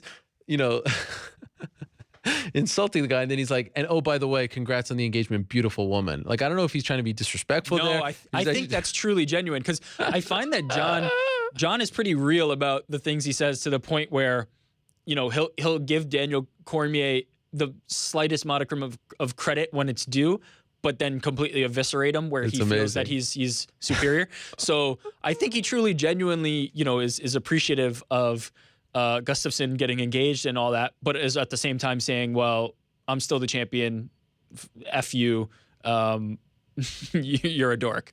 Can we just talk about the state of the 3 best light heavyweights in the world right now? Daniel Cormier just got married. Well, let's hear who you think they are. So John Jones. Of course, Daniel Cormier, Alexander Gustafsson. Okay, that's fair. Was that crazy? Nope. Gustafsson has a win over Manuwa. Yep. Has the quality win over Glover. Manuwa was number 4. I think. I thought you were going to say Mika Serkinov.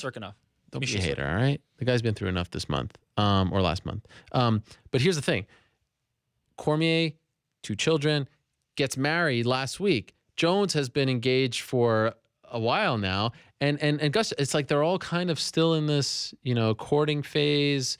Fiance. It's very strange to have 3 guys in that same sort of period in their lives. You get what I'm saying? Not quite engaged. They're not quite married. Not quite there or married. Just married. DC newlywed. just took the lead in this race. So yes, but it's fun. That's true.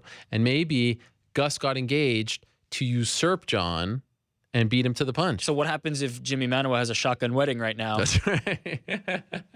Does he immediately become the front? You did that, right? No, I didn't. Are you? What do you mean? I didn't have a shotgun wedding. I went to City Hall. Yeah, okay, but it was kind of spur of the moment. In fact, I think it was. I had a very short engagement. That's for right. sure. Which is the way to go, by the way. That is the way to go. 100%. As long as my wife was on board with it, then it's all about her. I would have gotten married the next day. It doesn't really make a difference, but the engagement is for her. Being engaged is no good. We have some continuation from here because Alexander responded. It wouldn't be fair without having his response. So we're gonna put that up right now. He responded, "No, my friend," and this is in response to having a lack of heart. He said, "No, my friend, against you is because of the absence of USADA." Oh. So, and he actually, if you missed it, we spoke about this. We spoke about that earlier in the show, so find that. And he had one more in response to rooting. John Jones said he might as well pray for Daniel Cormier. He said, "I'll root for Daniel Cormier, but I want you to win. And after the way I beat you, I promise I will pray for you. Are you happy now?" So great. It's interesting, the mix of aggression and mudslinging, but then always returning to the cordial, wishing each other well. I want to see Gustafsson and Jones fight again. Absolutely. We need that fight to settle it once and for all. And I think because I still, to this day, I get a lot of people, Gustafsson beat John Jones, Gustafsson beat John Jones, Gustafsson beat John Jones. And then on the other side of it, you get, well, he was out on a bender for 2 weeks before he fought him. That means, if he was properly prepared, the outcome would have been more dominant. Let's just see it. I want to see Gustafsson and John Jones after we get Cormier and Jones. So you're going against UFC on this one. Are you surprised? Yeah, I mean, I am surprised that they. Okay, am I surprised? I'm not surprised that Manuwa would be in that position because he's earned it. He's on a nice roll right now. But I also take it with a grain of salt. People have been promised these shots before, and I don't know, if all of a sudden Cormier and Jones change the narrative and are looking for the fight with Gustafsson over Manuwa, I think it'd be very easy to kind of sweep that aside and go that direction. If John Jones beats Daniel Cormier on July 29th and Jimi Manuwa beats Volkan Oezdemir, who do you think gets the next shot at Jones? Gus or Manuwa? I think Gustafsson. Yeah. Look, he said it. He was told that he would get the fight, but I still think it's Gustafsson. Yeah. Me too. You think so too? But they're in a good spot. All of a sudden, we thought Rumble leaving. It's a bit of a shot to the division. It's very shallow. Mm-hmm. But these are rematches. Remember that too. It's not like these are fresh. Yeah, but I think it's been a while. I think Jones versus Gus is the best fight in UFC history. I think. Wow, really? Yeah. Yep. I do. It's up to, I don't have the top 10 off the top of my head, so I'm not in complete disagreement there. That's interesting. Yeah, it was a fantastic fight. Yeah. And I think that DC versus Gus is top 3, top 4 best light heavyweight fights of all time. So you can go either way and you can do no wrong. And I think Manuwa is a fresh matchup for both guys, Jones and DC. They've got some things. The only issue is Gus and Manuwa won't fight. So you've got a bit of a John Fitch, Josh Koscheck situation going on there. But a lot needs to happen for that to be an issue anyway. And when they get to that bridge, things may change. Yeah, that's right. We've seen it happen before. What else we got? Next. This one came from our friend Steve on Twitter. Friend of the show, friend of mine. Yes. What is this? It's a poster for Smash Mouth Pro Wrestling. Yes. Fight or Flight on Sunday, July 16th. UFC legends, Stephan Bonnar, Phil Baroni, getting into the wrestling. Phil Baroni was actually just texting me during the DJ interview. There it is, right Maybe there. He's still watching. Long time viewer of the program. But first of all, you can't use the UFC logo. Oh, they can. And they did. So wait, Baroni and Bonnar are going to wrestle? Look, I'm going strictly off the poster. The poster, wow. That's what it looks like. Look at this free advertising. It just says UFC legends Bonnar and Baroni. It doesn't say they're going to do anything. So maybe Baroni can text you now and get the clarification there. But Indiana, on July 16th, we're going to see Stephan Bonnar and Phil Baroni do something. That's big time. They could just be there. It's true. They're just kind of there. They're just kind of on the poster. Smash Mouth Pro Wrestling. There you have it. Yeah. I don't know what else to say about that one. That's it. I think we're good. Yeah, just... maybe Baroni's still watching Baroni and he'll let us else. know. Are you wrestling Stephan Bonnar, and how do I apply for credentials is the main question that I have. Just fly out to Indiana. Hell yeah. Evansville, Indiana? No. Valparaiso. Yeah. Home of the great Bryce Drew. Remember that? Yeah, of course. No, you don't. No. God. Next, we're going to go to another friend of the show. Oh. Now, what's going on between you and Devin Sawa? Sometimes I feel like it gets a little personal between you two. With the insults. He's very aggressive. He's very aggressive. Why is he so aggro? He's not in this position where... Because he's used to people kissing his ass? Well, no, sometimes things go his way. He's not used to that. He's a perennial loser. Wow. And, but what does he lose at? Everything. Okay. He's not good at picking MMA fights. Wow. He's been in some good movies. I'll have to give him that one. Casper and whatnot. Final Destination. That's right. That's right. He's been in some I remember good movies. when you replaced me for that 1 week, you said Final Destination's your favorite movie of all time, which was such a lie. Not even close to a lie. I've seen all of them. I love the first one. There's multiple ones? Oh, yeah. Okay. Including some straight to DVD. I've seen all of them, and the first one is my favorite movie of all time. He's in all of them? No, he's not. Okay. He dies off, I think in 2 or 3. But here he is. Here he is on Twitter. Yes. Pulling off a twister. Oh, wait, that was him. That's him in the blue. Oh, see, I didn't understand. I thought he was just watching. So here he Getting is his pulling jits off. on. What is this? This is from a show called Somewhere Between, which is going to debut on ABC on July 24th. And so he's in it. mixing the MMA into it. It doesn't look like him. In the blue? Yeah. Yeah, I mean, it's a grainy photo. He doesn't have the, he's not good. We were talking about all his shortcomings. He's not a good photographer. He's not good at many things. Probably the technique on the twister is off. I'm not versed enough to know. But listen, let me tell you, I was watching tape on Angela Lee. Yep. And tell me about it. I'm kidding. But yeah, I mean, that's pretty cool. Debuting in July. This episode with the MMA twist here, no pun intended, is coming in August. So thanks to him for representing the sport a little bit. Devin Sawa getting a show on ABC. Yeah, Big time. He's on a show. I think Paula Patton as well on the show with him. Who's that? Whoa. Oh wait, I forgot. I meant to ask you about this before we move on to the next Rick's pick. Okay. Not knowing that Roy Jones Jr. had recorded other songs. What happened there? I don't know. Maybe it was a brain fart. I don't recall. Can't be touched. Doesn't resonate. Way, way, way more important to the fight game. No way. Than y'all must have forgot. Who comes out to that song? Many fighters come out to Can't Be Touched. Never even heard of it. Wow. Got to be honest. I'm blown away. It's not a better song. Better song. It's so good. What a Can't legend be touched. Roy Jones is. And that was a great interview. I mean, he's the man. How about him not wanting to shit on anyone? Well, he's. I think he's pretty secure in where he is in the fight game. And how about him talking about fighting for things bigger than himself? Near the anniversary of Ali's passing. There's some powerful stuff in there. I love that guy. Beyond just breaking down fights. And you were asking about him versus Anderson on the undercard. I think he's right that one could stand alone. I'd be interested in that one as much as I'd be interested in Mayweather-McGregor. It would just kind of be fun because of their history. By the way, I've told this story I think before. Oh, this is the song. Oh, I know the song. Of course, you know this. I thought this was DMX. I think that's good for him. Roy will be happy to hear that, I bet. Damn, this is sick. Never even seen this video. Where have I been? 43 million views? This is the bigger song. It's not as cool as y'all must have forgot. But my first day, did I tell this story last time? When I was an intern at HBO Sports in 2003. First day there. First day on the job. They were doing a thing for their anniversary. I think it was like 30th anniversary or something like that.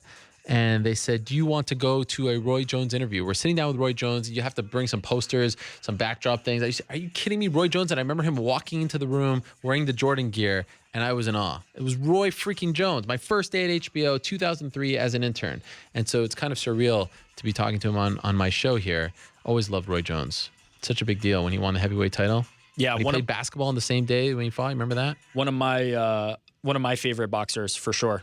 I mean, just when his reflexes were at their peak and when he was when he was able to perform the way he was in his prime, it was something to behold. By the way, Can't Be Touched. This music video is kind of like, what is this, kickboxing or something?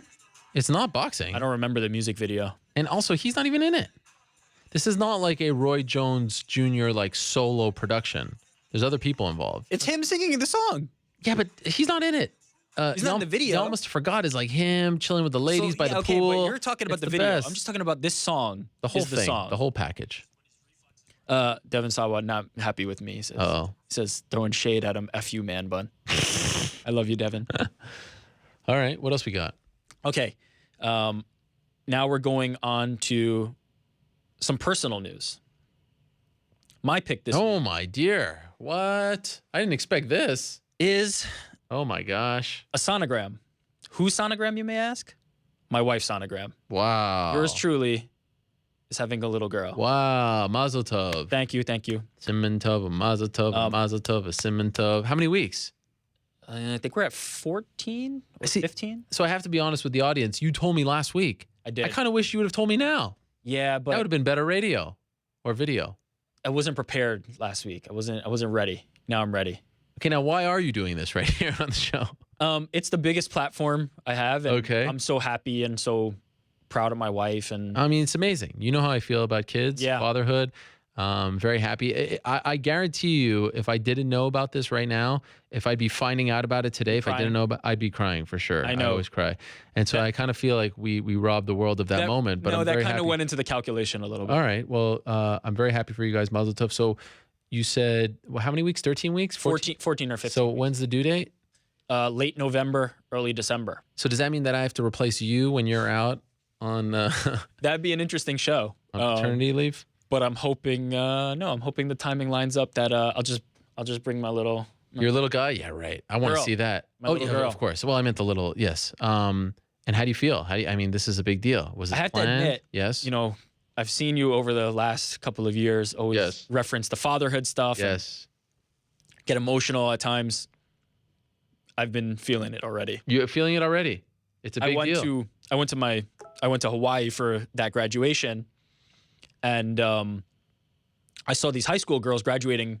Oh yeah. And I was thinking, you know, down the line, that's gonna be like it just tore me up. It's the best. I'm already mush, and I'm only new into the process. Not even happened yet. But that's it. Just wanted to share the news. Get it off So my we're chest. we're very different because, as you know, like I don't tell, like when my wife was pregnant with our daughter, I don't think I told you until like 2 weeks out. Yep. Let alone broadcast it And the to only world. reason you told me was just because I had to the leave. show. Yeah. Oh, by the way, I would not tell. Like, there's friends back home. I posted that she gave birth. They're like, I didn't even know that you guys were pregnant. Yeah.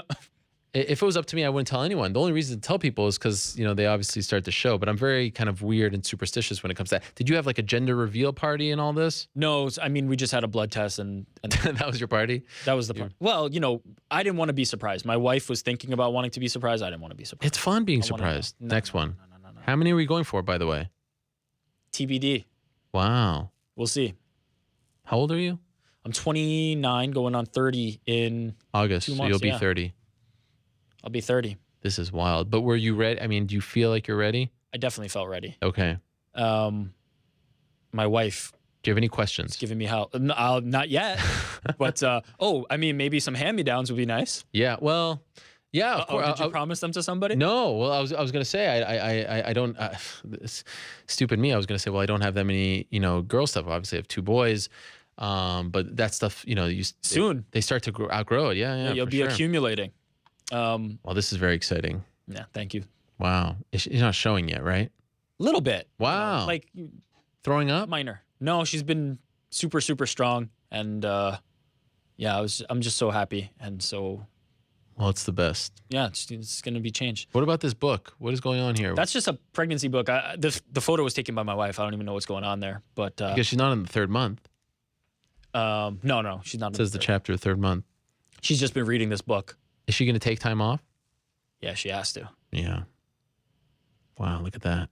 The MMA community gets one more. Life, man. With a little man bun, even though it's a girl. She can have a woman bun. Yeah, she'll have It's just a bun, I guess, at that point. Last thing. Do we have a name, by the way? No, not yet. That's going to be fun.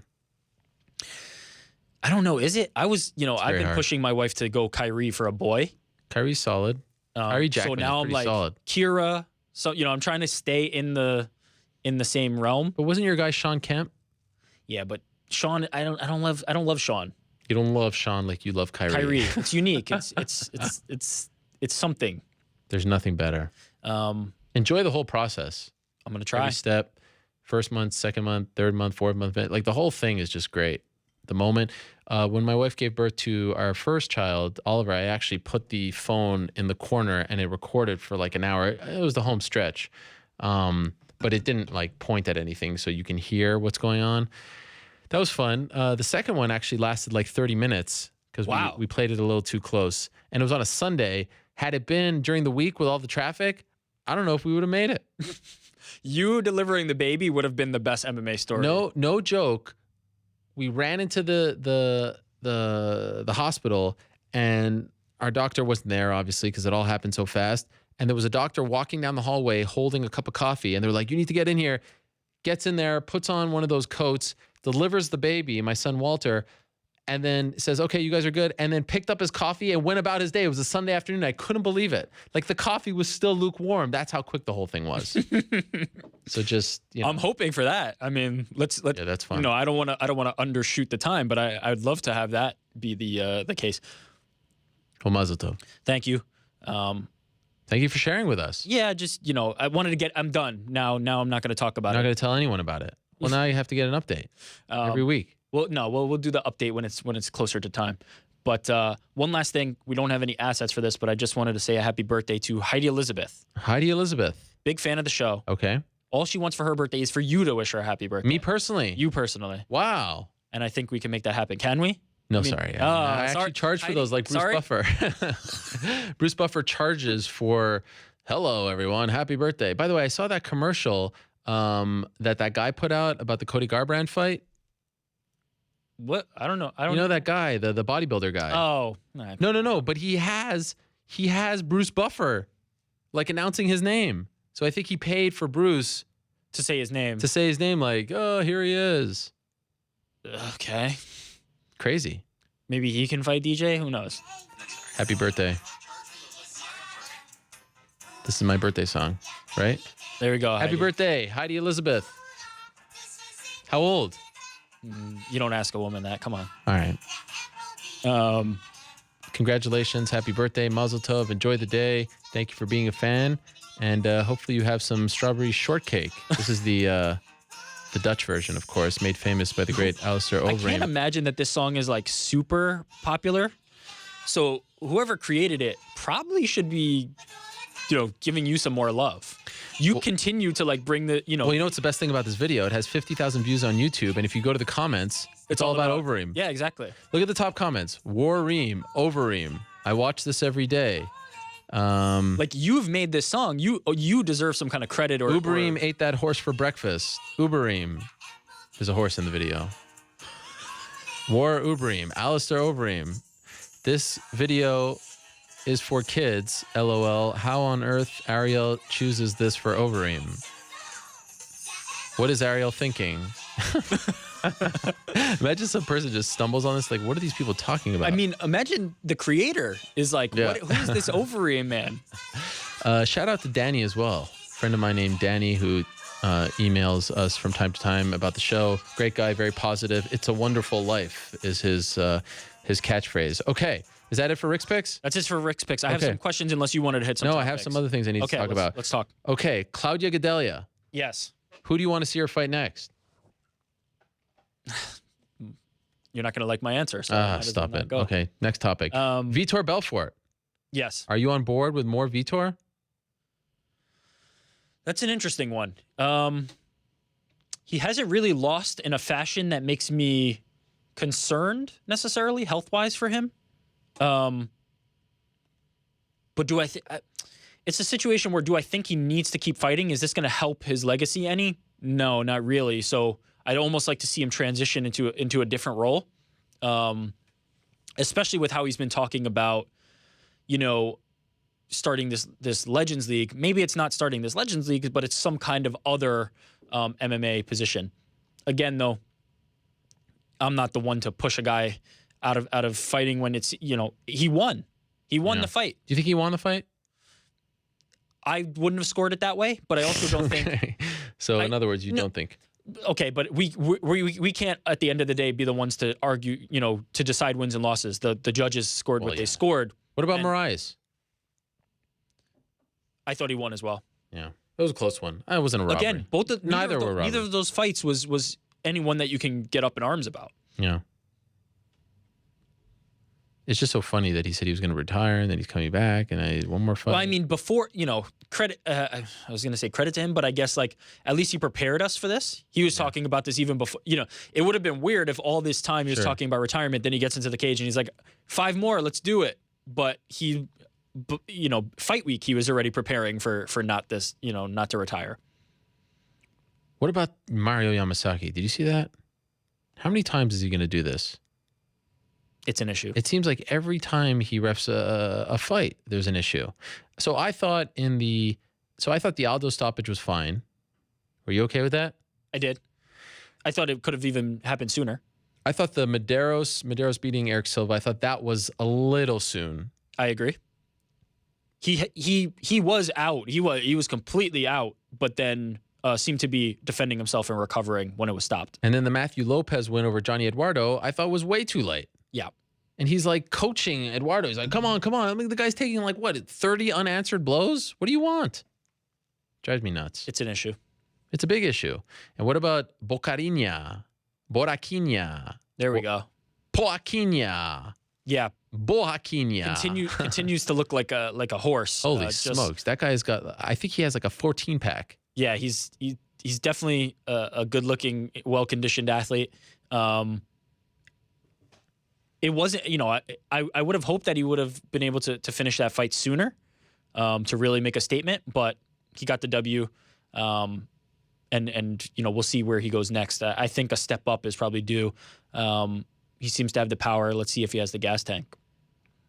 Boaquinha beating another great name, Olawale Bangboshe, who I think is great as well. That was a fun matchup. New York's own. Yes. Two up-and-comers. Overall, enjoy 212. The prelims were a lot of fun, I thought. Like the FS1 prelims? Yeah. They were solid. And are you on board? I didn't ask you officially, or did I? Holloway Edgar or Holloway Swanson? You didn't ask me, and I don't know. I'd take either of those in a heartbeat. I think I'd prefer Holloway Edgar. But I mean, I think they could do both of those in relatively short order. I think both are deserving. But I think Holloway Edgar. You? Yeah. Holloway Edgar, Hawaii. Let's get it done. Oh, the event in Hawaii would be next level. Couple other things. Megan Anderson, she's booked. She's booked in July. Against? Oh, boy. Putting you on the spot here. Yeah, don't put me on the spot. Not even a chance. She's from fun nickname. Come on. You're the Invicta guy. Yeah, but you think I'm going to be able to pronounce this name? You had the other one. Which one? Tanya Evinger's opponent. Oh, Yana Kunitskaya? Yeah. Okay, let's try. Let's try to sound it out. Here we go.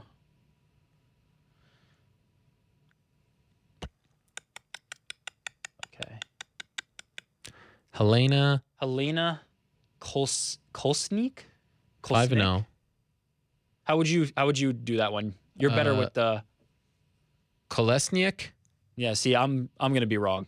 Okay, but here's the big thing. When this was announced, so we still don't have a resolution to the whole Cyborg GDR story. Sure. I mean, on and on it goes. I think that we're going to get a resolution sooner rather than later, and they seem confident, both sides, UFC and Cyborg side, that she's going to fight on July 29th. Now, whether it's for the belt remains to be seen, because they have not stripped GDR. GDR is pretty set that she's not going to fight her. Now, Kat Zingano did an interview with me last week, and she talked about really wanting that fight, but not being healthy enough to take it for July 29th, and hoping that that she can take it sooner rather than later. And some people are praising her. Others were like, oh, everyone wants to, by the way, Mark is ready. You can call them back. Everyone wants to, call out Cyborg, but it's on their terms. Well, I believe Kat in this case. And a lot of people were saying, oh, Megan Anderson, she lost out. I actually don't think Megan lost out, because the big winner over the past few months is Megan Anderson. She was associated with Cyborg. Her stock went way up. Her street cred went up. She asked for the fight. She could probably stand to get a little more experience, a little more, a little more rounds under her belt. I mean, she was rocked by Charmaine Tweet. Get a few more, get a little more popular. You're the face of Invicta now. You're fighting in a main event. They're pushing you. I actually think, yes, she didn't get the fight, but it's actually a good thing, believe it or not. This all worked out for her very well. She was in the conversation with Cyborg. She pushed the UFC. She was vocal. She was creative on social media, all that stuff and more. And now she fights someone who's, 5-0 coming up. I believe my friend Robert Sargent of MMA Rising has Helena in his top 10 women's featherweight division. So why the heck not? Solid fight. You got to build up featherweights. I actually think that she comes out the best in all of this. Cyborg comes out pretty well as well, because I think that she's been made into a very sympathetic figure. Jermaine has taken a hit, and I'd love to talk to her. I'd love to hear from her. Just see, where she's at, her line of thinking. Would absolutely love that. But I saw some people really lamenting the fact that Megan Anderson isn't getting that shot against Cyborg. If she keeps winning, I have no doubt it will happen. A, and B, I think just being discussed in the same breath as Cyborg has actually helped her a lot. Hopefully we can get some kind of resolution to this whole Chris Cyborg situation. And hopefully we can find out that she is fighting on July 29th, and we can find out that she's fighting either for the belt or a top contender or something. If it's not Kat Zingano at this point, and it's not Megan Anderson, I don't know who it's going to be. But let's see. It seems like they're a lot more confident that it's going to happen. Also of note this past week, Rashad Evans is fighting Sam Alvey in Mexico City. How about that? I don't hate the fight. He's got to build himself back up and is coming off that loss to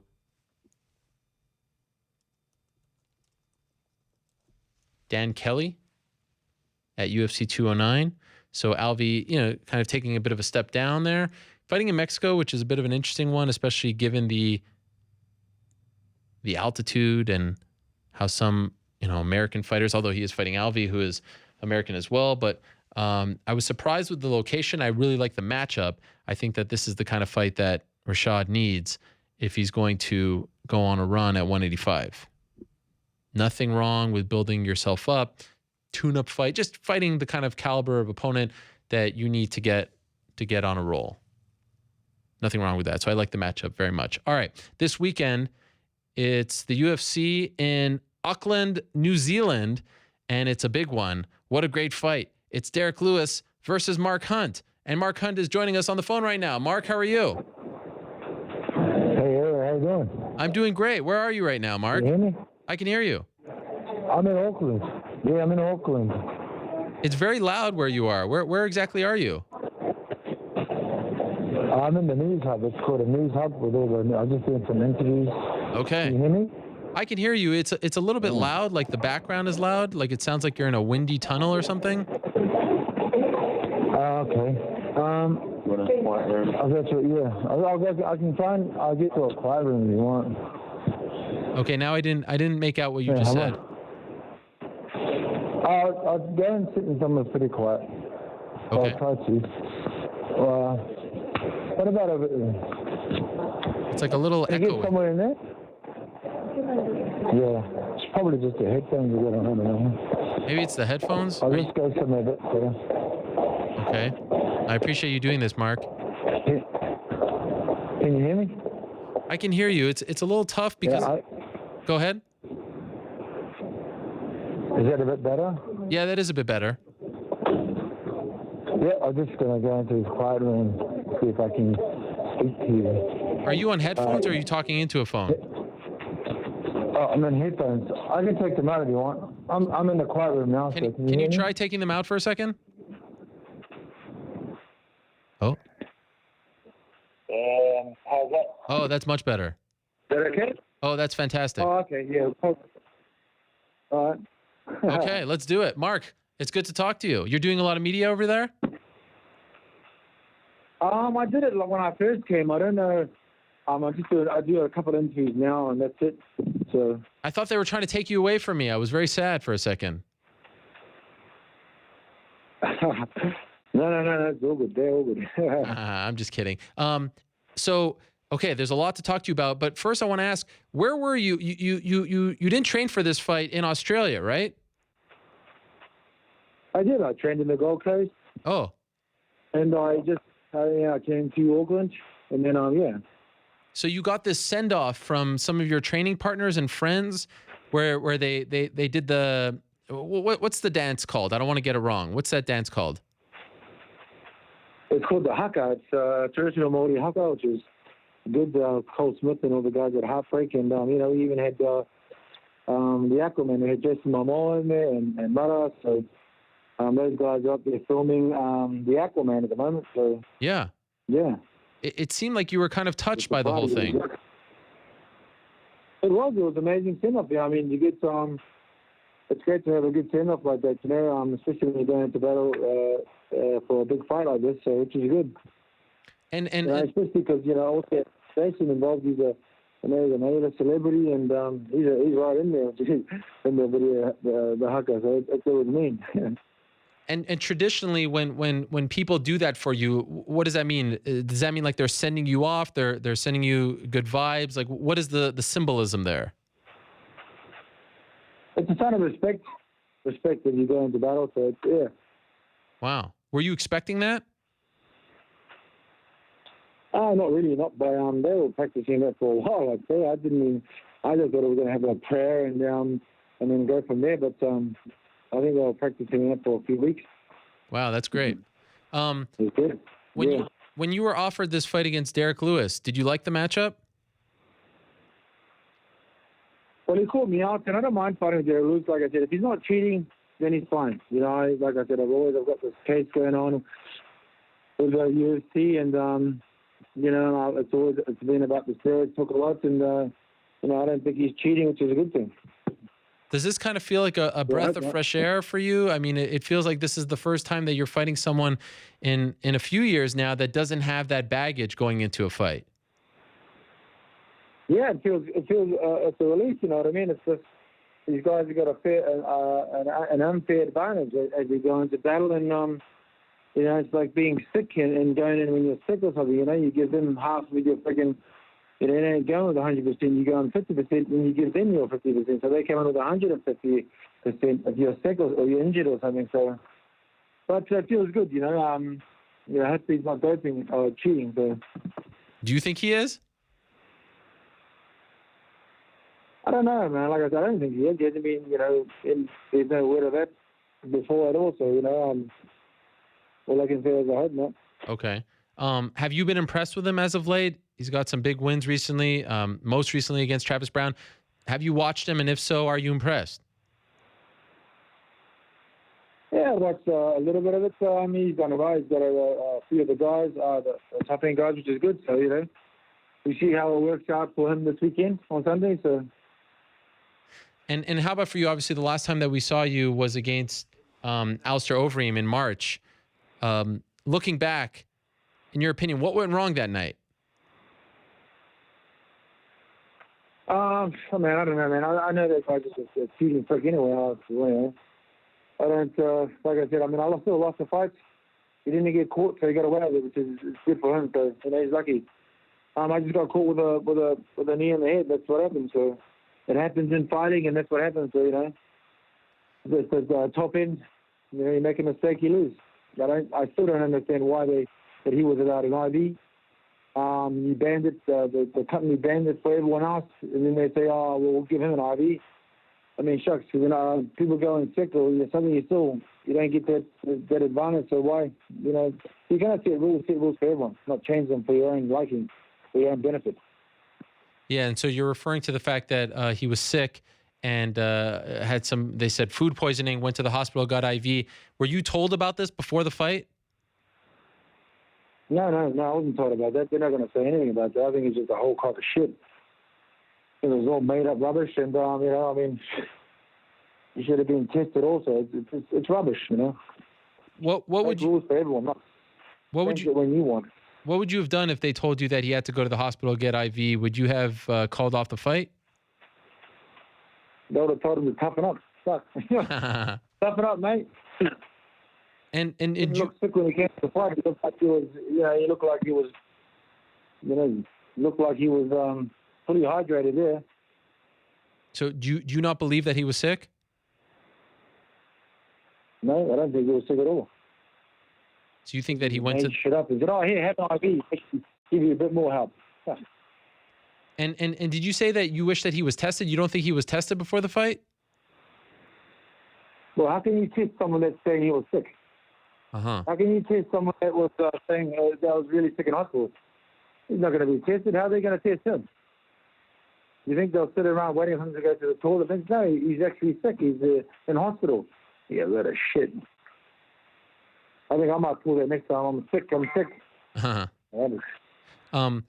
There was a lot. There was a lot going on going into that fight. I mean, you were doing interviews talking about it. You're involved in the case. In hindsight, was there too much going on? Too many distractions? And do you think that affected you in the fight? No, nothing like this. I lost the fight. I got caught. You know what I mean? He got better than me that night. There's nothing to complain about that. I just, and it wasn't a lot of the other stuff that happened. It wasn't, no, he got me that fight. Mm-hmm. Afterwards, how did you react? I mean, with your thoughts on Alistair and then finding out about the trip to the hospital, did it take you a while to get over this one? Did you react in a very negative way? What was your reaction to just the entire night? Well, normally a lot. I just, it's hard to swallow, but you get over it, later. But it is what it is. You got away with cheating, and that's it. Mm-hmm. You got away with it, so good on him. You get caught. They gave him help. Well, fuck, he's still a cheater. I mean, do you think that happened because of your lawsuit? I don't know. I don't think so. I don't think that's I don't think so. I'm not looking at it like that. I just don't think they should be doing that. Mm-hmm. Getting IVs. Like I said, I don't think he was tested. He said he was sick. He was in the hospital. That's rubbish. What is the current? We got some news last week about your lawsuit with the UFC. Can you tell us what is the current state of it right now? It's going to discovery. It survived them the UFC trying to throw it out of court. The negligence got thrown out, but it's going to discovery because of the breach of the covenant of good faith, which is good. And just trying to one more. We're trying to prove about the RICO, which is in the judge's hands now already. I think there's some texts between Dana and I about that time frame, and that's what we amended the court case with. And you have to see what the judge says about the RICO clause in it. So it's going to discovery, and I'm looking forward to seeing what else we can dig up, especially when they start subpoenaing, all the information. Are you confident in the case? Like, do you feel like it's going to go your way? I'm never confident about anything, especially with law. I just like I said, all I'm trying to do is get a fair go with fighting. I'm sick of fighting these juices, and like I said before, if they're going to give me help from the company, then I have to do it myself. You guys put me in a position. I didn't put myself in a position. I didn't do anything wrong here.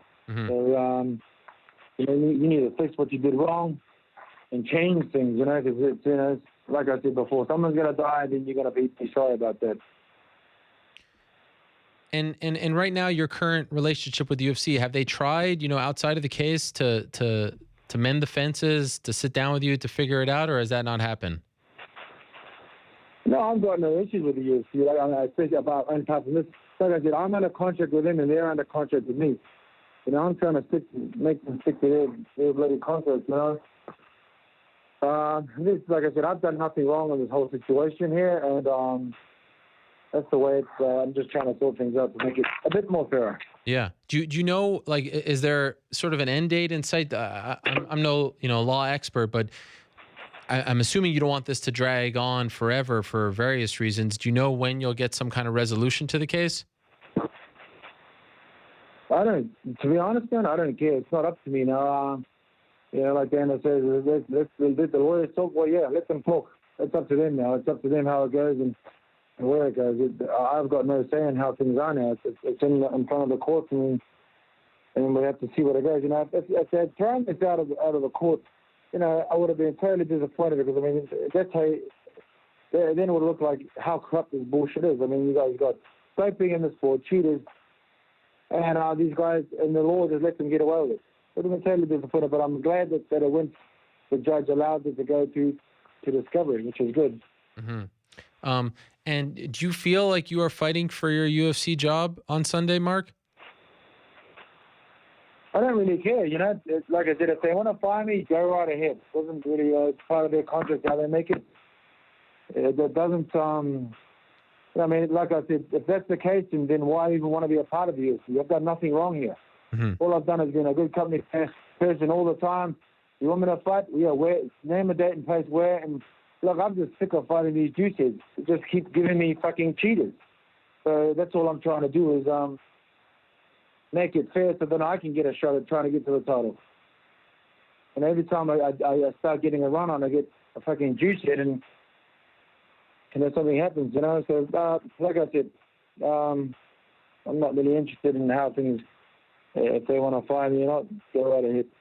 Yeah, well, that's why I thought that you'd be happy with the Derrick Lewis fight, because he's never had that label slapped on him. He's not been accused or failed the drug test, so it seems like it's a bit of a breath of fresh air for you. But the reason I was asking about your UFC job was just because it's, you know, this you're on the 2-fight losing streak. Essentially, I know it's a no contest. So do you feel like they're trying to put you in a tough spot to maybe sever ties? Do you feel that way at all?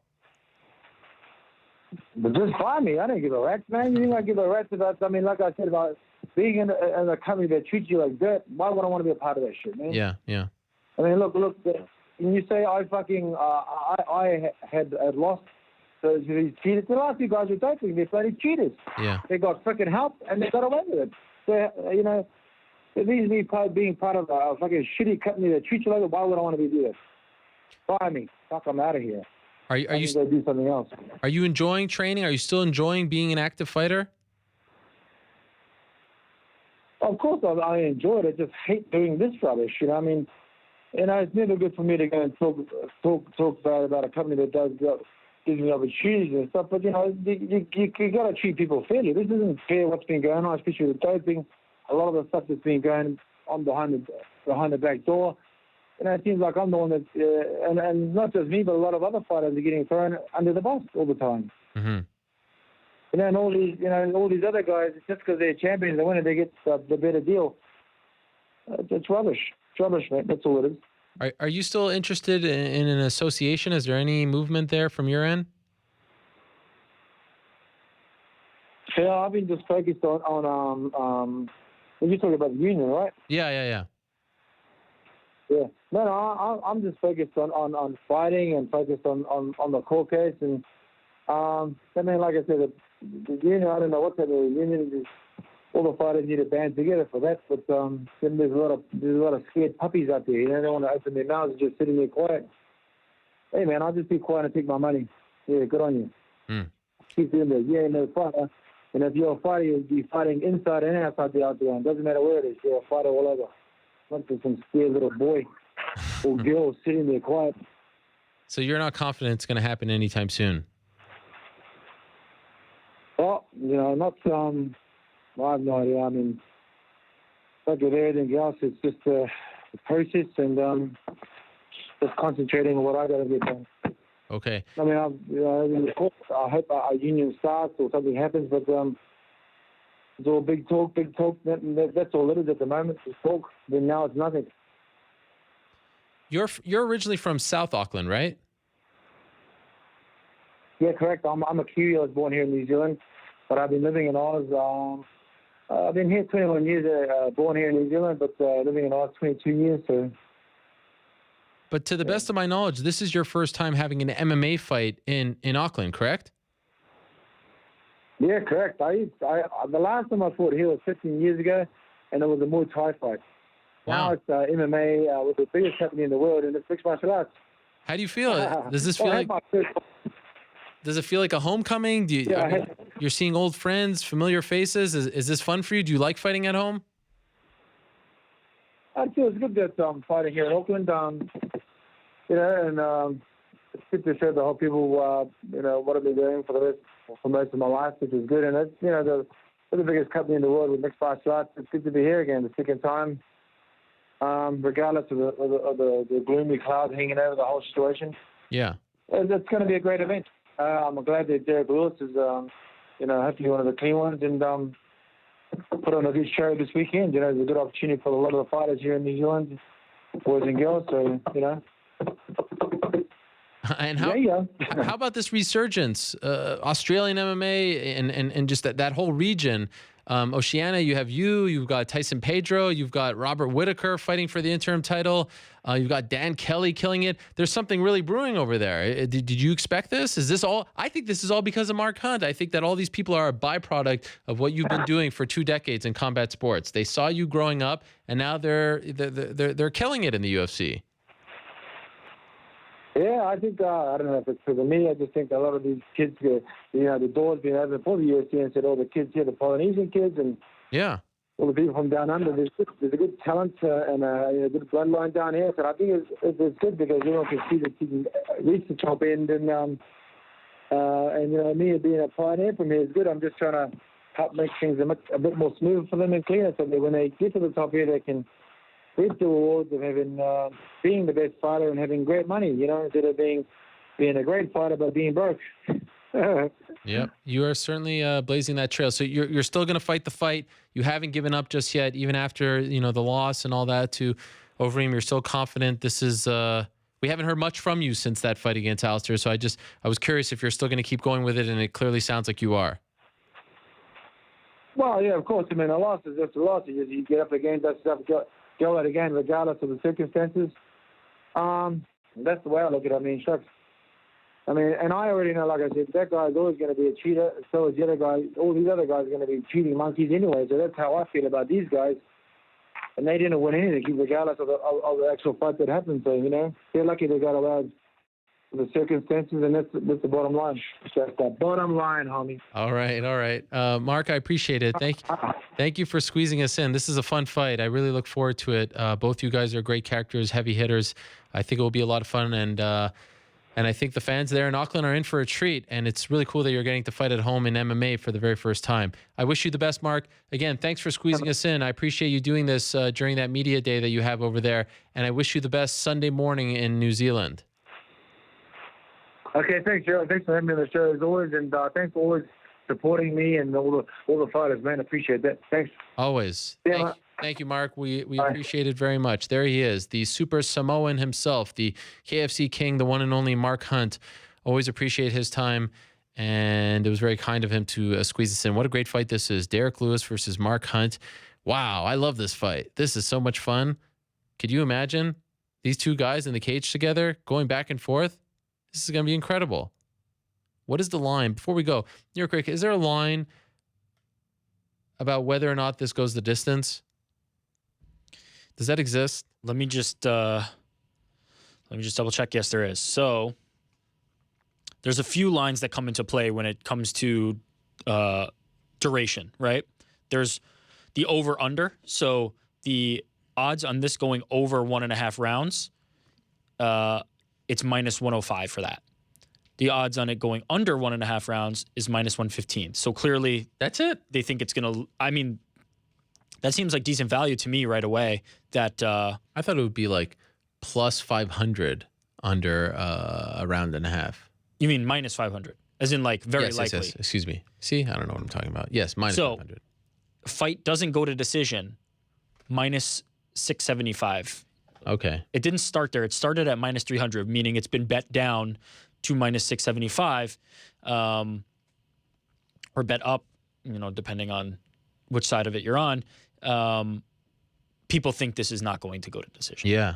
What do you think? I do. I don't. If I set the line at 1.5, does it go under or over? I would take the under on that. Damn. I do think there's a possibility for a late finish with both of them, though. I don't think late, like as in the 5th round. No, like, 3rd round, like it could. I could also see a scenario where it goes longer, but I think no doubt about it, it will be finished. I love this fight. Under a round and a half is not a lot of time. Mark Hunt still fired up, huh? You know what's the funny thing about Mark Hunt? Like, I'll be accused of stirring the pot. He brings it up first all the time. Like, I'm trying to talk about Derrick Lewis and all this stuff, and he brings up the stuff. Like, he wants to talk about it. I love how fired up he is. Yeah, he's been... I love when he says rubbish. Rubbish is great. He's just the best. Mark Hunt, man. The knock on him was always that, like, oh, he doesn't like to do interviews and all this stuff. When I DM that guy, it's always like, yep, I'll be there. No matter the time, 6 a.m., 4 a.m., 5 a.m., he's always there. Mark Hunt and Derrick Lewis, two of the best characters in the history of this show. It's true. They're like tracking their appearances over this show is a time capsule. It's a moment in time. Derrick Lewis, Mark Hunt. Other notable fights on the card: Derek Brunson versus Daniel Kelly. I really like this fight because I thought Brunson ever so closely beat Anderson Silva in Brooklyn. Daniel Kelly coming off that massive win. What a story he is. I mean, he's just unbelievable, that guy. In his 40s, the dad bowed out, all that stuff, and he's got his knees all taped up. Beat Rashad Evans in March, so that's a fun fight. Brunson Kelly, of course, Kelly from Australia. Dan Hooker versus Ross Pearson. Who else is on that? Tim Elliott and Ben Wen. Mizuto Hirota against Alex Volkanovski, former rugby player. Ion Kutelaba against Enrique de Silva. Damian Brown, fan of the show. Respect Damian, against Vince Pichel. Luke Jumeau against Dominic Steele. Ashkan Mokhtarian against John Moraga. And who else we got? JJ Aldrich on the card. Thibaut Guti. And this is Fight Pass prelims at 7 p.m. Eastern. Then we got the FS1 prelims at 8, and then the main card at 10. I like the main card. By the way, I was reminded of this while watching the pay-per-view on Saturday. The Singapore card, not this weekend, next weekend, may be the best Fight Pass card of all time, with Holly Holm and RDA, and who else is on that? Holly Holm. Andrei Arlovsky is on that. RDA against Safadine. The Colby Covington fight. I mean, that's a solid main card. But that's in a little less than 2 weeks. Next week, it's the UFC's return to New Zealand. A lot of fun and very cool that Mark is getting to fight there for the first time in his MMA career. Any final thoughts, I should say? Any parting shots? Anything you want to say before we say goodbye? Cavs will win on Friday, Game 4. Okay, but they're going to lose Game 3. No, they're not. Okay. And Glory's back on Saturday as well. Oh. From Paris. Doumbé and Holskin. Big rematch. Are you going to that? No, I will be here in the States. Nikki Holskin, of course, you're going to the Cavs game. On Friday. And then Saturday, the rematch from Glory Collision, that pay-per-view event. This is the rematch of that fight. Can't wait. Yeah, it's exciting. All right. Well, again, congratulations to you and your wife. Very exciting news. That was the best news of the day, even though I knew it, but to share it with the world is very nice as well. Thank you. Very happy for you guys. And if you need any of those lists, like I have lists like the stroller and the crib and all this other stuff, I can hook you up for a price. I'll take whatever. Oh, wait. Just kidding. I'll take whatever you got, though. All right. Fair enough. One last thing. Jose Aldo. Do you want to see him fight again? Oh, of course. All right. Yeah. No, to me, that was more indicative of how far Max Holloway has come than Jose Aldo has washed up. I don't believe that for even a second. If the guy, completely dominates Frankie Edgar for 5 rounds, clearly he has something left in the tank. He's not shot. Yeah. I don't understand this. It seems like people want to bury Jose Aldo. I don't know why. He's still a fantastic fighter. I think it's the Conor fans. I want to see him fight again. Absolutely. I think the unbiased fans of the sport know what he's done. Know about the Faber win, the Mike Brown win again, Hominick, Edgar, all those guys. But even that, he's not done now. Right now, he is still very good. I'm very curious to see what he does. Does he go up to 55? Does he chase Conor there? I always thought that his stance on the Conor fight and the Conor loss and the way he kind of just pretended like it didn't exist was unhealthy. Kind of like Ronda and Holly Holm, to a degree, different. And so I wonder if those demons are still kind of... Well, it's interesting. I don't know if you saw this. I don't know if, there was a bit of time where I was getting marked, but he released a statement. Yeah. And he's addressing the loss and saying he's going to come back stronger. So I think that's a good sign for him. And of course, I want to see him fight. He's one of the best. And final piece of breaking news, War Machine, a.k.a. John Copenhaver, sentenced to life in prison with the possibility of parole in 36 years. So he would be in his 70s when that happens. That just came through from Nevada. All right, we are done. Appreciate everyone's time. You can hear my music. What a interesting show this has been, right? Demetrious Johnson. Who would have thunk it? The ultimate company man. Always played it straight. Always by the book. Accused in the past of being too vanilla in his interviews. Not the case anymore.